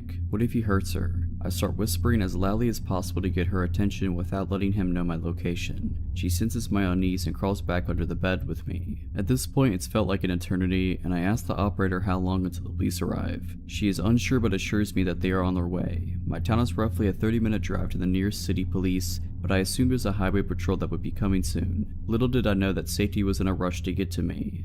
I hear him walking around my apartment and enters my extra bedroom, which is a storage room with a bed. He hasn't stopped yelling. I'm still unaware whether he's on the phone or not. I hear him mention that it must be a kid's room. I shush the operator because he's ceased his screaming for the moment. I hear more noises like he's going through boxes and throwing things. Then my fear is realized, as I hear him quietly enter my room. I see his feet walk closest to my vantage point. He starts going through my clothes and emptying my hamper onto the floor. He turns around and walks to my bed and sits down. I stopped breathing. I think he lays down at this point since the pressure of the bed lessens on top of me. He's deadly silent and I'm still holding my breath. They're shuffling and moving around and he gets up and walks out of my room. I take a shallow breath and steady my conviction.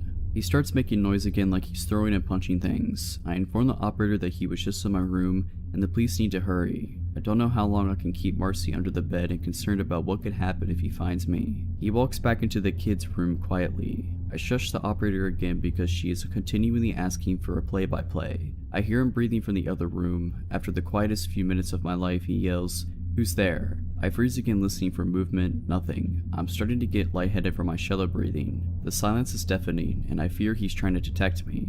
After a lifetime, I hear footsteps entering my apartment. I hear a man's voice say, "Hey bud, you're in the wrong house." I've never felt more relief in my life before this night or since. I hear my door close, and I crawl from under the bed and break down. The adrenaline and anxiety take over as soon as the feeling of safety washes over me. A female officer comes around to my side of the bed and puts her hands on my shoulders. I'm trying to keep it together and failing miserably. She let me put my clothes on, and I could hear 3 male voices coming from my apartment. The woman left and came back with a handful of clothes asking if any weren't mine. They all were, and I answered in kind. She shut the door behind her as she left again. I turned and looked out my window and see no lights from the cop car on the street. I look at my phone and realize the call to 911 took 19 minutes. I can't explain the feelings I had at this time since many hit me all at once. The door opened and the officer motioned to have me exit. Taking a first look at my home was almost as anxious as the event itself. My apartment was a complete mess. Clothes were everywhere mixed with garbage and other belongings from my shelves and counters. This man had removed items that he intended on taking and placed them in the outside hallway.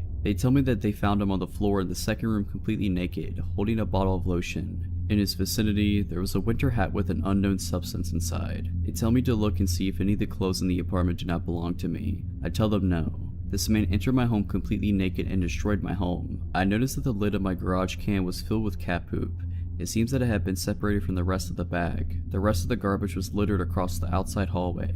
They asked me if I would like to stay here or go elsewhere. Thankfully, my parents lived on the street, and I had an officer drive me there. I explained to my parents what had just happened, and in the next few days, I had to explain the situation to what felt like half the town. The ridiculousness of the story catches people's attention and becomes a slight joke. Now I should feel better knowing that he is in custody, but the events after the break-in do little to comfort me. An officer shows up with a subpoena to appear in court to testify, but I receive a call for a postponement. I just want this to be behind me. After a month, I call the phone number on the paper I received and ask when they are rescheduling for since I hadn't heard anything. The woman informs me that they mailed another and I had not shown up. I asked where was it since I have not received a summons. She tells me that they sent it to my address, but the wrong town. It has been 2 years since this happened and I've since moved 3 times. I don't know if I'll ever be content and happy anywhere, but I'm hoping that is not the case. He was released 6 months after his conviction for some reason or another on parole. He immediately disappeared and fled from his parole officer. So naked man, I hope to never meet you again. So about 6 years ago, I was 21 and I was home from college for the summer and living with my parents. This is deep Texas suburbs, so the houses are all cookie cutter houses built around the same time by the same developer. Every few blocks there's a pool or a park of some sort. Well, every year the community people, I honestly don't know how this gets organized or by whom, have a Rock the Park event at one of the pools/parks within walking distance of my house. Some old guys bring their garage band and cover songs by Aerosmith and the Eagles, etc. The pool stays open late, there's a playground, and you can hear the music from every corner of the park. It wasn't too loud though, unless you were nice and close. Well, my parents went on a dinner date that night, so I decided, with my 21-year-old brain, to pour some vodka into my Coca-Cola bottle and walk up to the park for some tunes and have a good time. It's only about a block away from me, so I get there pretty quick and down a good amount of vodka along the way. I'm feeling pretty good by the time I get there, so I head right up to the closest bench to the stage. They were just standing within some cones and speakers on the grass. There's a person sitting on the far edge of the bench, but I don't really pay attention to him first. There's a good 4 feet of empty bench between us. It didn't take long, however, for him to strike up a conversation. He had a bony face and looked to be about at least 30. He said hello, how are you, etc. I was polite back, but pulled out my phone so he might get the message that I didn't really want to talk. He asked if I'm having a good time, and like a fool, I tell him that of course I am. I'm a couple shots worth of vodka in. I shook my Coke bottle and the small amount left and it fizzed. That was when he started to ease his way in. I stayed on the far edge of the bench, but as he kept talking to me, he kept moving closer. He asked if I lived around here and I said yeah, don't worry, I walked. I honestly thought he was asking because I was not sober enough to drive. He told me he lived in some vague direction and then asked if he could have my number. I started getting uncomfortable because for the first time in my life, I was alone somewhere and in a compromised state. I told him I didn't know him that well and he said something like, okay, well, get to know me. I told him I needed to walk around because the music was too loud and I had to make a phone call. I ventured to the other side of this large playground equipment with lots of climbable walls and tubes. I make sure he can't see me, but I know he watched me where I went. I texted a bunch of my friends from college telling them what was going on and asking for advice. They told me to leave, but I knew he could see me and I didn't want him to follow. I started hitting up my friends from high school, hoping some might be home for the summer already, and luckily one of my friends was. I told her what was happening and asked if she could save me. She said she could, but that she couldn't make it for another 20 to 30 minutes, which was still well before the event ended. I went over to a different part of the playground where the swings were and took a seat where I could see the stage, hoping maybe he'd forget about me and leave me alone. Sure enough, the moment I sit, he's approaching the swings. He takes the one next to me and starts trying to be like, what did you want to know about me? What do you need to know? I was like, actually, I'm getting really tired. I am probably going to go home soon. I just want to enjoy the music a bit longer without talking. That was when he became adamant about walking me home. It was a suggestion at first, but the more I told him no and that I'd be fine, the more aggressive he got about it. My parents wouldn't be home for another few hours, so if I did go home and followed, he'd know where I live and have me alone. He asked which direction I lived in and I pointed in the opposite direction of my parents' house. He got up and took a few steps in that direction, then turned back to me like he expected me to follow. I told him that I wasn't ready to go home, but it became very clear that if I was walking home that night, he was coming whether I wanted him to or not. He stayed near me for the next 10 minutes or so until my friend arrived. I saw her car pull up and immediately got to my feet like, hey, that's my friend, and I sped off towards her car. She parked and got out and started heading back towards the park. I was like, no, hey, we gotta go now, but it was too late. He followed me and touched my shoulder. He said, hey wait, you promised to give me your number. I hadn't, but I felt rather trapped and figured that if I gave him a fake number, he'd be satisfied enough to let me leave. Sure enough, immediately after I spouted off, he calls it and starts looking at my phone, expecting it to ring. That's when my friend goes, hey, didn't your phone die? And I was like, oh yeah, I forgot, I'll get you later man, text me. And I waved to him and we both sped walked back to her car. He didn't follow, but he watched us drive away. I told her to go to the opposite direction of my house and to take the long way around. So weird guy from the party that wanted to walk me home, let's not meet again. I am a 21-year-old senior in college, living with 3 other girls in an old one-story house. We are located about a 15-minute walk from main campus and the majority of our neighbors are college students. That being said, this town is notorious for being a little, well, sketchy. Millie is home to one of the first insane asylums built in America. After the majority of it being closed down / abandoned for years, the final building was shut down about a month ago and the remaining patients were released. Now, I doubt this is directly correlated with my creepy experience, but I am not the only one who has interesting encounters with strangers since the release in this town. 2 nights ago, after getting off work around 11:30, I came home to my roommates getting ready to go for a night out. I realize now how stupid it was, but we often had an open door policy, free for anyone to come over and visit as they please. We would lock the door at night, but the one time we forgot to really came to bite us. Around midnight, I was hopping in the shower as my roommates were heading out the door. We said our goodbyes and I told them I would be meeting up with them later. I had just stepped out of the shower when I heard what sounded like the front door slamming shut. I automatically assumed one of the girls had forgotten something, so I called out their names, no response. I then hear footsteps in the hallway. I call out again, no response. Fear and dread came over me, and I immediately grabbed my clothes and ran into my bedroom. I threw my clothes on, leaned my ear to the door, and waited in silence to hear if someone was in the house. I hear nothing. I decided that it must have been one of the roommates grabbing something and leaving again, so I head into the living room to get my phone. 6 missed calls and it's still ringing. My roommate, Carrie, was on the other end. I answered and immediately could hear the panic in her voice. "Lay, are you in the house?" Me. "Yes, why?" Carrie. "You need to get out. Sam drove by and he said he saw a man walking through the front door. He called the police, but you need to leave." Nothing was going through my head besides pure adrenaline and fear. I wasn't sure of the man's intentions, but I sure wasn't going to wait and find out. While remaining on the phone with my roommate, I bolted out the front door and hid behind my car. I watched the house from afar, waiting anxiously to see any movement. As my friends approached in a truck, I sprinted out from behind my car and jumped in the back of their truck bed. Just as I did that, a dark figure scurried off into the woods running in the opposite direction. I can only assume he had been inching closer to as I was waiting for them to arrive. I screamed and we floored it out of there. I refused to go back into the house until the police arrived and it had been triple checked. There were no signs of anything being touched or stolen, which makes me wonder what the man's intentions were. You can guarantee that I've locked my door every night since, and to the stranger who walked into my house while I was in the shower, let's not meet again. Back when I was 18 years old, I started working at a gas station.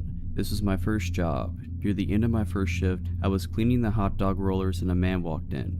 He was rough looking, not in a bad way, but like he had been working outside all day. As soon as I set eyes on him, I got the gut feeling that I needed to stay away from him. Since I wasn't the one at the register, there was no reason for him to talk to me. However, the moment he saw me, he walked over and asked if I was new. I said yes, and he told me I was doing a good job and went on his way to check out. I noticed that he had a Jamaican accent, which was weird to hear since I lived in Michigan. Honestly, at that point, I thought that my gut was wrong about him. I was right the first time. During my next shift, he once again came in, and again I was cleaning. He came over to me and I still got the bad feeling in my gut. He asked me how my day was and I told him that it was okay. He then looked at my hand. I was wearing my high school class ring and I put it on my left hand ring finger because I didn't want to scruff it up while cleaning with my right hand. He asked if I was married. I said no and I told him it was my class ring. He then asked if I was dating and I lied and said yes. He started asking me questions about my boyfriend, like how old he was, did I want to marry him, and if we were in a physical relationship.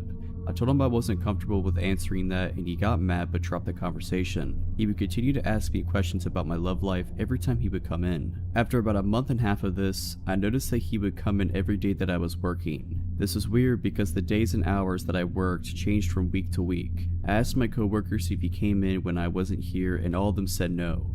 I also asked if any of them had told him what shifts I had been working, but again they said no. This honestly freaked me out and I'd start to feel nervous when I would see his car pull in. One day he tried to give me his phone number and I politely told him that I wasn't interested in it. He got mad and was telling me that I needed to take it. My coworker at this point told him that he needed to leave. The next day he came in and asked me on a date, and when I declined he told me that I was going to regret it. He asked me several more times and each time I said no. After a while of him asking, I told him that it was never going to happen and that I had absolutely no interest in him and never would. This only made things worse. He told me that I didn't have a choice and that he would be here when I got off work and that I was going to go with him. When he left, I called my father and told him what happened and asked if mom and he could come to pick me up at the end of my shift. He said yes. I didn't get off until midnight, and about 10 minutes before my dad walked in and told me to act like I was going to go to my car as normal, but he was going to be in there. A few minutes after, the guy pulled in and got out of his car and was just standing there. As my shift was over, I hurriedly walked over to my car. He started approaching me and I jumped into the passenger seat and slammed the door shut. When he got to my door, my dad rolled down the window and pointed his gun at him. The man ran off and I thought that it was the end of it since he didn't come back into my work the next few days. However, it wasn't. About a week later, I was at the store with my mom when I got the feeling that someone was following us, and sure enough, it was him. We got out of there as fast as we could, and from then on out, my mom and I were not allowed to leave without my dad. Everywhere I would go, he would show up, even when I went to my friend's house who lived about a half hour from me. We caught him driving by the house several times. My mother also caught him following her several times, which freaked her out. We contacted the police and told them what was going on, but they said there wasn't enough evidence and that there was nothing they were able to do. To this day, I am still mad at the police for not doing anything. He started coming back into my workplace, and I asked my boss to ban him from the store, but she said no. Later, I would find out that they were friends, and that is how he always knew when I was working. I also believe that she was the one to give him my phone number, because it was around this time that I started receiving strange messages about how I looked, about my parents, and other creepy things. I got to the point where I was so paranoid that I wouldn't leave my house without my father. I had to have him drop me off and pick me up from work, and when I was at work, anytime I had seen a car that even somewhat looked like his, I would run and hide in the back room. Even my poor mother was paranoid and wouldn't go outside without someone with her. Finally, my father had enough and told me to quit my job and that he would help me pay the few bills that I had. Even after quitting my job, I was freaked out and decided to go stay with my aunt and uncle, who was a police officer, who live about 6 hours away from me. When I got there, it was the first time in nearly 6 months that I was able to relax. It didn't last for long. One night, my uncle and I went to pick up a pizza. Less than a minute after he walked in, the glass on my door was broken and hands were grabbing me. It was the Jamaican man and another guy. They got the door open and were pulling me out. I fought them as hard as I could. I got a few good hits on them, but it didn't do much good. Thankfully, my uncle came out and both of them ran after my uncle when he announced who he was, and my uncle chased down the Jamaican man after I shouted which man he was. That day he was arrested. Later on, I found out that he was illegally here and was deported. It took me about 2 years before I would go anywhere by myself. Honestly, it wasn't until I got my CPO that I was comfortable going places without someone with me. So Jamaican man, let's not meet again. I was in college and I lived in a house with 5 roommates. I lived on the 2nd floor, and the way it was set up is important. There were 4 bedrooms on the 2nd floor and 2 bathrooms. 2 of the bedrooms each shared a bathroom, which was accessible only by the bedrooms, not the hall. So I could walk through the bathroom to my roommate's room and vice versa. My door had both a handle lock and a deadbolt, which I used every single night because it was a habit I'd had since freshman year. Because in dorms, drunk roommates or floor mates tend to wander in and wreak havoc if you don't. The door to the bathroom, however, didn't have a lock, so I could never secure that. One of my roommates had her boyfriend visiting, and he'd brought a friend with him.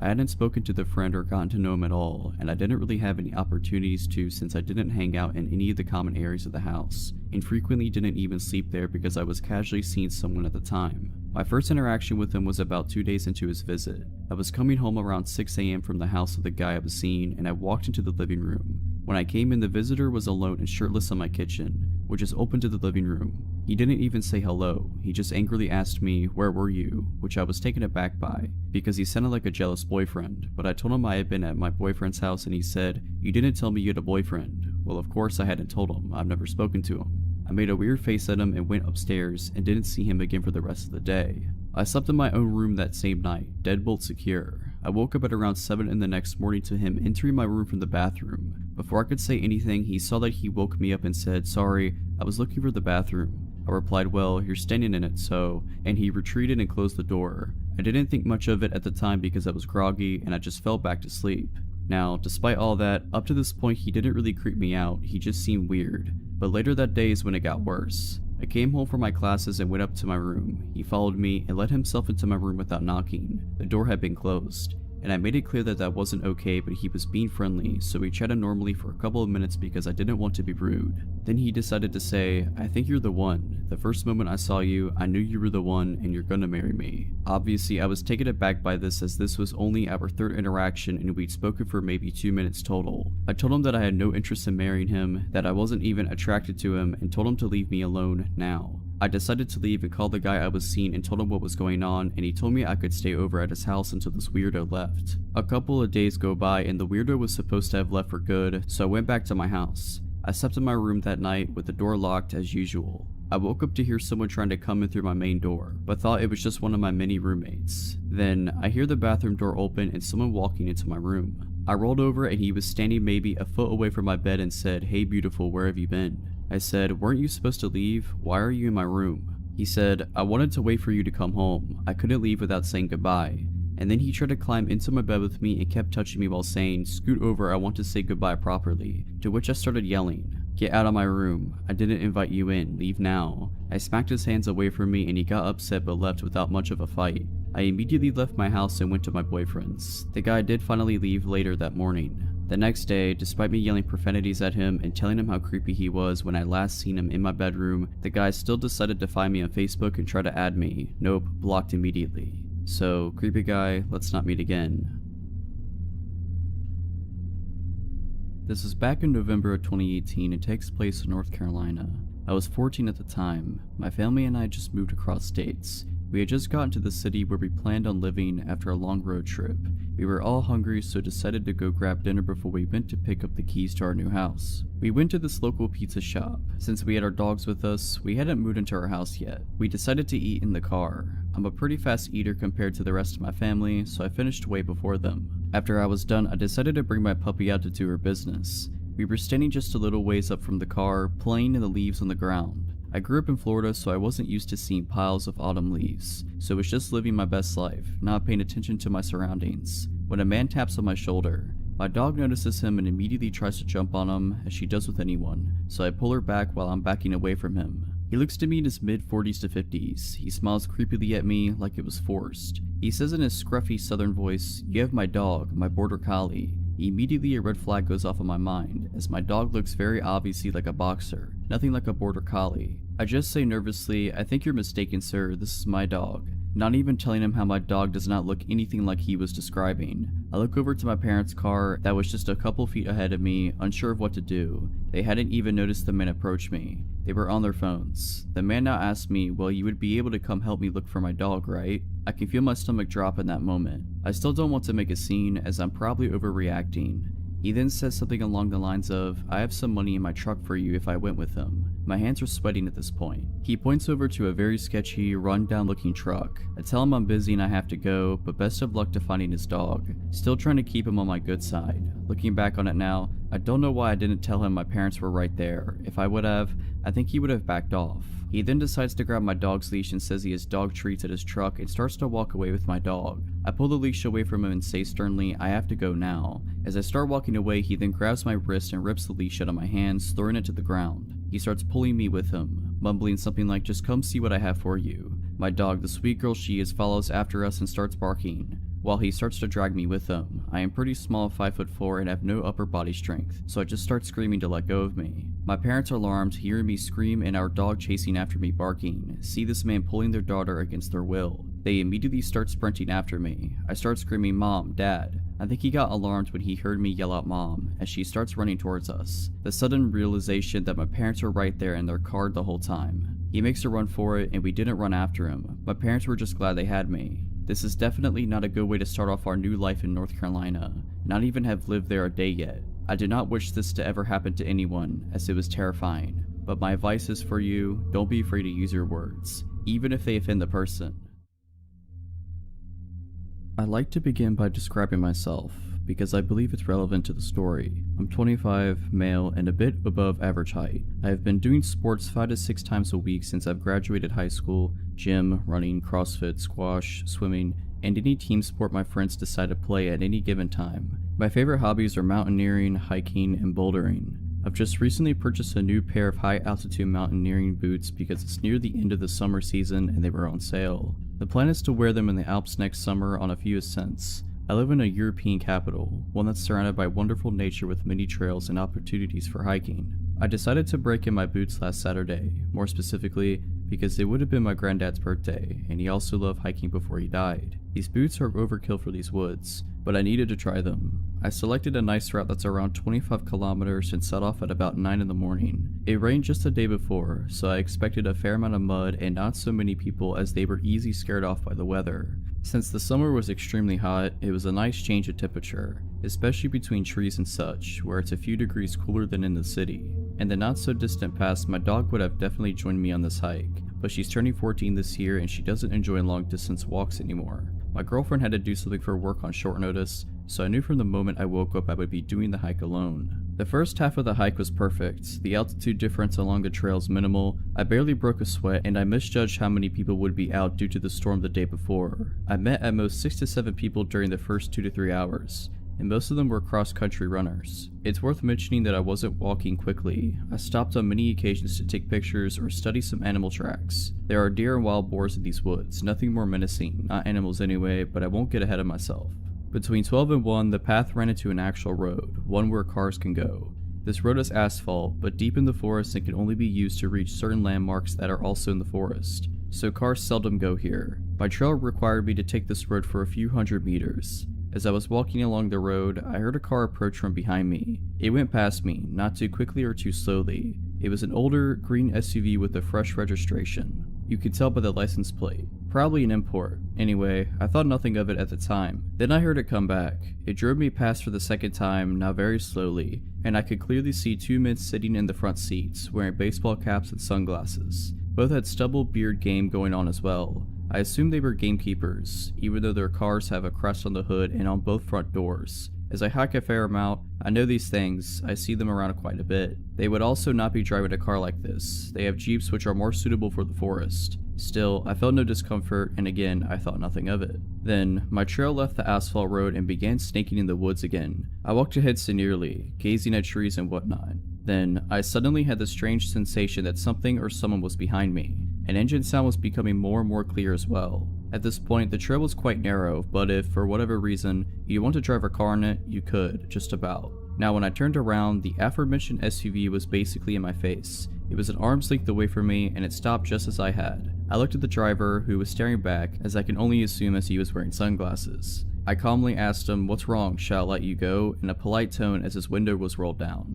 He didn't speak. He slowly started reversing, and he soon disappeared behind a curve. Now I was quite uncomfortable. I also noticed that he was alone in the car, unlike earlier. I listened intently, standing still since I wasn't sure what was going on. At this point, I was not scared, but there was a faint feeling of unease in the air, and bad thoughts began gathering in the back of my mind. I heard the car and the engine stop just behind the curve. I heard a door open and shut, but nothing from that point on. I turned around and began walking towards my destination, at a much faster pace than before. Now I was a bit scared. I didn't understand why he didn't answer, and why he just reversed and left without a word. I wasn't sure what to make of it, and I had no desire to ask him again, or to see him again for that matter. I had just walked enough for these unpleasant thoughts to slowly be erased from my mind. As I had been drinking a lot of water as I usually do, I decided to use the bathroom. I saw a perfect spot, a very narrow path off my trail that led quite clearly to a little hunting tower. I walked over to the tower, put my bag down by the ladder that led up to it and began peeing. I was also interested in checking Google Maps to see where I was,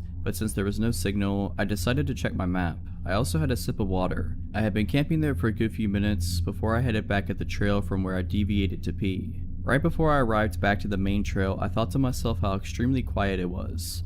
No wind, no noise of any kind, absolutely nothing. This made me realize, just a moment later, how alone I was. Except for the man who was standing maybe 50 meters away from me on the trail, in the direction where I was headed. I only saw this as soon as I stepped back on the trail, since the small one to the tower was well hidden by trees and you couldn't see the main trail, as it was running perpendicularly to the small one. I looked at him and I was instantly chilled to the very bone. He was dressed in tactical clothing, with a baseball hat on his head. The only reason he was standing still, I believe, was a moment of surprise that I had appeared from a place where he didn't expect me to appear from. At this point, I was fully and utterly alarmed. He was holding a rifle that had a scope on it. Had this happened without the incident with the SUV, I would have probably walked along the trail thinking he's a hunter. However, in light of the strange encounter with the SUV, from which the second man was missing, something in me snapped instantly. In hindsight, it's also illegal to hunt in these woods this time of year. I figured, in the matter of 2 seconds, that I was going to sprint through the woods until exhaustion, towards and past the tower, as it seemed natural to do at the time. If there was no malicious intent on this man's behalf, or the others, he'll just think I'm an idiot and forget about me in 2 minutes. If I'm right, it's the best call I will ever have made. He began running towards me. Adrenaline blossoming within me, I began sprinting away. I sprinted past the tower and deep into the bushes, not sparing my legs as I was wearing shorts and a thermal jumper.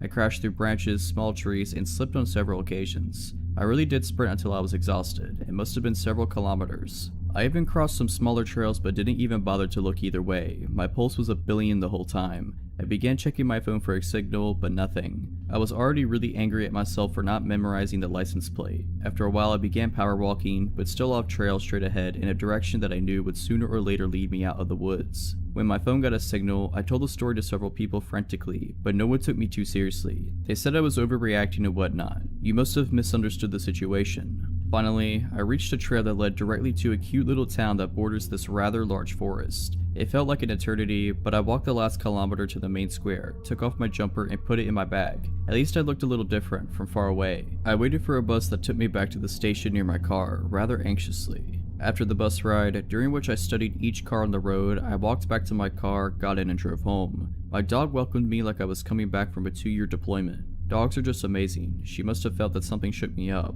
The boots destroyed my feet, but they aren't meant to be sprinted in for long periods of time. I called the forest gamekeeper's office. I inquired about whether they have such cars in service as the one I come across. They do not. Their gamekeepers also don't typically work in pairs, like 99.9% of the time they are alone. I told them my story and they took me a lot more seriously than my friends, but they assured me that the police wouldn't. No one could have been legally hunting in the area during summer either. I've been reading local news, but nothing extraordinary has been reported yet. I really hope nothing will be reported either. Gentlemen in the empty forest at lunchtime, let's not meet again.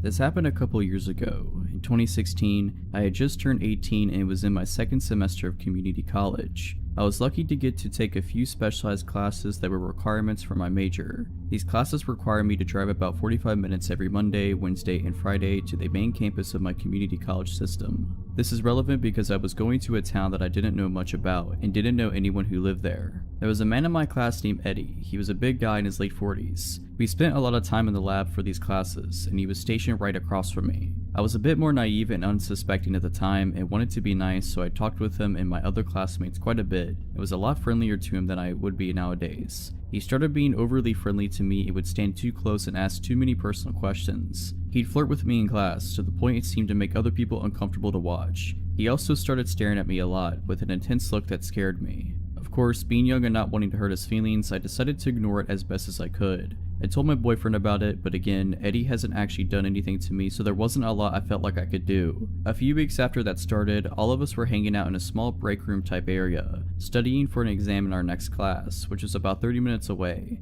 I was sitting at one table chatting with some middle-aged women in my class, and Eddie was at the next table over messing with his phone. I noticed that I was going to get something from the vending machine and stood up. As I did, he tried and failed to discreetly turn his phone toward me and snapped pictures of me as I walked in the machine, got my drink, and bent over to pick it up. I realized what was going on as I was walking back to my seat, with him still taking photos, and I shot him a look. He put his phone away and just sat there staring at me. I was trying to look pissed, but honestly I was just really freaked out. I excused myself from the table and called my boyfriend near tears, telling him what happened. He was angry and said that I needed to tell someone, but I said no, I didn't want to make a scene. He tried to comfort me as much as he could, but I had to go to class soon afterwards. Our last class finished at about 9 p.m. and since it was January, it was completely dark out when we all walked to our cars. I was actually texting one of my guy friends about what had happened when Eddie walked up to my car, stopped for a second, and looked at me through my windshield, then slowly kept walking, watching me through my driver's side window the whole time. He was parked nowhere near me and the windshield was below zero, so he had to have made a point to walk by my car like that.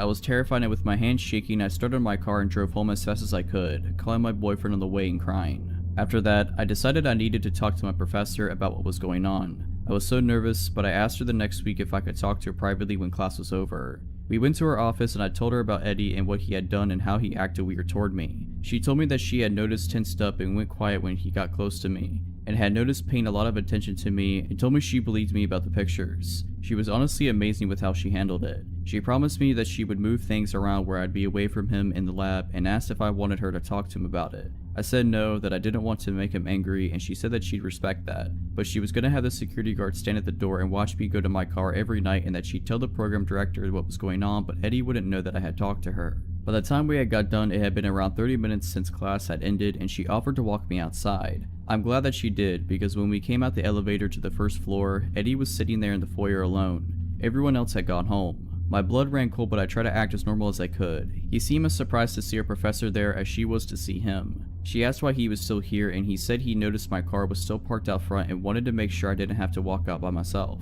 I'm pretty sure I was as pale as a ghost, but my professor gave him a look that I couldn't read and said not to worry. She's walking me to my car from now on and the security guard will be there every night. He said that was good and quickly said goodnight and left. It still chills me to think about what could have happened if my professor didn't walk me down to my car that night. I have no idea what he was capable of doing.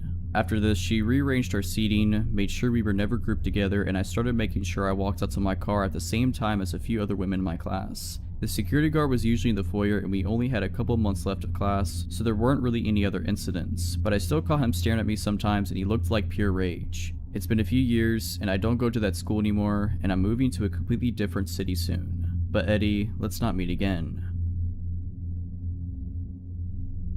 I recently ran into an old coworker from our time we worked at the sandwich shop in the truck stop. We chatted for a while before he had to leave, but I started thinking about my stint at that place. Specifically, the creepy sandwich guy.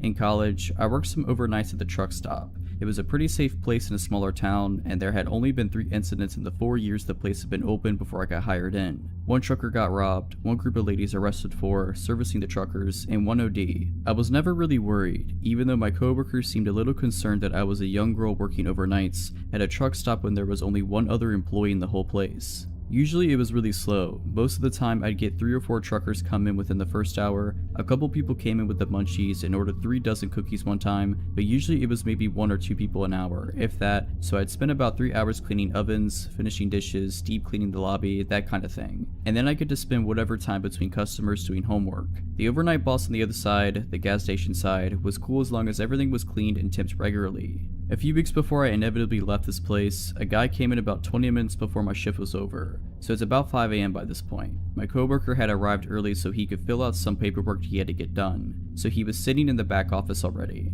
I started making this customer sandwich, making chit chat like usual. Nothing seemed out of the ordinary. He told me he was driving from New York to Wisconsin, asked me a little bit about how my night had been. Nothing crazy. I wrapped up his sub, rang it up, and threw in a small discount for him since he seemed nice and I was just happy I was getting ready to go home for a few hours of sleep before I headed to campus. When I went to take his change, things went wrong. He dropped the coins in my hand, but suddenly he had his grip tight around my wrist. The next thing I knew, I'm on the other side of the counter on the floor. He had yanked me across the counter and still had a tight grip around my wrist. Thank God my coworker was there. The manager on the other side had slipped into the bathroom, so to this guy's knowledge I was the only one there at the moment. But my coworker, while filling out his papers, was looking at the cameras and had seen everything. He was out of the back just seconds after I hit the ground, and before I really knew what was going on, he had chased the guy outside. He didn't pursue him far, afraid that someone else was nearby who would come after me. So he ran back inside, locked the door to our side of the store, and shouted to the manager to call the police. The cops came, they searched the area and watched the security videos, but nothing ever came from it. The guy disappeared and I never really heard anything about him. I put in my 2 weeks notice the following day after my nerves had calmed down. I was switched around so I worked during the day around my classes for my last few days, and they made it a policy that 2 people were to be working both sides of the truck stop on overnights from that point on.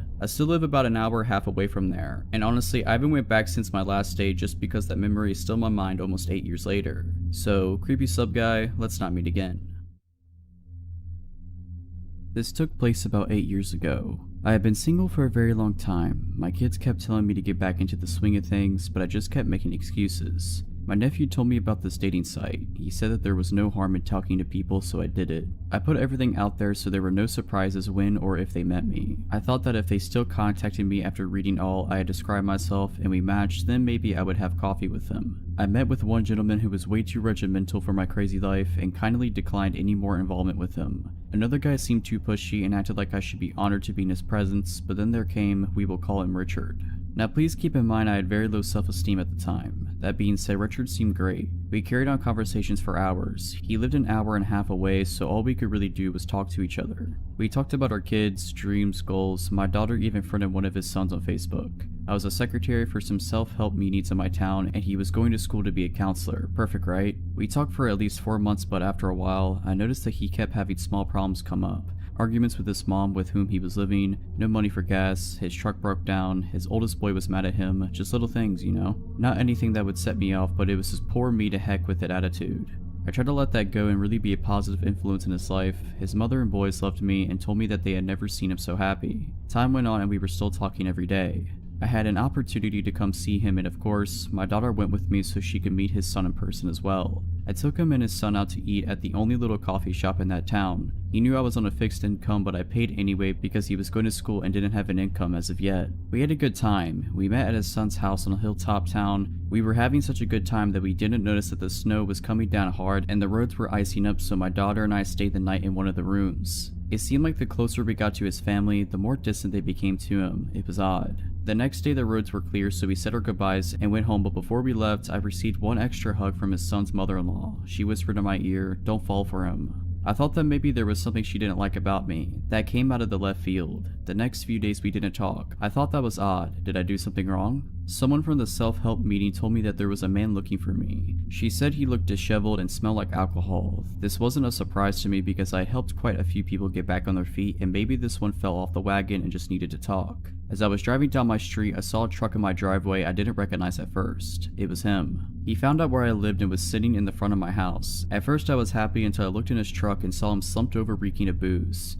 At that point my fixed mode set in and I asked him in for some strong coffee. He told me that he had a blowout with his mother and she kicked him out and his boys won't talk to him. I got him some clean clothes and told him to take a shower. I figured we could sort it out the next day. In the meantime, I was taking him to a meeting. He sobered up and agreed to go, but the whole time at the meeting my friends were acting like I had lost my mind. Did they see something I was blind of? He went back to my house and he seemed okay, almost too okay, like nothing at all happened. My son pulled me aside and told me he didn't like him much, but I thought that maybe he was just being overprotective. I should have paid more attention. We went to the store because I wasn't prepared for the extra mouth, and I bought 4 2-liters of soda, a gallon of milk, and 2 monsters for both of him and my son, some chips and other things for dinner. After we ate, we all watched some TV and headed off to bed. I let him sleep on the spare bed in my room, but in the middle of the night, he tried to get frisky. At that point, no. My grown kids were in the other room and something just didn't sit well with me. Like he wasn't the same man he was before. The next morning, my daughter came running out of the bathroom angry. She said in a loud voice, "Someone peed all over the toilet." He didn't say a word. Later, we were all eating breakfast and he started to let food drop out of his mouth onto the table and floor and was spitting food while he was talking. He took 3 2-liters and drank them back to back, letting some run down his chin. Then, yes, there is more, he took the remote and started to set future recordings for his favorite shows and deleting a few of my grandchildren's. He set recordings for weeks in advance.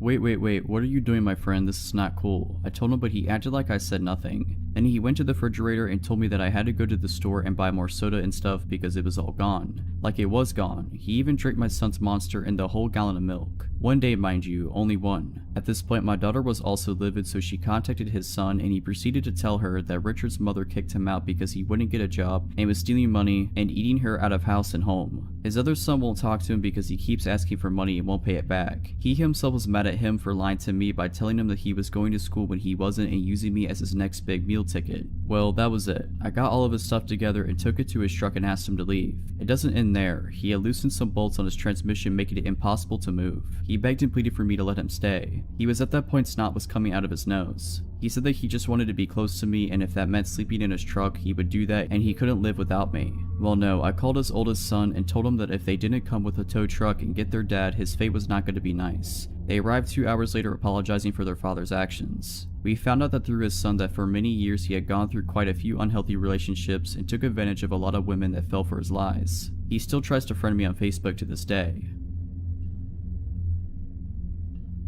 When I was 16 years old, I decided to surprise my parents with a bouquet of flowers for Valentine's Day. We've always celebrated this as a family holiday rather than a romantic one. I didn't have a car to drive to a florist, but my high school was within walking distance of a hospital boasting a gift shop that sells floral arrangements. Between classes during the week of Valentine's Day, I set off for the hospital by my lonesome, cutting across campus to walk through a network of side roads populated with specialty doctors' offices that kept odd hours. The sort of buildings where traveling doctors mainly hold surgery consultations or perform small procedures a few times a month. The trip there passed without incident. As I was walking back through said deserted roads with a vase of flowers in a tow, I noticed an unkept 1990s car close behind me. While my memory of the car is hazy, I am left with the impression that there were at least 2 men within whose faces I could not see. Initially, I assumed that the driver was simply afraid of hitting me, the reason they weren't passing by, so I made a point of dramatically trudging further into the grassy shoulder of the road, demonstrating to them that they could drive safely ahead. They still refused to pass me by, continuing to creep along behind at a slow pace. Beginning to suspect that the driver was more interested in me than a destination, I began to walk faster. The car confirmed my suspicions by matching my speed. Despite the impracticality of my shoes and the threat of spilling water from my vase, I commenced to run as fast as I possibly could. They hit the gas and again matched my speed. I realized at this point that the car was following me, that there was no one in sight to notice, and I needed to get away. I bolted into the first parking lot that I saw. The car turned in after me. Despite there being only 2 or 3 cars in the spacious front parking lot and there being no other sign of activity at the office, this car did not stop to park in the numerous spaces available there. The driver instead opted to pursue me in the partially under construction back portion of this lot, behind the office. It passed every available parking space to corner me against a pile of debris and rubble from the construction, coming to a diagonal stop less than 3 feet away. Before anyone could emerge from the vehicle, I somehow managed to scale the small prominence of rubble against my back. Base in hand, it jumped from its peak to land painfully on the other side, which fortunately was a plot of undeveloped land within sight of my high school campus. I took a quick peek back over my shoulder to see if they were still in pursuit, but the car had sped off after it reached the top of the rubble pile and was nowhere in sight. They had not parked in the lot at all. They had no business there. The driver was following me. I sprinted at top speed and didn't stop until I was soaked with sweat in the dead of winter and panting in the student lounge among my classmates, who didn't seem to care when I told them. In retrospect, I should have told an adult, alerted campus security, and called the non-emergency line at the local police station, but I was young, foolish, insecure, and afraid of getting in trouble for leaving campus when I didn't have a signed permission from permitting me to do so. I kept trying to convince myself that I had misread the situation or was overreacting. I don't know what I would have even told the police had I called them, as I was entirely ignorant of the subject of cars and I couldn't have identified the make of it if I had been asked, and I couldn't see the faces of the occupants. I was also worried that my parents would restrict my already extremely limited freedoms if they knew I had been in any danger. Whoever followed and tried to trap a 16-year-old girl with flowers at a doctor's office just before Valentine's Day of 2016, let's not meet again. So when I was in probably 2nd or 3rd grade, we had an early dismissal. For those of you who don't know, that's when school goes for longer than half a day, but we still get out an hour or so early. I remember sitting silently in class working on math problems when the phone rang. I joked to my friend next to me that I hoped it was for me. We all watched the teacher answer the phone because we knew that 90% of the time it meant someone was leaving class. When the teacher's eyes met with mine, I suddenly got pretty worried. My teacher said something into the phone and then asked me, "When are you getting off the bus today?" I thought this was really weird. My mom knew I would be getting home because she had to leave work early so she'd be home when I got home. I just told the teacher the normal time. The teacher talked for a few more seconds and then hung up the phone. I asked her what it was about and she told me that my parent just wanted to double check what time I got off the bus. I didn't really think about it too much for the rest of the day. Later I got off the bus and walked home without incident. When I walked in the front door, my mom asked me about my dad and took my coat. I remembered the look on her face when I asked her, "Why did you call the school to see what time I was getting off the bus?" She looked shocked. She said that she hadn't called the school. I told her the whole story and she immediately started making frantic phone calls. I knew that something was wrong. I watched some TV while my mom talked. About 20 minutes later, my stepdad came home early from work. About 10 minutes after that, a state trooper pulled up. I was pretty scared because I thought that somehow I was in trouble. The state trooper asked me a few questions like, "Has anyone tried to talk to you while you've walked from the bus stop?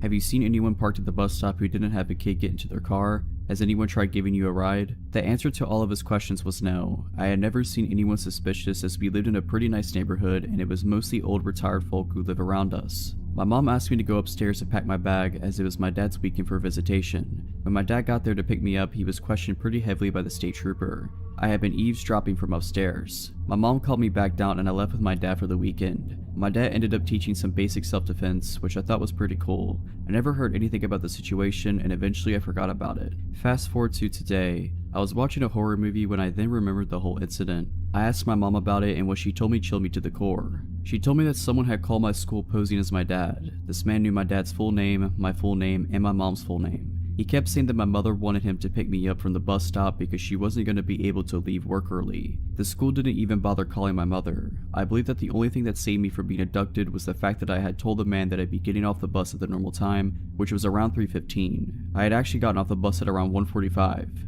So creepy guy who wanted to abduct me, let's not meet. For context, I am a 19-year-old girl and was taking summer classes at a community college this summer. One of the classes I took was public speaking, which met Tuesdays and Thursdays. This guy, I don't even know his name, immediately gave off weird vibes. To get from our classroom that was on the 2nd floor, he had to go down a hallway, down a stairwell to the 1st floor, through the main lobby, and out the sliding doors. He started waiting for me after class and followed me all the way down this route to my car. Didn't matter if I pretended to be on the phone, had both earbuds in, kept my head down, literally power walked away from him, gave him bare minimum responses, etc. He would wait for me, follow me / try to walk with me, and the whole way would be talking to me and asking me questions, like asking me about each of the cars I drove to the school since my family has to share cars. Even after I suddenly dropped I had a boyfriend, so he definitely knows my car. I got a very bad feeling after a while of this happening and told the class's professor. She immediately took it seriously, notified camp security, and told me to always stay after class so she could walk me to my car. However, true to form, the guy stopped showing up to class for at least 2 weeks or so I thought it was fine and that the crisis was averted. And it was, until one day he showed up to class again. As soon as I saw him enter the room, my heart dropped. During this class, I slipped a note to my professor telling her he's the kid in the blue shirt, and she told me to hang around after class. I did, and so did the guy and another female student. Before he tried to talk to the professor about why he should pass the class despite never showing up or doing the work, the professor asked me and the other girl to wait in the hall. From the hall, we could hear him yelling aggressively at the professor. He eventually left and came out into the hallway we were waiting in and pointed at me and said, "Wait for me." Mind you, I have no idea who this kid is. I instantly got the creeps and rushed back into the room to tell my professor, who was equally creeped out. Having overheard our conversation, the other female student came back into the room approximately 10 minutes later and told me and the professor that the guy was just standing in the hall waiting for me. The professor called campus security multiple times, phoned the front desk multiple times, but she received no responses. So we took it to our own hands and came up with a plan to leave the classroom together, pretending to be in a very deep conversation with each other, walked past the guy without even looking at him, and walked down the stairwell to the main lobby. His eyes bore into us as we passed him, and we entered the stairwell. He stood up and followed us. The professor and I exchanged looks of terror but kept her cool act up, stopping at the main desk in the lobby and pretending to converse with the secretary. The guy passed us, still staring at us, and walked out the sliding doors where he was out of our field of vision. We literally had to track down the campus security ourselves and tell them everything that had happened, and my professor was furious. After we saw security camera footage of him lurking around, she contacted the local police because she and I both had that very strong gut feeling that this kid was not right and that we weren't safe around him. So that public speaking class was from 3 to 5 p.m. and I had another class from 6 to 8 p.m. So I would usually drive to Wawa or something in that hour gap. However, there was no way I was going anywhere because I knew the guy was waiting for me to do so. For over an hour me, the professor, security, and secretary, tried to figure out who this kid was. None of us knew his name because he literally didn't come to class, there weren't photo IDs next to the class roster, and approximately half the original class stopped showing up so we couldn't use process of elimination. All we had was the security footage of him. I was escorted to and from my next class into my car at the end of the night. The security officer asked me to point out my car, and when I did, he said, "Oh wow, so he was parked right next to you." Confused, I asked what he meant and he told me that he had been watching more security footage and the guy got into the car parked right next to me, waited in there for a long time, and then eventually left. The thing is, I knew for a fact that I hadn't parked next to anyone when I arrived at the school because the lot was practically empty since it was summer. After finally getting home that night, I was the only person home for a few weeks, go figure. Local police did drive-bys by my home all night in a well check. When I returned to the school 2 days later for my Thursday classes, I was informed of chilling information. Footage showed him waiting for me in his car on Tuesday after our shared class, which I had already been told, but it also showed him coming back to the parking lot at around 8 p.m. when my last class got out and sitting in his car. I never told him about my schedule or any other classes I was taking. This whole time, my public speaking professor was filing reports, making complaints against the school for their incompetency, and even got a lawyer because she felt so uneasy about the kid that if he showed up again, she would walk out. I was in contact with the president of the entire college, the director of security of the entire college, police, etc. for days. They told me that he was banned from campus and everyone was on watch for him, and that if he was spotted he would be asked to leave. Until the director of campus security, middle-aged man, called me and told me that he identified the kid and talked to him, via telephone call mind you, and he told me that the guy, and I quote, just wanted to be my friend, and told me that whatever I was doing with the guy, you know, literally running away from him, probably made him think I was flirting with him. My professors were absolutely furious and excused me from physically attending class for the rest of the semester. I still don't know his name, and I hope I never have to learn it. My New Year resolution 2012 was to get in shape again. After my first kid was born, I lost my athletic interest, but I had every intention of getting it back. So I started running 4 days a week with my friend Hannah, who is a great runner / motivator. We would run after work, 5 to 10 kilometers, usually favoring the forest trail. It's the kind of trail that got lighting in the darker months of the year, so you could run there anytime really. Once you turn on the lights, you got 45 minutes to run the shorter trails, and longer to run the longer ones. Then the lights shut off automatically. We had been running for about 2 months when we started seeing the same man hanging around the parking lot every time we got there. Thin man, 25 to 30 years of age, always dressed in sports clothes but never actually running. He never looked you in the eye either. We speculated that he could be homeless camping nearby because he was constantly there. We got used to seeing him, sitting somewhere close by, silently and always on his own. We felt sorry for him. He never seemed to talk to anyone or interact at all, but there was something about him that made us hesitate to talk to him or ask if he was okay. Can't pinpoint what it was, but something wasn't completely right with him. One evening, Hannah didn't make it to our run and I decided to go on my own. I arrived at the parking lot, my car being the only car there. I did some stretching, turned on the lights, and set off on the 5-kilometer trail. I hadn't seen the thin, silent man when I started my run. Perhaps it was getting too cold to sit there now since it was autumn, dark, and getting closer to the freezing point. He must have been here though, somewhere in the shadows, because when I got to the top of the first steep hill, I could hear heavy breathing somewhere behind me. I look over my shoulder and I see him. He is running like a man obsessed. In regular shoes, not running shoes, with his arms moving in a really strange, stiff manner as he was made of metal. His hands like arrows, straight in an upward-inward angle, sort of like a sprinter but more extreme, moving like a robot. He had never done anything to harm me, or anyone else as far as I knew, but the look in his eyes alone was enough to let me know that I needed to go. I started running faster, trying to create distance between us, and I could hear his heavy breathing getting even more strained. I ran like my life depended on it, adrenaline pumping through my body and giving me new strength. I tore off my necklace and threw it on the ground thinking, I must leave a trace if he takes me, something must be left behind. I tried screaming, hoping someone would be close enough to hear me, but I couldn't scream my lungs out and keep up the phase at the same time. He was still behind me, maybe 100 meters behind now, but I figured that if I trip and fall, or run out of energy, or fumble with the car keys once I reach the parking lot, then I'm screwed. So once I reached the sharp turn on the trail, I went off the trail and ran straight into the dark woods. I ran only a short distance and then I laid down flat on my stomach, my hands searching for a rock to defend myself with if he found me. I realized that I was wearing bright running clothes with reflexes and neon coloring. I had ever felt so visible in the dark before. I could hear him reach the turn and thankfully he kept on running. I started to move slowly and as silently as possible move further into the darkness. My heart sank again as soon as I heard rapid footsteps closing in from the trail. He realized that I must have got off the trail once he saw that there was no sign of me ahead. He stopped and I stopped. I could imagine him listening for any sound and I held my breath and prayed to make him go away. After a while I heard him say something in a language I didn't recognize and walk off. I didn't move. I feared that he would wait for me by the car and realized that I had to get off the trail and onto the main road and stop someone. I couldn't go back to the parking lot. I started to make my way further into the woods, knowing that I would eventually end up on the last part of the long trail and close to the main road. The lights on the trail suddenly shut off. That made me calmer at first. The dark was a comfort and protection, but then after only a few moments it switched on again. This could mean that another person had just started their run and soon I would have someone there to help me, or that he was out looking for me. I decided against waiting to find out and continued my way towards the main road. It was dark and I fell multiple times, my clothes getting wet from the damp vegetation and I started to get cold. After what felt like a lifetime, I could see the 10-kilometer trail ahead and I knew I was close to the main road. Soon I could hear the traffic. Once I made it to the road, I must have looked like I had been in a terrible accident. Blood from several small cuts from the falling and my clothes dirty. My bright runner's shirt soon attracted the attention of a passing car. My waving and desperate shouting made it stop. The driver, a 40-ish man with his 2 kids in the backseat, spent the next 10 minutes or so trying to make sense of what I tried to say between the sobbing and the crying. He asked if I wanted to lift back to the parking lot and I told him no, please take me home instead.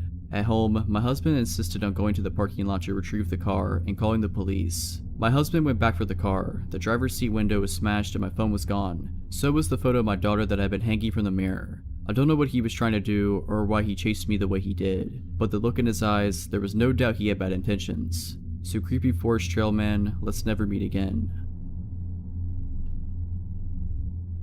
This is a story from when I was 18. I'm 25 now. My mom and I were regular attendees of our local church. We both attended different midweek groups. I met with some of the younger ones, and my mom went to one with some of the middle-aged people.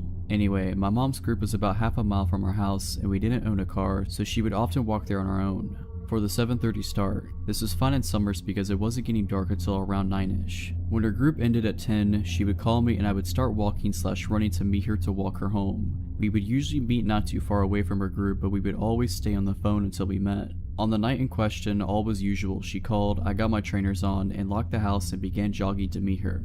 I usually ran because it was good training for my rugby. In order to meet my mom, I had to cross up our local park and go through a dark patch of trees behind some of the local houses. It was usually just before these trees that we met. Anyway, I'm running and my mom's walking. We are talking about her evening and who was there when she suddenly says, Joe, hurry up, I think someone's following me. My heart rate goes through the roof and I start to panic, so I start sprinting still with some way to go until I meet her. I tell her to stay calm and keep her updated on my position. My mom is tough but short. I hear my mom scream through the phone and also hear it in the distance ahead. "Get away from me, what do you want? I don't have any money and you can have my phone if you want." This panicked me. I ran like I had never run before. The distance I had to cover usually took me a good 45 to 60 seconds to run, but I did it so much faster. By now I can see them in the distance. My mom's screams were piercing through me. I could see the guy has her by the hair and is dragging her about. She was fighting him all the way. I shouted, "Get off of my mom," and charged in. He was tall and lean but had hardly any weight to him. What happened next is something of a blur, and only through me and my mom talking about it have we come to some conclusion on what really happened. And the guy's injuries, of course. He saw me and immediately let go of her. She fell to the ground sobbing and tried to run. I caught him fairly easy and took him to the ground hard. My mom says I took him clean off the ground before smashing his head/shoulder into the ground. He grunted and we rolled, but I beat him up. It's at this point that I blank out, but apparently I hopped over the guy, headbutted him, and repeatedly beat his face. Someone from the houses behind had heard the screams and called the police. One guy from the street was a policeman and had come out to investigate. I remember him dragging me off the guy, and it was then that I saw the blood and scratch marks on my arms. He had clawed me, but I hadn't noticed it. The police arrived quickly and we had to be interviewed by them, which is all still a bit blurry. Apparently the off-duty cop had thought I was the attacker, as I suppose anyone would have seen me beat up the guy. The guy was on their records as a thief. He had mugged a girl in town not that long before. When police interviewed him, he claimed that he was just robbing her, but I'm not sure. He's in prison now, thankfully. You never think of bad stuff will happen to the ones you love until it happens. So, guy who attacked my mom, let's not ever meet again. In 2012, I worked at a tanning salon in a strip mall. It was across the street from a Walmart that was always crawling with strange people. The strip mall that my salon was located in was poorly lit at night. There was a sushi restaurant and an auto zone, but other than that, the other stores were vacant. We were open until 10 p.m. while the other two businesses closed around 8 or 9. The salon was never overwhelmingly busy, so there was always only one person working at a time. My best friend also worked at the company, and the salon she worked at was a 15-minute drive from mine. This detail is important later. I'm a night owl, so I worked the 3 to 10 p.m. shift every weeknight. At some point in time, I started getting strange phone calls at 8 p.m. every night. It started off strange, but nothing to be alarmed about. The first time he called went something like this. Caller, hi, I'm conducting a survey on women's shopping habits and I figured calling a tanning salon run by women would be a good place to start. We also send out a gift if you participate in our surveys. Okay, caller, do you typically wear jeans, yoga pants, leggings, skirts, shorts, or dresses? Feel free to list which of each you wear. Me, I wear all of those. Caller, great. Now when you wear dresses or skirts, do you ever wear pantyhose? Me, not unless it's winter. Caller, so how many tights or pantyhose do you own? Me, I have no idea, like 5? Caller, that is great, so would you be interested in us sending you some free pantyhose? Me, I'm not really interested, I don't wear them enough to care. Caller, okay, totally understand. Would it be okay if I call you for a survey in the future? Me, sure. Caller, when do you typically work? Me, every weeknight. Caller, okay, great, talk soon. I shouldn't have given some random person my work schedule, but they were already calling my job, so there was no denying this person could find me if they wanted. Honestly, I didn't think anything weird about the call at the time. Later in the month we had a store meeting and the weekend sales associate said she had gotten a few weird calls from a guy breathing heavily and asking her questions. She didn't go into details, so I didn't make a connection. The next few times he called me, it seemed normal enough. One survey was on skirts and skirt length and brands. The next was about dresses and their lengths and brands. He kept offering to send me pantyhose though. I kept telling him I don't wear them. He always said, okay, I just want to make sure I am offering them after every call as it is protocol. Then the last survey he called to have me do really scared me. Caller, when you wear dresses and skirts, do you wear panties? Me, yes. Caller, what material are they? Silk, satin, cotton, lace? Me, I'm not really comfortable with this. I think I'm done with the surveys. Caller, come on, I just want to know what you wear under that dress. I'll bring you some panties and nylons right now. Me, no thank you, please do not come here, goodbye. I hung up and freaked out. I called my friend at the other salon and told her about what just happened. She told me the same guy had been calling her location trying to talk to girls about pantyhose and panties too. She said he had even described to one girl what she was doing while she was on the phone with him. The salon she worked at had glass front windows with a desk facing toward the window. My salon also had a glass storefront but the desk faced the wall.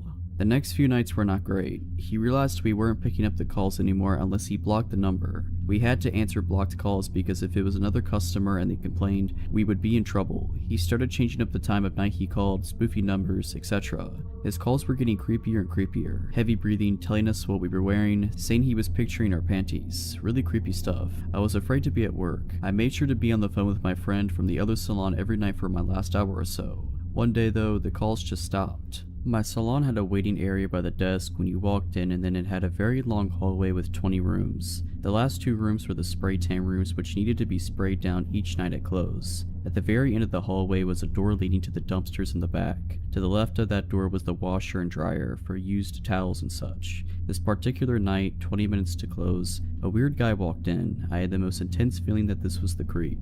I acted normal and asked him his last name. I'd never been here before. Okay. I explained to him how much a single tan on a regular night cost, like $24. I explained our packages, etc., but I knew my words were falling on deaf ears. He just stared at me with his mouth wide open, breathing heavily. He asked for the most basic bed for 5 minutes. Okay, huge red flag. Why even come in? I put him in the bed and immediately got on the phone with my friend from the other salon. She was the manager at our salon, so she decided to close shop early and race over to me just in case I needed her. I had the back door propped open as it was hot in the salon and I wanted to get a cross breeze going while I cleaned the rooms. The dryer was also running, which could have impacted my hearing. I was in one of the rooms near the front sweeping when I realized it had been 15 minutes and I hadn't heard this guy walk toward the front door yet. I had hoped he would just leave while I was sweeping up in a room so I wouldn't have to deal with him. So I go down the hall to listen outside the room he was in. The room was empty. He clearly had not used the bed as there were no marks or anything and the glass remained clean. I called out to see if he was still in the salon. Sir, no response. I called my friend so fast. I had a horrible feeling of dread. Where are you? I yelled into the phone. I'm pulling up, relax. Did he leave yet? She asked. I frantically explained to her what happened and told her loudly so he would hear if he was still in the store. Bring your bat. My friend comes in about 3 minutes later with a steel bat. Together we started going in rooms one by one. When we got to the 6th room, we heard the back door slam shut hard. We ran to it and locked it. We still checked the other rooms, but we both knew what had happened. He had been hiding in one of the empty rooms and bolted when he realized what we were doing. I don't know what the guy's plans were for me that night, but I'm also thankful my friend was there to save me. So tanning salon perv, let's not meet. About 7 years ago, when I was 17, my parents were out of town for a weekend and left me at home. This is a pretty common occurrence. My parents trusted me. I would usually spend these weekends away staying with friends or family, as my parents' house is a bit creepy to be alone in, even during the day. We live in a small rural town where everyone knows each other, and generally it's pretty quiet and pretty safe. Saturday I was supposed to stay with a friend, but her parents decided at the last minute not to let me stay. It wasn't a big deal that I had to leave. I was somewhat prepared to have to go home because her parents got weird about company sometimes. I left her house, which is about 15 minutes away from my parents' house, at around 9:30 or 9:45. While I was on the way home, I got a weird feeling that I can't really explain. I just knew that I didn't want to go stay at my parents alone. I called my brother and asked if I could stay with him. At the time, he was living with a woman who had a small child. He told me it would be quieter and easier for him to just come stay with me, since his dog would bark if I tried to come in the house. He said he would be at our parents' house in 20 minutes. After hanging up, I decided to stop at a gas station and grab a snack before going home so that my brother would be there when I got there. I pulled into the gas station. There were only a few cars in the lot, which is typical because this is a small town in the rural south where everything pretty much stops after 8 p.m. I parked and walked up to the door. There was a man standing outside the door smoking. He opened the door for me without saying anything. This is normal southern hospitality. I smiled and thanked him. Inside there was another man standing by the door. I noticed him staring at me as soon as I came in. He gave me that gross up and down look and said something to the effect of, "Hey, what are you doing alone?" Creepy. I just ignored him and walked towards the back of the store. He yelled after me and called me a name. I still ignored him. I figured he was drunk or high or just a jerk. Most people around here talk a big game but rarely back it up. I wasn't scared, just annoyed. I got my snacks and paid at the counter. When I walked back up to the door, both of the men were gone. I was happy to not have to deal with any more catcalling. I began walking across the lot towards my car, which was probably around 100 feet away from my door. As I was walking, I looked down on my phone to see if enough time had passed for my brother to be at my parents'. When I looked up, the guy who had hit on me was standing at the pump staring. I looked at him for a second and continued walking. "Hey, you know you're supposed to answer a man when he speaks to you," he said. I remember saying something snarky back to him and getting in my car. He looked pissed at my sarcasm. I locked my doors as soon as I was in the car, started it, and was thinking of nothing but getting home to eat my snacks and hang out with my brother. A put my car in gear and realized the man had disappeared. I looked around before pulling out of my parking spot, only to realize that both men were sitting in a car facing mine across the lot. They were both staring at me and talking, occasionally even pointing toward me. I just stared at them, defiant and pissed. I didn't want them to think they scared me at all. While we were sitting having our staring contest, the man who had opened the door for me smiled and gave me the finger across the throat gesture, as in, "You're dead." I rolled my eyes and pulled out the gas station, annoyed. To my dismay, they pulled out behind me. I hadn't been scared up until this point because, as I said, most people here are a lot of talk with no follow through. Instead of going home, I took a few back roads that connect back in a sort of circle to see if they were really following me, which of course they were. When they realized I was testing them, they drove up really close to me and started laying on the horn. I couldn't see their headlights, they were so close. I called my brother and told him what was going on. He told me to come home and he would handle it. I started driving home. The two guys were still in my car blowing the horn. Even with my detours, I was only about 3 to 4 minutes from my parents' house. I slowed down to pull in the driveway and was immediately relieved. At the end of my driveway, my brother was standing hands crossed in front of his stomach, clearly holding a pistol. I drove around him into the yard. The two guys actually started to pull in behind me until they saw my brother, then they hightailed it out of there. I have no idea what they would have done if I had stopped somewhere alone or kept driving. I'm thankful my brother was there. This past New Year's Eve, I went away for the night with my two best friends and one of their moms. I was home for the holidays from college, and my friend Sarah invited me to go to Palm Springs to celebrate New Year's with her mom and our friend Rachel. I didn't have any other plans, so I decided to go with them. We went to a cool city about an hour from where we live that is big on shopping and resorts. We planned to have a pretty calm night, watch the ball drop at a block party thing downtown, have a few drinks at a bar. Since we're on the west coast, the ball drop is at 9, so at around 8, we ventured from our hotel, walking to the block party about a mile away. On the way, we passed by a very lively bar. We decided to stop by and spend 15 minutes dancing, but didn't get any drinks. We continue on to the block party, get some dinner, a glass of champagne. The ball dropped and they had a DJ, so we spent about an hour there dancing. After we got tired of it, we decided to head back to the bar and hang out there until midnight. Once we get there, Sarah's mom pays for a drink for each of us, but leaves soon after that because she was tired. It's about 10:30 at this point, and Sarah, Rachel, and I are enjoying our drinks and having fun dancing. Rachel tried some of my drink since it was the one she hadn't had before. I went back to the bar to get a second drink, and that's the last thing I remember. The rest I've gathered from Sarah and Rachel.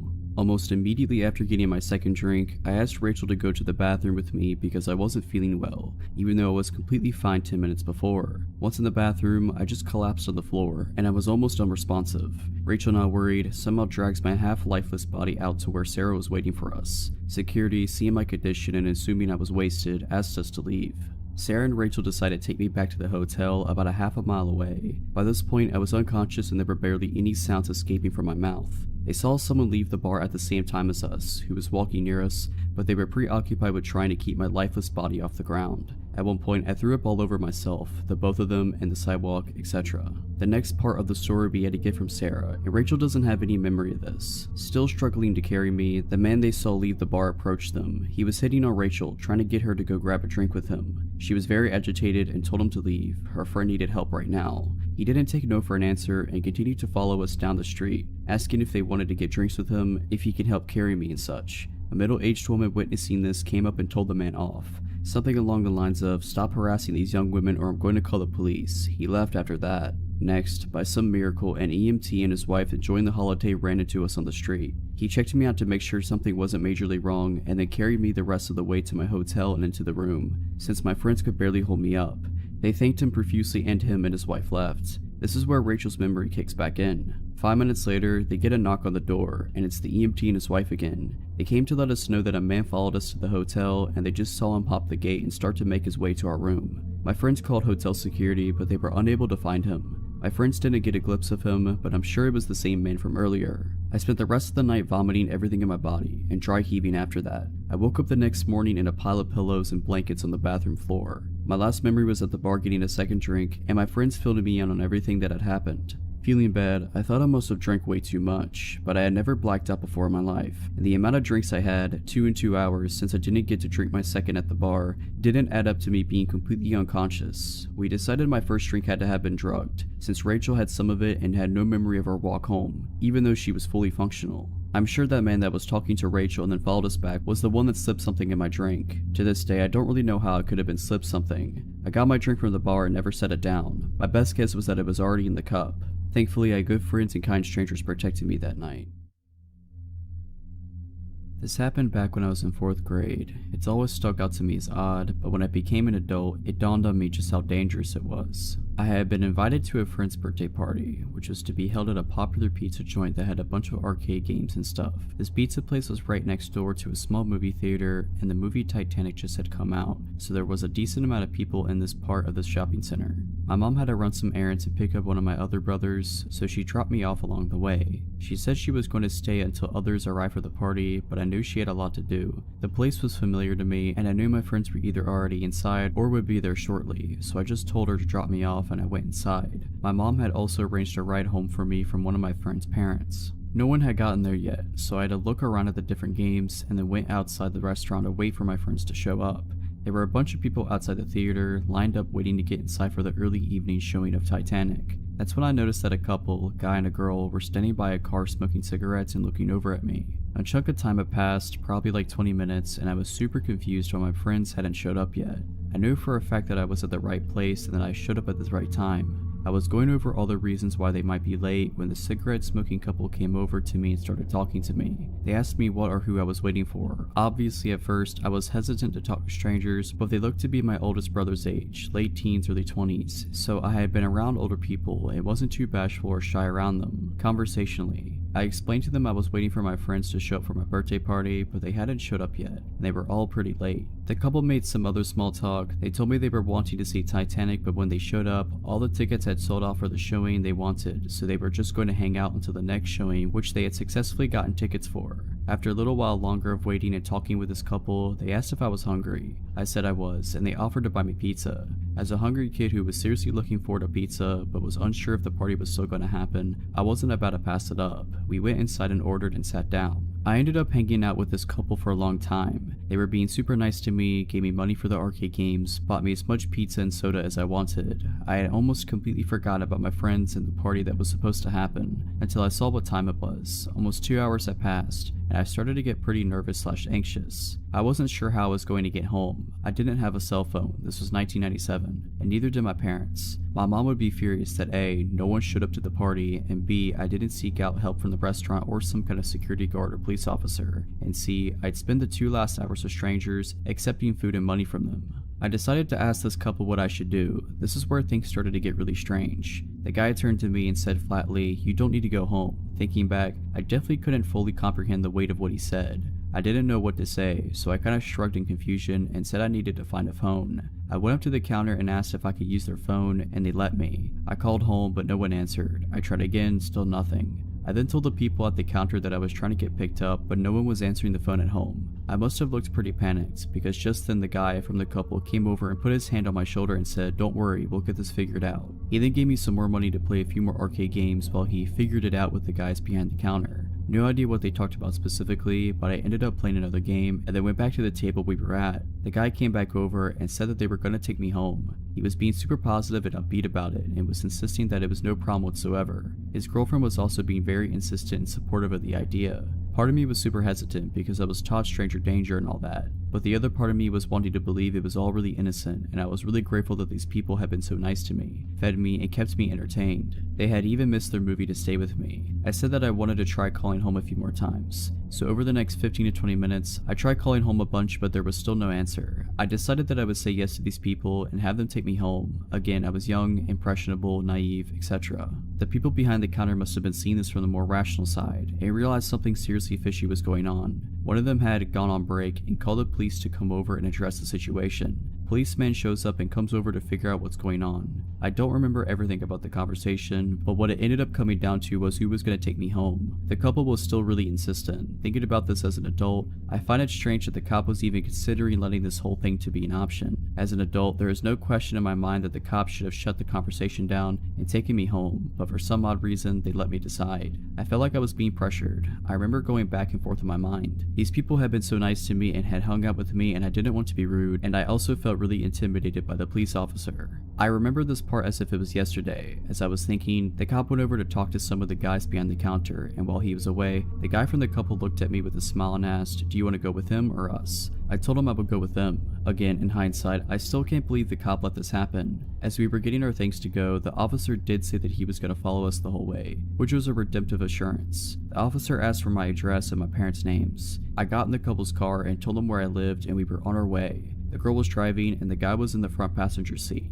The entire drive, the guy was looking over his shoulder out the back window, glancing back and forth between me and the cop following behind us. We pulled up to my house and I went up to the front door while both the couple and the cop were parked on the street. Opened the door, went inside, and saw that my mom was looking out the window with a very confused and concerned look on her face. She went outside and found out all that had happened and was furious. I didn't tell her the specific things that the couple had said to me. Again, I didn't understand the full gravity of the whole situation until years later. Going through the whole scenario in my head, if the cop hadn't followed us, I more than likely would have been abducted. Thinking about all the things that they had said and done, befriending me and feeding me and giving me money to play games, was them totally trying to come across as disarming and trusting and friendly. A totally screwed up situation that could have been so much worse. Hard to think about. I'm almost 30 now and have kids of my own, and thinking about them in this kind of situation makes my blood boil. At about 8 p.m. last night, I was walking with a friend of mine, Sally, about a mile to the closest cafe. We're both girls in our early 20s, neither of us own cars, and Sally didn't have her Opal card, which is an automatic ticketing system for public transport, so walking was our only option. It's summer over here, so it was still fairly well lit and we were walking down main roads, so we weren't too concerned. We finally arrive at this cafe and sit down. I was paying, but I only had my credit card and sure enough, it was cash only. Sally was on the phone when I got back from the counter, so I just gestured for her to stay put and guard the spot while I went to go get cash. This is my home suburb, so I know there's no ATMs around and my best bet is a gas station about a block away. I'm doing a light jog so I don't keep Sally waiting, and when a balding, sweating guy probably in his late 40s with a tank top and no shoes come pacing behind me as I pass the corner of the block. He walks behind me for about 100 meters. I didn't really think much of it. The gas station was the next building along. It seemed like he had just come out of a nice suburban house along the street and it wasn't the witching hour, so I just assumed he was going to the station like me. He didn't even cross my mind as I entered the tiny convenience store, nor did he follow me in. In my peripheral, I saw him walk past the door and out of sight. I looked around for an ATM they sometimes have inside. No such luck, so I go up to this man in his 30s at the desk and reluctantly ask if they're able to do cash out. He smiles and says, "Of course," and then asks, "Is he with you?" I have no idea who he's talking about at first, and then he points to the man from earlier, pacing around outside the store. Keep in mind, he didn't look at all menacing. He wasn't going back and forth just outside the door. He was drifting in the space outside, from the pavement to the gas pumps to the storefront, seemingly aimlessly. I assumed he was on drugs. I tell the clerk no, not thinking much of it at all. He says, "Oh, he was staring at you before. I thought he might have been your dad." I laugh it off. I honestly wasn't concerned at all. He was still ambling around outside and I couldn't imagine him having a fixed gaze on anything. I thank the clerk for the cash, but before I turn away to leave, he says, "Just wait and see if he leaves first." We wait for a few minutes in silence and the guy begins to pace back and forth directly against the front wall of the store, looking straight ahead and never into the store. It still looked like the man was just on a drug-induced amble and seemed harmless. Not once did I catch his gaze, so I figured it would be safe to just slip out the door and walk back to the cafe in the fairly bright light of dusk, especially since Sally was texting me at this point asking, "Where are you?" I thank the guy at the desk once again for his concern and assure him that I don't know the guy and I'm not involved in some weird scheme to rob the store and head for the door. The clerk asks if I want him to walk out with me. I say that I should be alright and begin walking away from the block. As I leave the store, the drifty man stops pacing and makes a beeline for me from the other end of the building. I seriously didn't think much of the guy at all until this point, but for the first time he was briskly walking in a straight line towards me. The hairs on the back of my neck stand up and I start power walking so that he doesn't think I'm actively trying to escape him. Still trying to convince myself that I'm just being paranoid and should be more casual. I don't look behind me to see how close he is. I've reached the pavement on the other side of the gas pumps when I heard the clerk run outside. He's yelling at me, "Go, run, run." I make a break for it, looking over my shoulder. He's grabbed the man by his shoulders from behind. The balding man isn't even glancing behind him or trying to escape. He's just watching me run away. I keep running until I've crossed the road and then turn around, standing still. The clerk is still holding onto the odd, staring man. The clerk and I are just looking at each other in bewilderment, not really knowing what to do. He makes a hand gesture to go and I gesture my hands thanks, you know, to clasp your hands together and shake them a bunch of times. I got back to Sally with the cash and bought food, before walking back home a different way. Overall, odd guy at the gas station, let's not meet. Nice gas station attendant who went well out of his way to help my naive self. I'm definitely glad we met. I was selling my old car as I had bought a new one. I posted it on a couple of selling sites and Facebook. I arranged 2 visits that day and was home alone. It was broad daylight, so I assumed everything would be fine. The first one that came made an offer a little lower than what I was looking for, so I said I would get back to him later as I had another viewing. The guy from Facebook pulled up in a blacked out Range Rover and 3 other guys got out. I opened the car and explained why I was selling the car. You know when you just get a bad feeling? I wasn't sure why 4 people would need to come view an 8-year-old car. He asked if he could take the car for a drive. At this point, I was not going to get in the car with him, so I said, yeah, take it, I'll wait here with your friends. He asked me to get in the car. What if you just took it? I said, well, it wouldn't matter, that's what insurance was for. I was not getting in the car with him. The 3 guys left and didn't even speak to me, just to themselves, and I found that odd, but it made me feel very unsure if the car would come back. The car was not putting up a fight for or arguing over. He then pulled back up. He got out and offered the same price as the other guys earlier buying the car for his daughter. He wanted me to get in the car with him to go collect the cash. I said it was fine, his friends could take him if he needed to go, but I had another viewing and I would contact him later. I didn't want to walk back to my house as I had now decided to sell to the other guy as they were just giving me the creeps. He then offered more than honestly the car was worth if I went with him now. I said no and locked the car and started walking towards the main street as I had seen my neighbor walking down and shouted to him and his dog. They spoke to each other and drove off. I texted the other guy and told him the car was his and he was welcome to come over anytime to get it. I sorted and filled out the V5 and off he went. That night from my living room, the black Range Rover came back and parked outside. I live in a cul-de-sac, so I am set back to where we had been. I told my husband and he looked out and he said that was strange, and then my phone started blowing up. I politely said the car had gone and that I was sorry but I couldn't help. The car drove off and came back again 30 minutes later. This happened about 3 times that night and was a bit strange, but thought nothing more of it as the next few days nothing happened. On the Friday 4 days later, I finished work early and get back and get the dog ready to go out. We were going to head straight to the park and run like the wind. As I got to the end of the cul-de-sac, the same car pulled up and one of the guys jumped out and said hello. I held the lead tighter and my dog was thoroughly unimpressed. She gave a bit of a grumble and he asked if he could pet her. I said no, she's a guard dog and doesn't like to be touched, and went to walk up to me. He then grabbed my arm and the dog latched into his forearm. Q was screaming there was only one other guy with him in the car and he jumped out and started to shout. This is the most placid and loving dog you will ever see, and to be honest, it was a warning nip, as if she had meant to really hurt him she would have gone through the bone. His friend was shouting and pulling him away. I called her back and got her to sit with a few neighbors and came out when they went towards their car. I haven't seen their car since, but honestly I wouldn't sell something that meant someone had to come to my home online again. So a stranger who clearly wasn't interested in the car, let's never meet again.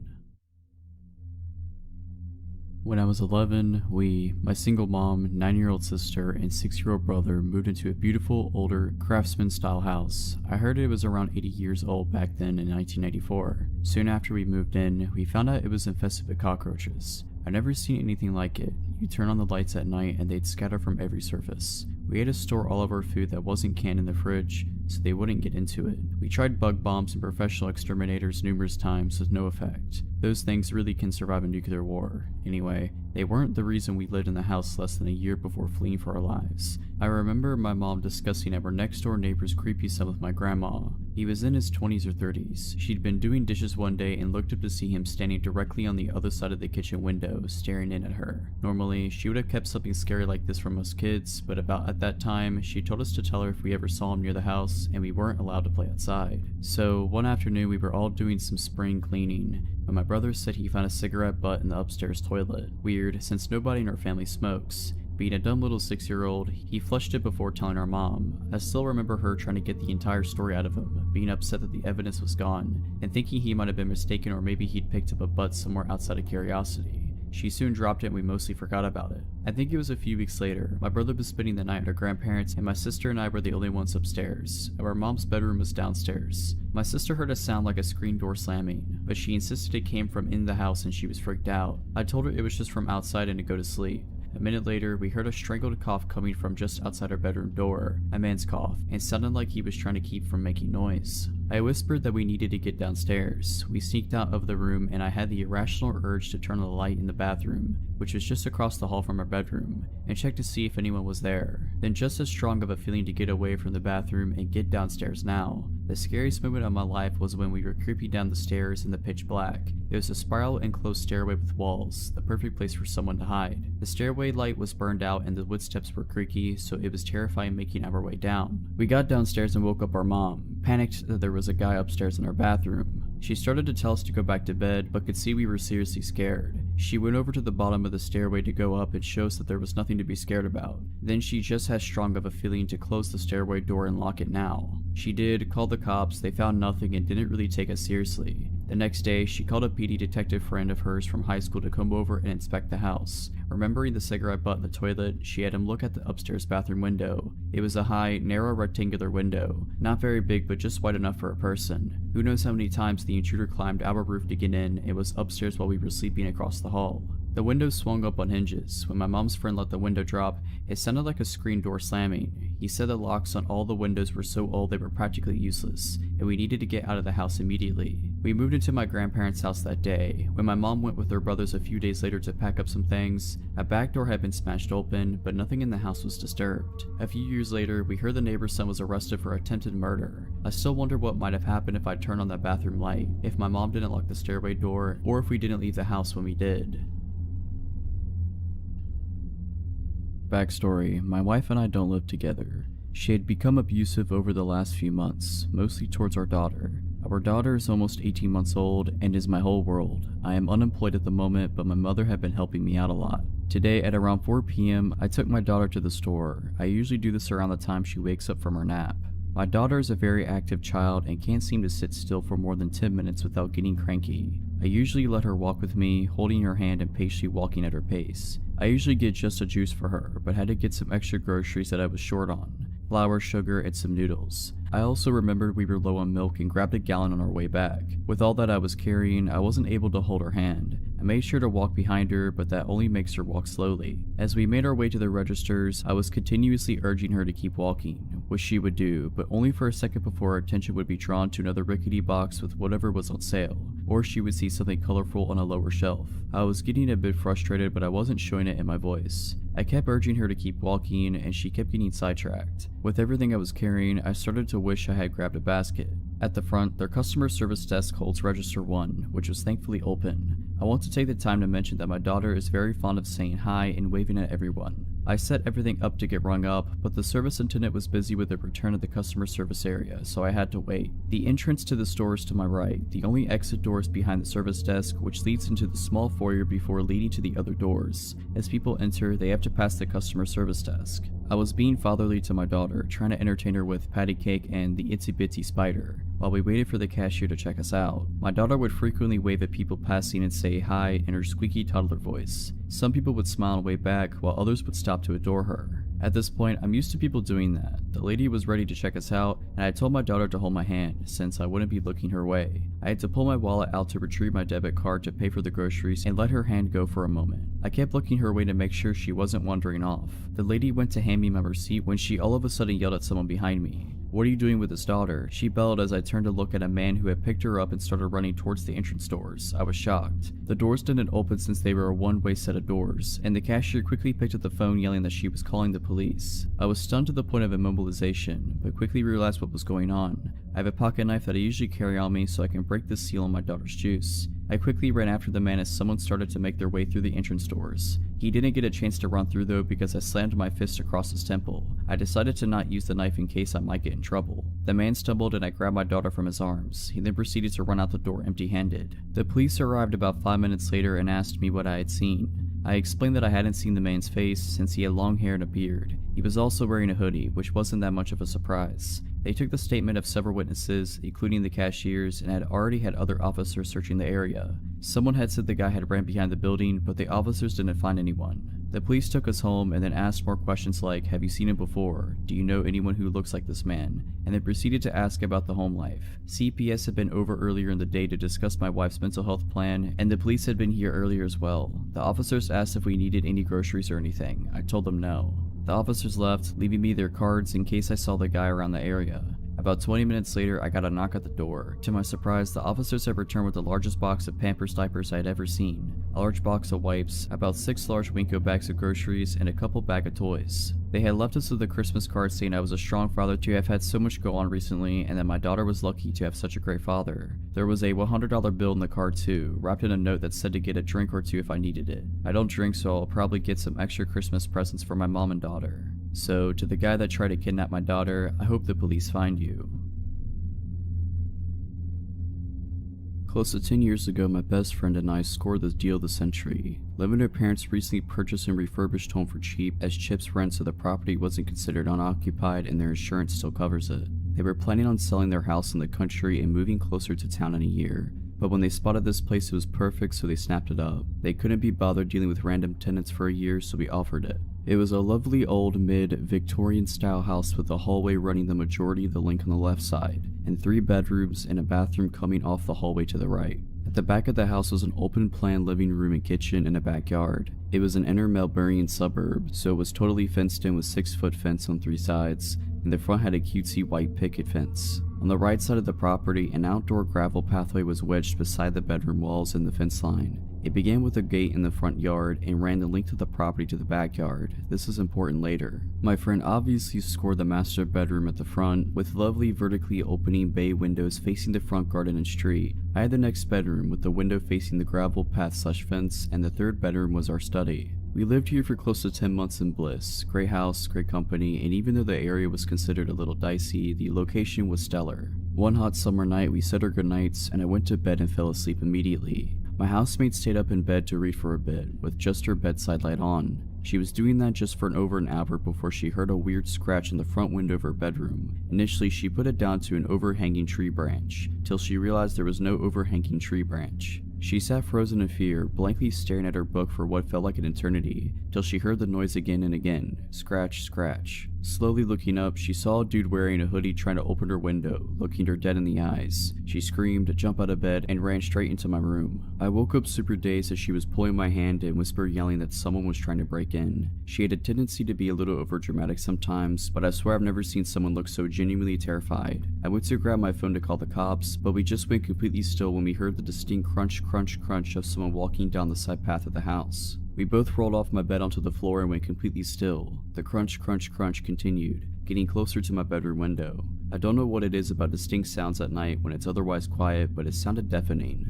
And then I realized why it was so loud. My window was wide open. I jumped up, slid the window down, and slammed the lock shut just as he reached the window. He looked at me, but he didn't react at all. He just calmly tried to open the window, but when he realized he couldn't, he continued down the pathway to the backyard. I was extremely terrified now, and my housemate was crying. I sprinted to the back door to thankfully find it locked, and ran back to my room and called the cops. I didn't know what the cops knew that we didn't, but they must have broken a land speed record to arrive all at 3 minutes later, lights and sirens off. We saw them go down the side path, guns drawn, straight to the backyard. There were some noises from the yard, then a knock at the back door a moment later, and the police identified themselves. Turns out the dude had vaulted the back fence, and another patrol car was headed to the next street over to look for him. The 2 cops at our place asked if we were okay, and then asked if they could come in and look around. They managed to calm us down whilst making sure the place was safe. They took our statements and they asked if there was anyone we could stay with tonight. My housemate and I stayed at our boyfriend's place for a few nights after that, and when we stayed in the house, it was never the same. We felt completely violated, and ended up moving out a few weeks later. We never found out if the dude was caught, but there was a random stabbing a few nights after the incident at the train station 2 streets over. If it was related or not, I don't know, but all I can think is that we were so lucky that it went the way it did.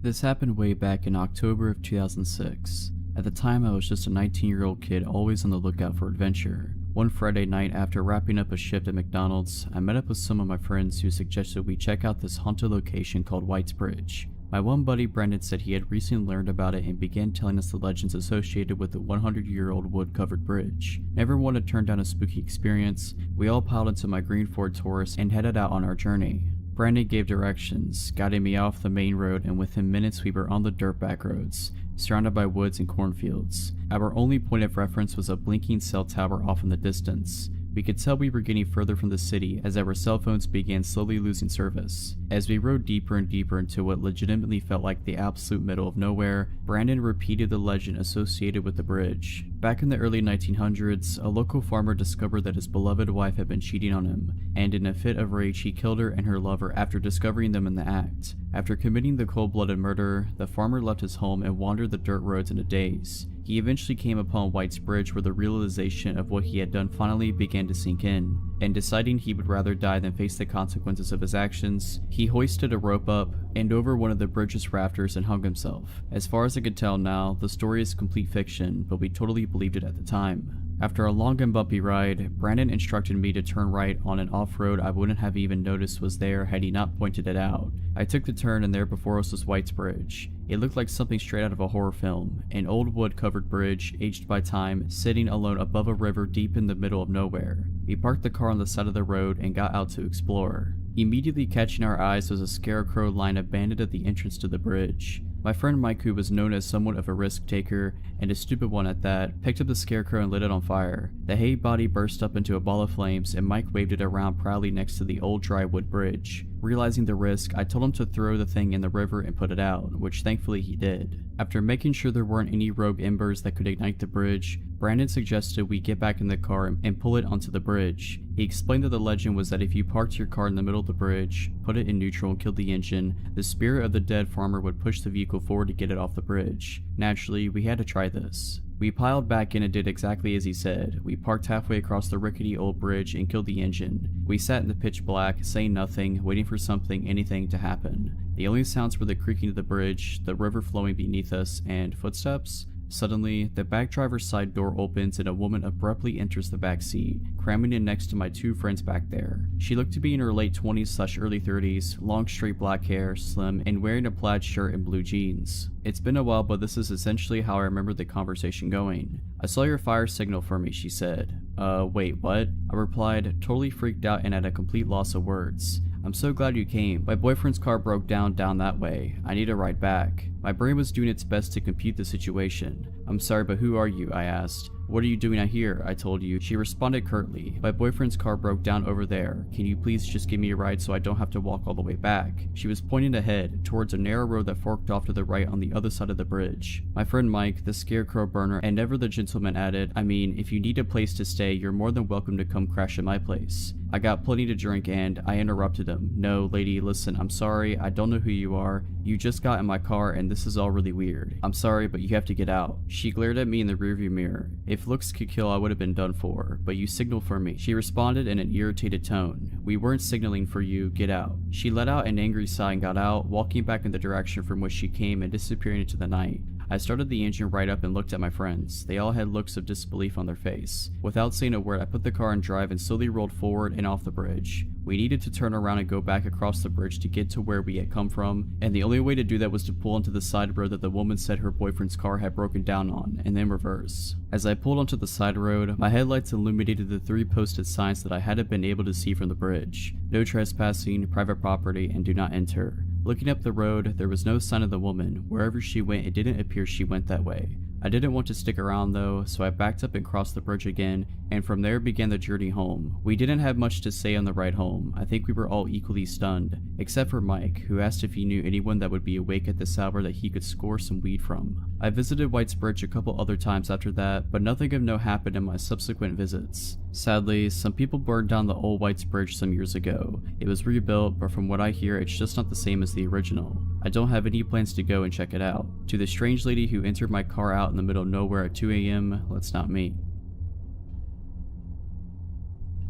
This happened in 2019. I was in my second year of college and living in a townhome about a 10-minute walk from campus. I lived with 2 other girls at the time, but they were all back at their parents' house for the holiday. I work in healthcare and was working Christmas this year. A little bit of backstory: there used to be 4 of us living there, but one girl had moved out due to issues with her boyfriend. He was a jerk who abused our kindness and allowing him to stay there, was only supposed to come every so often but basically ended up living there. We told her she needed to kick him out after an incident with him one night after he got physical with her and verbally abusive with the rest of us. She wouldn't listen and we told her we would have to talk to the landlord then. Long story short, she ended up moving out and left on bad terms with us. At this point, it was affecting everyone and we didn't feel safe with him there, etc., so she moved out. Okay, so back to the story. It was Christmas Eve and I worked the next day, so I was getting ready for bed, locked the doors, turned the lights off, and went downstairs where my bedroom is. I was scrolling on my phone for about an hour. It was Christmas Day at this point, when I heard what sounded like the chairs in the kitchen move. The kitchen is right above my bedroom. I thought maybe I was hearing the neighbors next door as we share the same walls and sometimes they can be loud, but I remembered one of them texting me and asking me to bring in a package they were expecting while they were all gone at home. The noise was short-lived, so I brushed it off.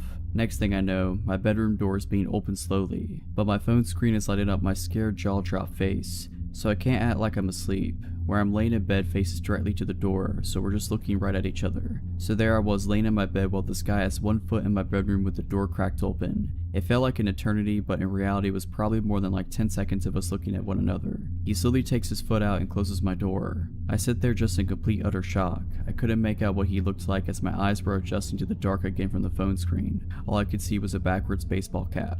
I knew I had to call the police, but my anxious self knew if I called, it would alert my parents' phones that I called. Me being dumb, I was like, well, I don't want to make them worry. Also, I was scared he might still be somewhere in the house, and I didn't know what he would do if he heard me call. So I text the guy I was seeing at the time and tell him, some random guy just broke into my house and came into my room. He snapped me out of it and told me to call the police, and so I did. The dispatcher asked me if I felt comfortable to go unlock the front door for them so they didn't have to break it down, and I told her no way, I don't care if the door is broken, I'm not going up there alone. A couple minutes later I see flashlights shining through my window. I hear the police knocking at the door and announcing themselves. They got in and asked me where I was. I came out of my room and they came and got me. They told me to wait on the back porch while 2 of them searched the house and 1 stayed with me. They didn't find anyone and I said nothing looked like it had been taken. They even tried to get fingerprints but were unsuccessful. They then started asking me questions and informed me that the back door was unlocked and had no signs it had been broken. I told them I had locked it. Luckily the guy I was talking to stayed with me that night, but I still couldn't sleep. I kept having to go check every inch of the house over and over. I placed chairs under the door handles on the front door, back door, and my bedroom.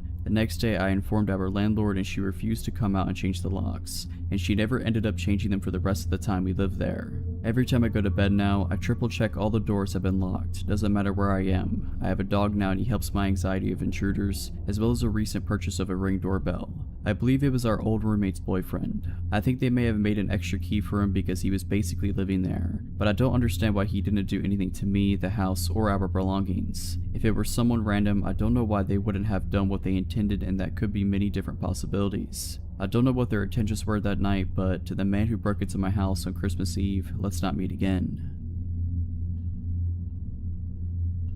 Over the summer, me, my fiance, and my stepdaughter, then 2 years old, went on a vacation to Presque Isle in Pennsylvania. We stayed there throughout the afternoon and decided to get dinner in a nearby town, Erie, Pennsylvania. We go there and see a water fountain that kids play in. We think our kid would like that, so we get food and take her there. Now it was kind of a pretty sketchy area, but there were also kids and it was still a little light out, like 6:37 p.m.ish. Me and my fiance sit down and watch our kid play for a bit. At some points our kid wants me to run in the water with her, so I do. I kinda keep going back and forth between playing with her and keeping my fiance company. After playing with my kid for a while, I come back to my fiance. She looked kinda pale and said, "Go get our kid. We need to leave right now." I didn't know what was going on, but I got my kid. As I was turning to go back and get her, I noticed a group of about 3 really weird guys staring intently at us. When I looked over, one of them stood up a little bit and was giving me a stare. I grab our kid and start following my fiance who was booking it. As we were walking away, she tells me that somebody is following us now. I look over and see the creepy looking, shirtless dude getting into his old, beige sedan behind us. My fiance explains to me that the same man kept approaching her whenever I would get up to run around with her kid. At first he introduced himself and tried talking to her. She thought he was being benign but just trying to hit on her. When I came back, he apparently bolted. I sat with her for a couple of minutes and then went back to play with our kid. Apparently, as soon as I went, he returned. He asked her if she was married to me. She said that we were going to be hoping that it was the end of that. He goes away before I came back to sit with her again. The third and final time I go to play with our kid, he apparently came back. He told her that she thought she was a beautiful lady and asked if that was her daughter, pointing to our kid. My fiance said yes, and the guy said that our kid was also a beautiful lady and that his night was going to be made, whatever that means. Q and I come in and we book it. We're walking back to our car, which is kind of far away.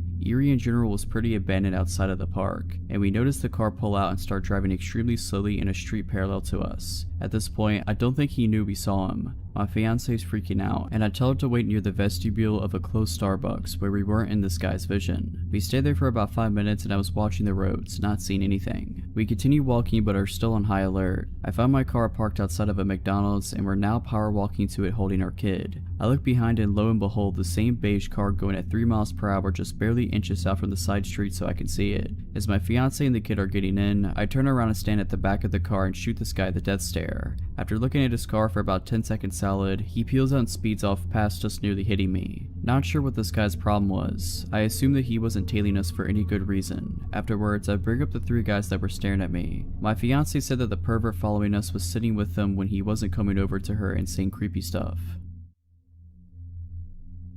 During college, I dated a fairly well-known and talented local musician named Tim. In the beginning, he was a loving, attentive, charismatic, seemingly normal partner. He made me mixtapes, cooked me my favorite meals, and dedicated songs to me at open mics around town. However, over the course of our year-long relationship, his mental health severely declined. He had the ability to appear lucid and normal around other people, but in private he began suffering delusions, compulsively lying, and creating art that focused on themes of murder. I was worried sick and his condition was exhausting, but I did my best to be kind, understanding, and supportive. I loved him and believed that he shouldn't have to struggle with this mental illness alone. One time he vanished without a trace for a full day. I found his apartment empty, lights on, front door wide open, phone on his nightstand. I took a few deep breaths and called all around the city for hours before finally discovering he had been involuntarily checked into a mental hospital. I did my best to be strong for him, seeing him every day during supervised visitation hour, bringing him his favorite books to pass the time, and holding him as he sobbed that it was all a mistake, that he did not belong there. It was surreal to see my boyfriend surrounded by visibly insane long-term psych ward patients. In retrospect, none of the staff ever told me the real reason why he was there, and I was too polite and naive to ask. Our relationship ended a few months later. I found undeniable evidence that he was cheating on me and, secretly relieved, confronted him. I told him to leave my apartment and never come back. He cracked. The gentle Tim I had known and loved melted away to reveal a new dark persona. He threatened to off himself with pills unless I took him back, but I was so extremely done that I called the police. They weren't much help, but Tim left. I blocked him everywhere and never contacted him again, but he left me insane voicemails from different numbers for weeks afterwards. I was relatively unshaken and things returned to normalcy. I graduated and got a sweet job in the same cool college city. 6 months later, I woke up to concerned texts from mutual friends saying that they didn't want to freak me out, but Tim was off his meds, clearly manic, and was posting a newly written song all over his social media. His best friend, who hadn't been in touch since before the breakup, sent me an apology along with a screenshot of the lyrics. That got my attention. The song was pretty explicitly about my murder, but in a sort of clever, disguised way. I checked his profiles myself from a friend's account, and he was posting dozens and dozens of totally insane rambling statuses, most of them about me. They flip-flopped between flowery love prose and murder imagery. His friends were reacting with concern, but a few egged him on, probably thinking he was just venting about his ex. I decided it'd be best to continue ignoring him, but I saved screenshots just in case. A few days later, while at work, I looked up from my computer to see Tim enter into the far side of the studio. My blood turned to ice. He was talking to my creative director. It looked cordial enough, and I saw Tim begin to casually scan the studio. I ducked down and bolted into my favorite project manager's office, slammed the door, and unleashed upon her what it must have been a nearly unintelligible explanation of what was happening. I was shaking so hard I could barely speak, but Nancy was amazing, and she understood almost immediately. She snuck me out of the building and drove me in her car to the police station, where I showed officers the screenshots and filed a report. My coworkers later told me that Tim was there to inquire about the open designer position. He is not a designer. He had brought with him a portfolio and an elaborately fabricated work history that sounded legit. At the end of his interview, he casually asked if I still worked there. He said we used to collaborate. Oh, and he had written a song for me, and it had been picked up by the local radio this morning. He asked my coworkers to let me know with warmest regards. That phrase still makes my skin crawl. He then left, found my abandoned car in the parking lot, and paced behind it until the police arrived. Unfortunately, he wasn't enough of a public menace for police to bring him in that day, but the incident helped me to secure a restraining order against him. My company was amazing too. I was deeply embarrassed about my literally insane ex coming to the studio, but the CEO filed trespassing charges against him and created an action plan to keep me safe if it happened again. Not long afterwards, I moved to a different city, and that was that. Haven't heard from him since. But I discovered the most alarming part later. His roommate at the time, Liz, went through a similar experience with him during his breakdown, and when he compared notes much later, she said she had seen a large axe in Tim's car the same week it had all gone down. She said that she was worried about Tim's Facebook activity, so she removed the axe and hid it. Tim was so angry that he completely trashed their house and never came back. And if our timelines are correct, that must have been just before he came into my workplace for his interview.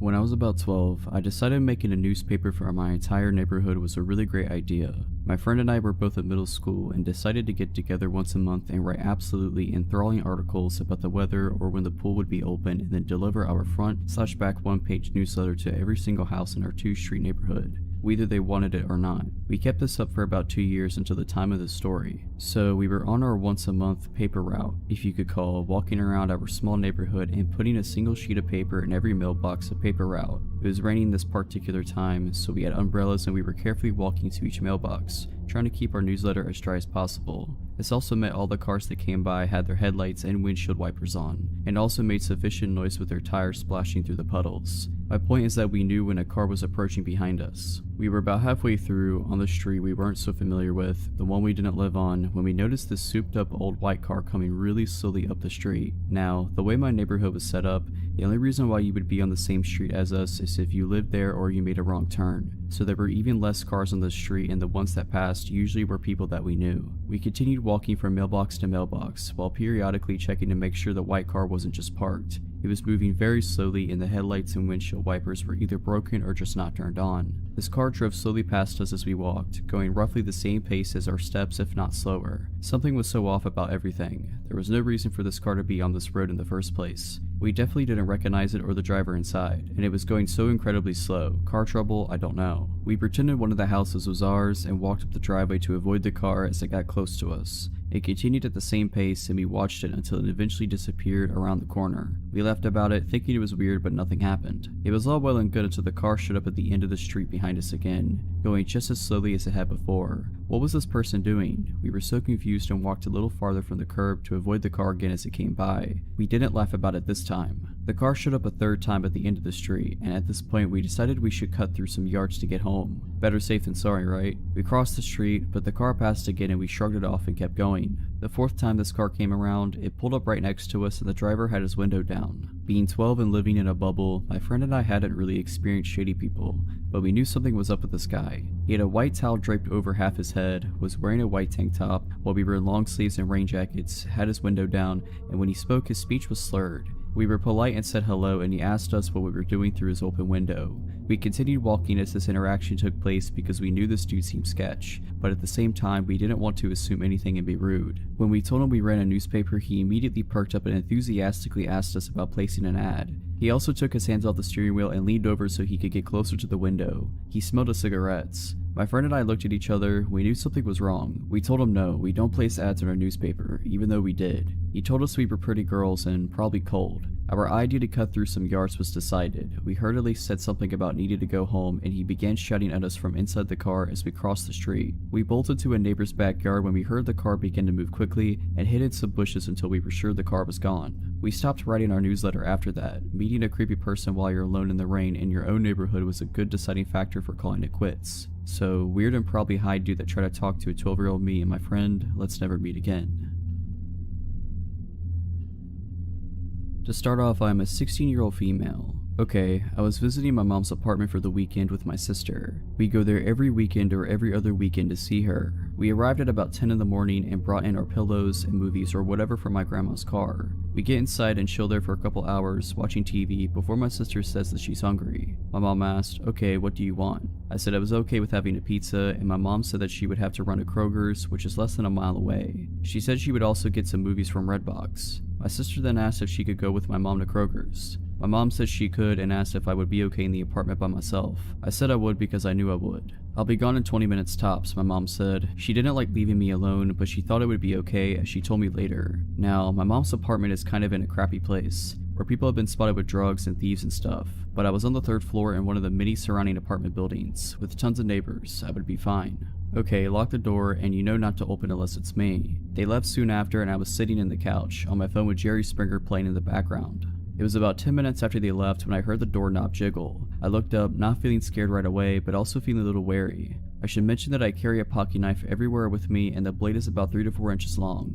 It was sitting on the coffee table in front of me when I got up to go to the door. I'm only 5'3" and I knew not to open the door, so I grabbed a chair and stood on it to look through the peephole. That's when I got scared. On the other side was some guy, just standing there trying to open the door. Of course, being how I am, I try to laugh myself out of being afraid because I had no reason to think he was going to do something to me. Maybe he just had the wrong room. I'd never seen him before and I don't know everyone in the building personally, but I had seen them all at least once, and he wasn't one of them. Hey man, I think you got the wrong room. He froze, his eyes glued to the door handle, and then at the peephole. He probably could tell exactly where I was when I spoke. I swear we made eye contact and the whites of his eyes were so yellow I thought he had jaundice. Then he all of a sudden started ramming his shoulder into the door, like full on shoulder ramming like in football. I jump off the chair and grab my phone and knife and run into a room with a window and lock the door. I call my mom's friend who lives in the apartment building across the street and start crying hysterically and said, Jess, someone's trying to break in, call the cops, bring Chris, please just get over here. She didn't even hesitate, I'll be right there. Within seconds of hanging up, I call my mom. The guy is still hitting the door and he's yelling in frustration now. My mom picks up after a few rings, and I tell her what I told her friend, and she was coming with Chris and she needed to get here quick. She was frightened and yelled that she was almost there. By the time I saw Jess make her way down 2 flights of stairs and across the road with her boyfriend, my mom was flying down the road and was there within mere seconds of me calling. They all race inside and I hear everyone yelling in the hallway. I unlock the door and peek outside of the apartment and see Chris holding the guy against the wall while my mom hugs me and Jess is screaming at him. Long story short, the police arrived and took my statement, and the man first denied it by saying, I thought it was my room, but then he ended up confessing that he wanted to see me and talk to me because he thought I was pretty. The police officers had him in handcuffs and ran a background check on him, and what came up wasn't surprising. He had a warrant for an assault charge on a woman and had been arrested for kidnapping. Yeah, I hope I don't have to experience that again. Alright, but that's it. I hope you enjoyed this video. If you did, make sure to subscribe to my channel, like this video, and comment something down below. But as always, Have a nice day.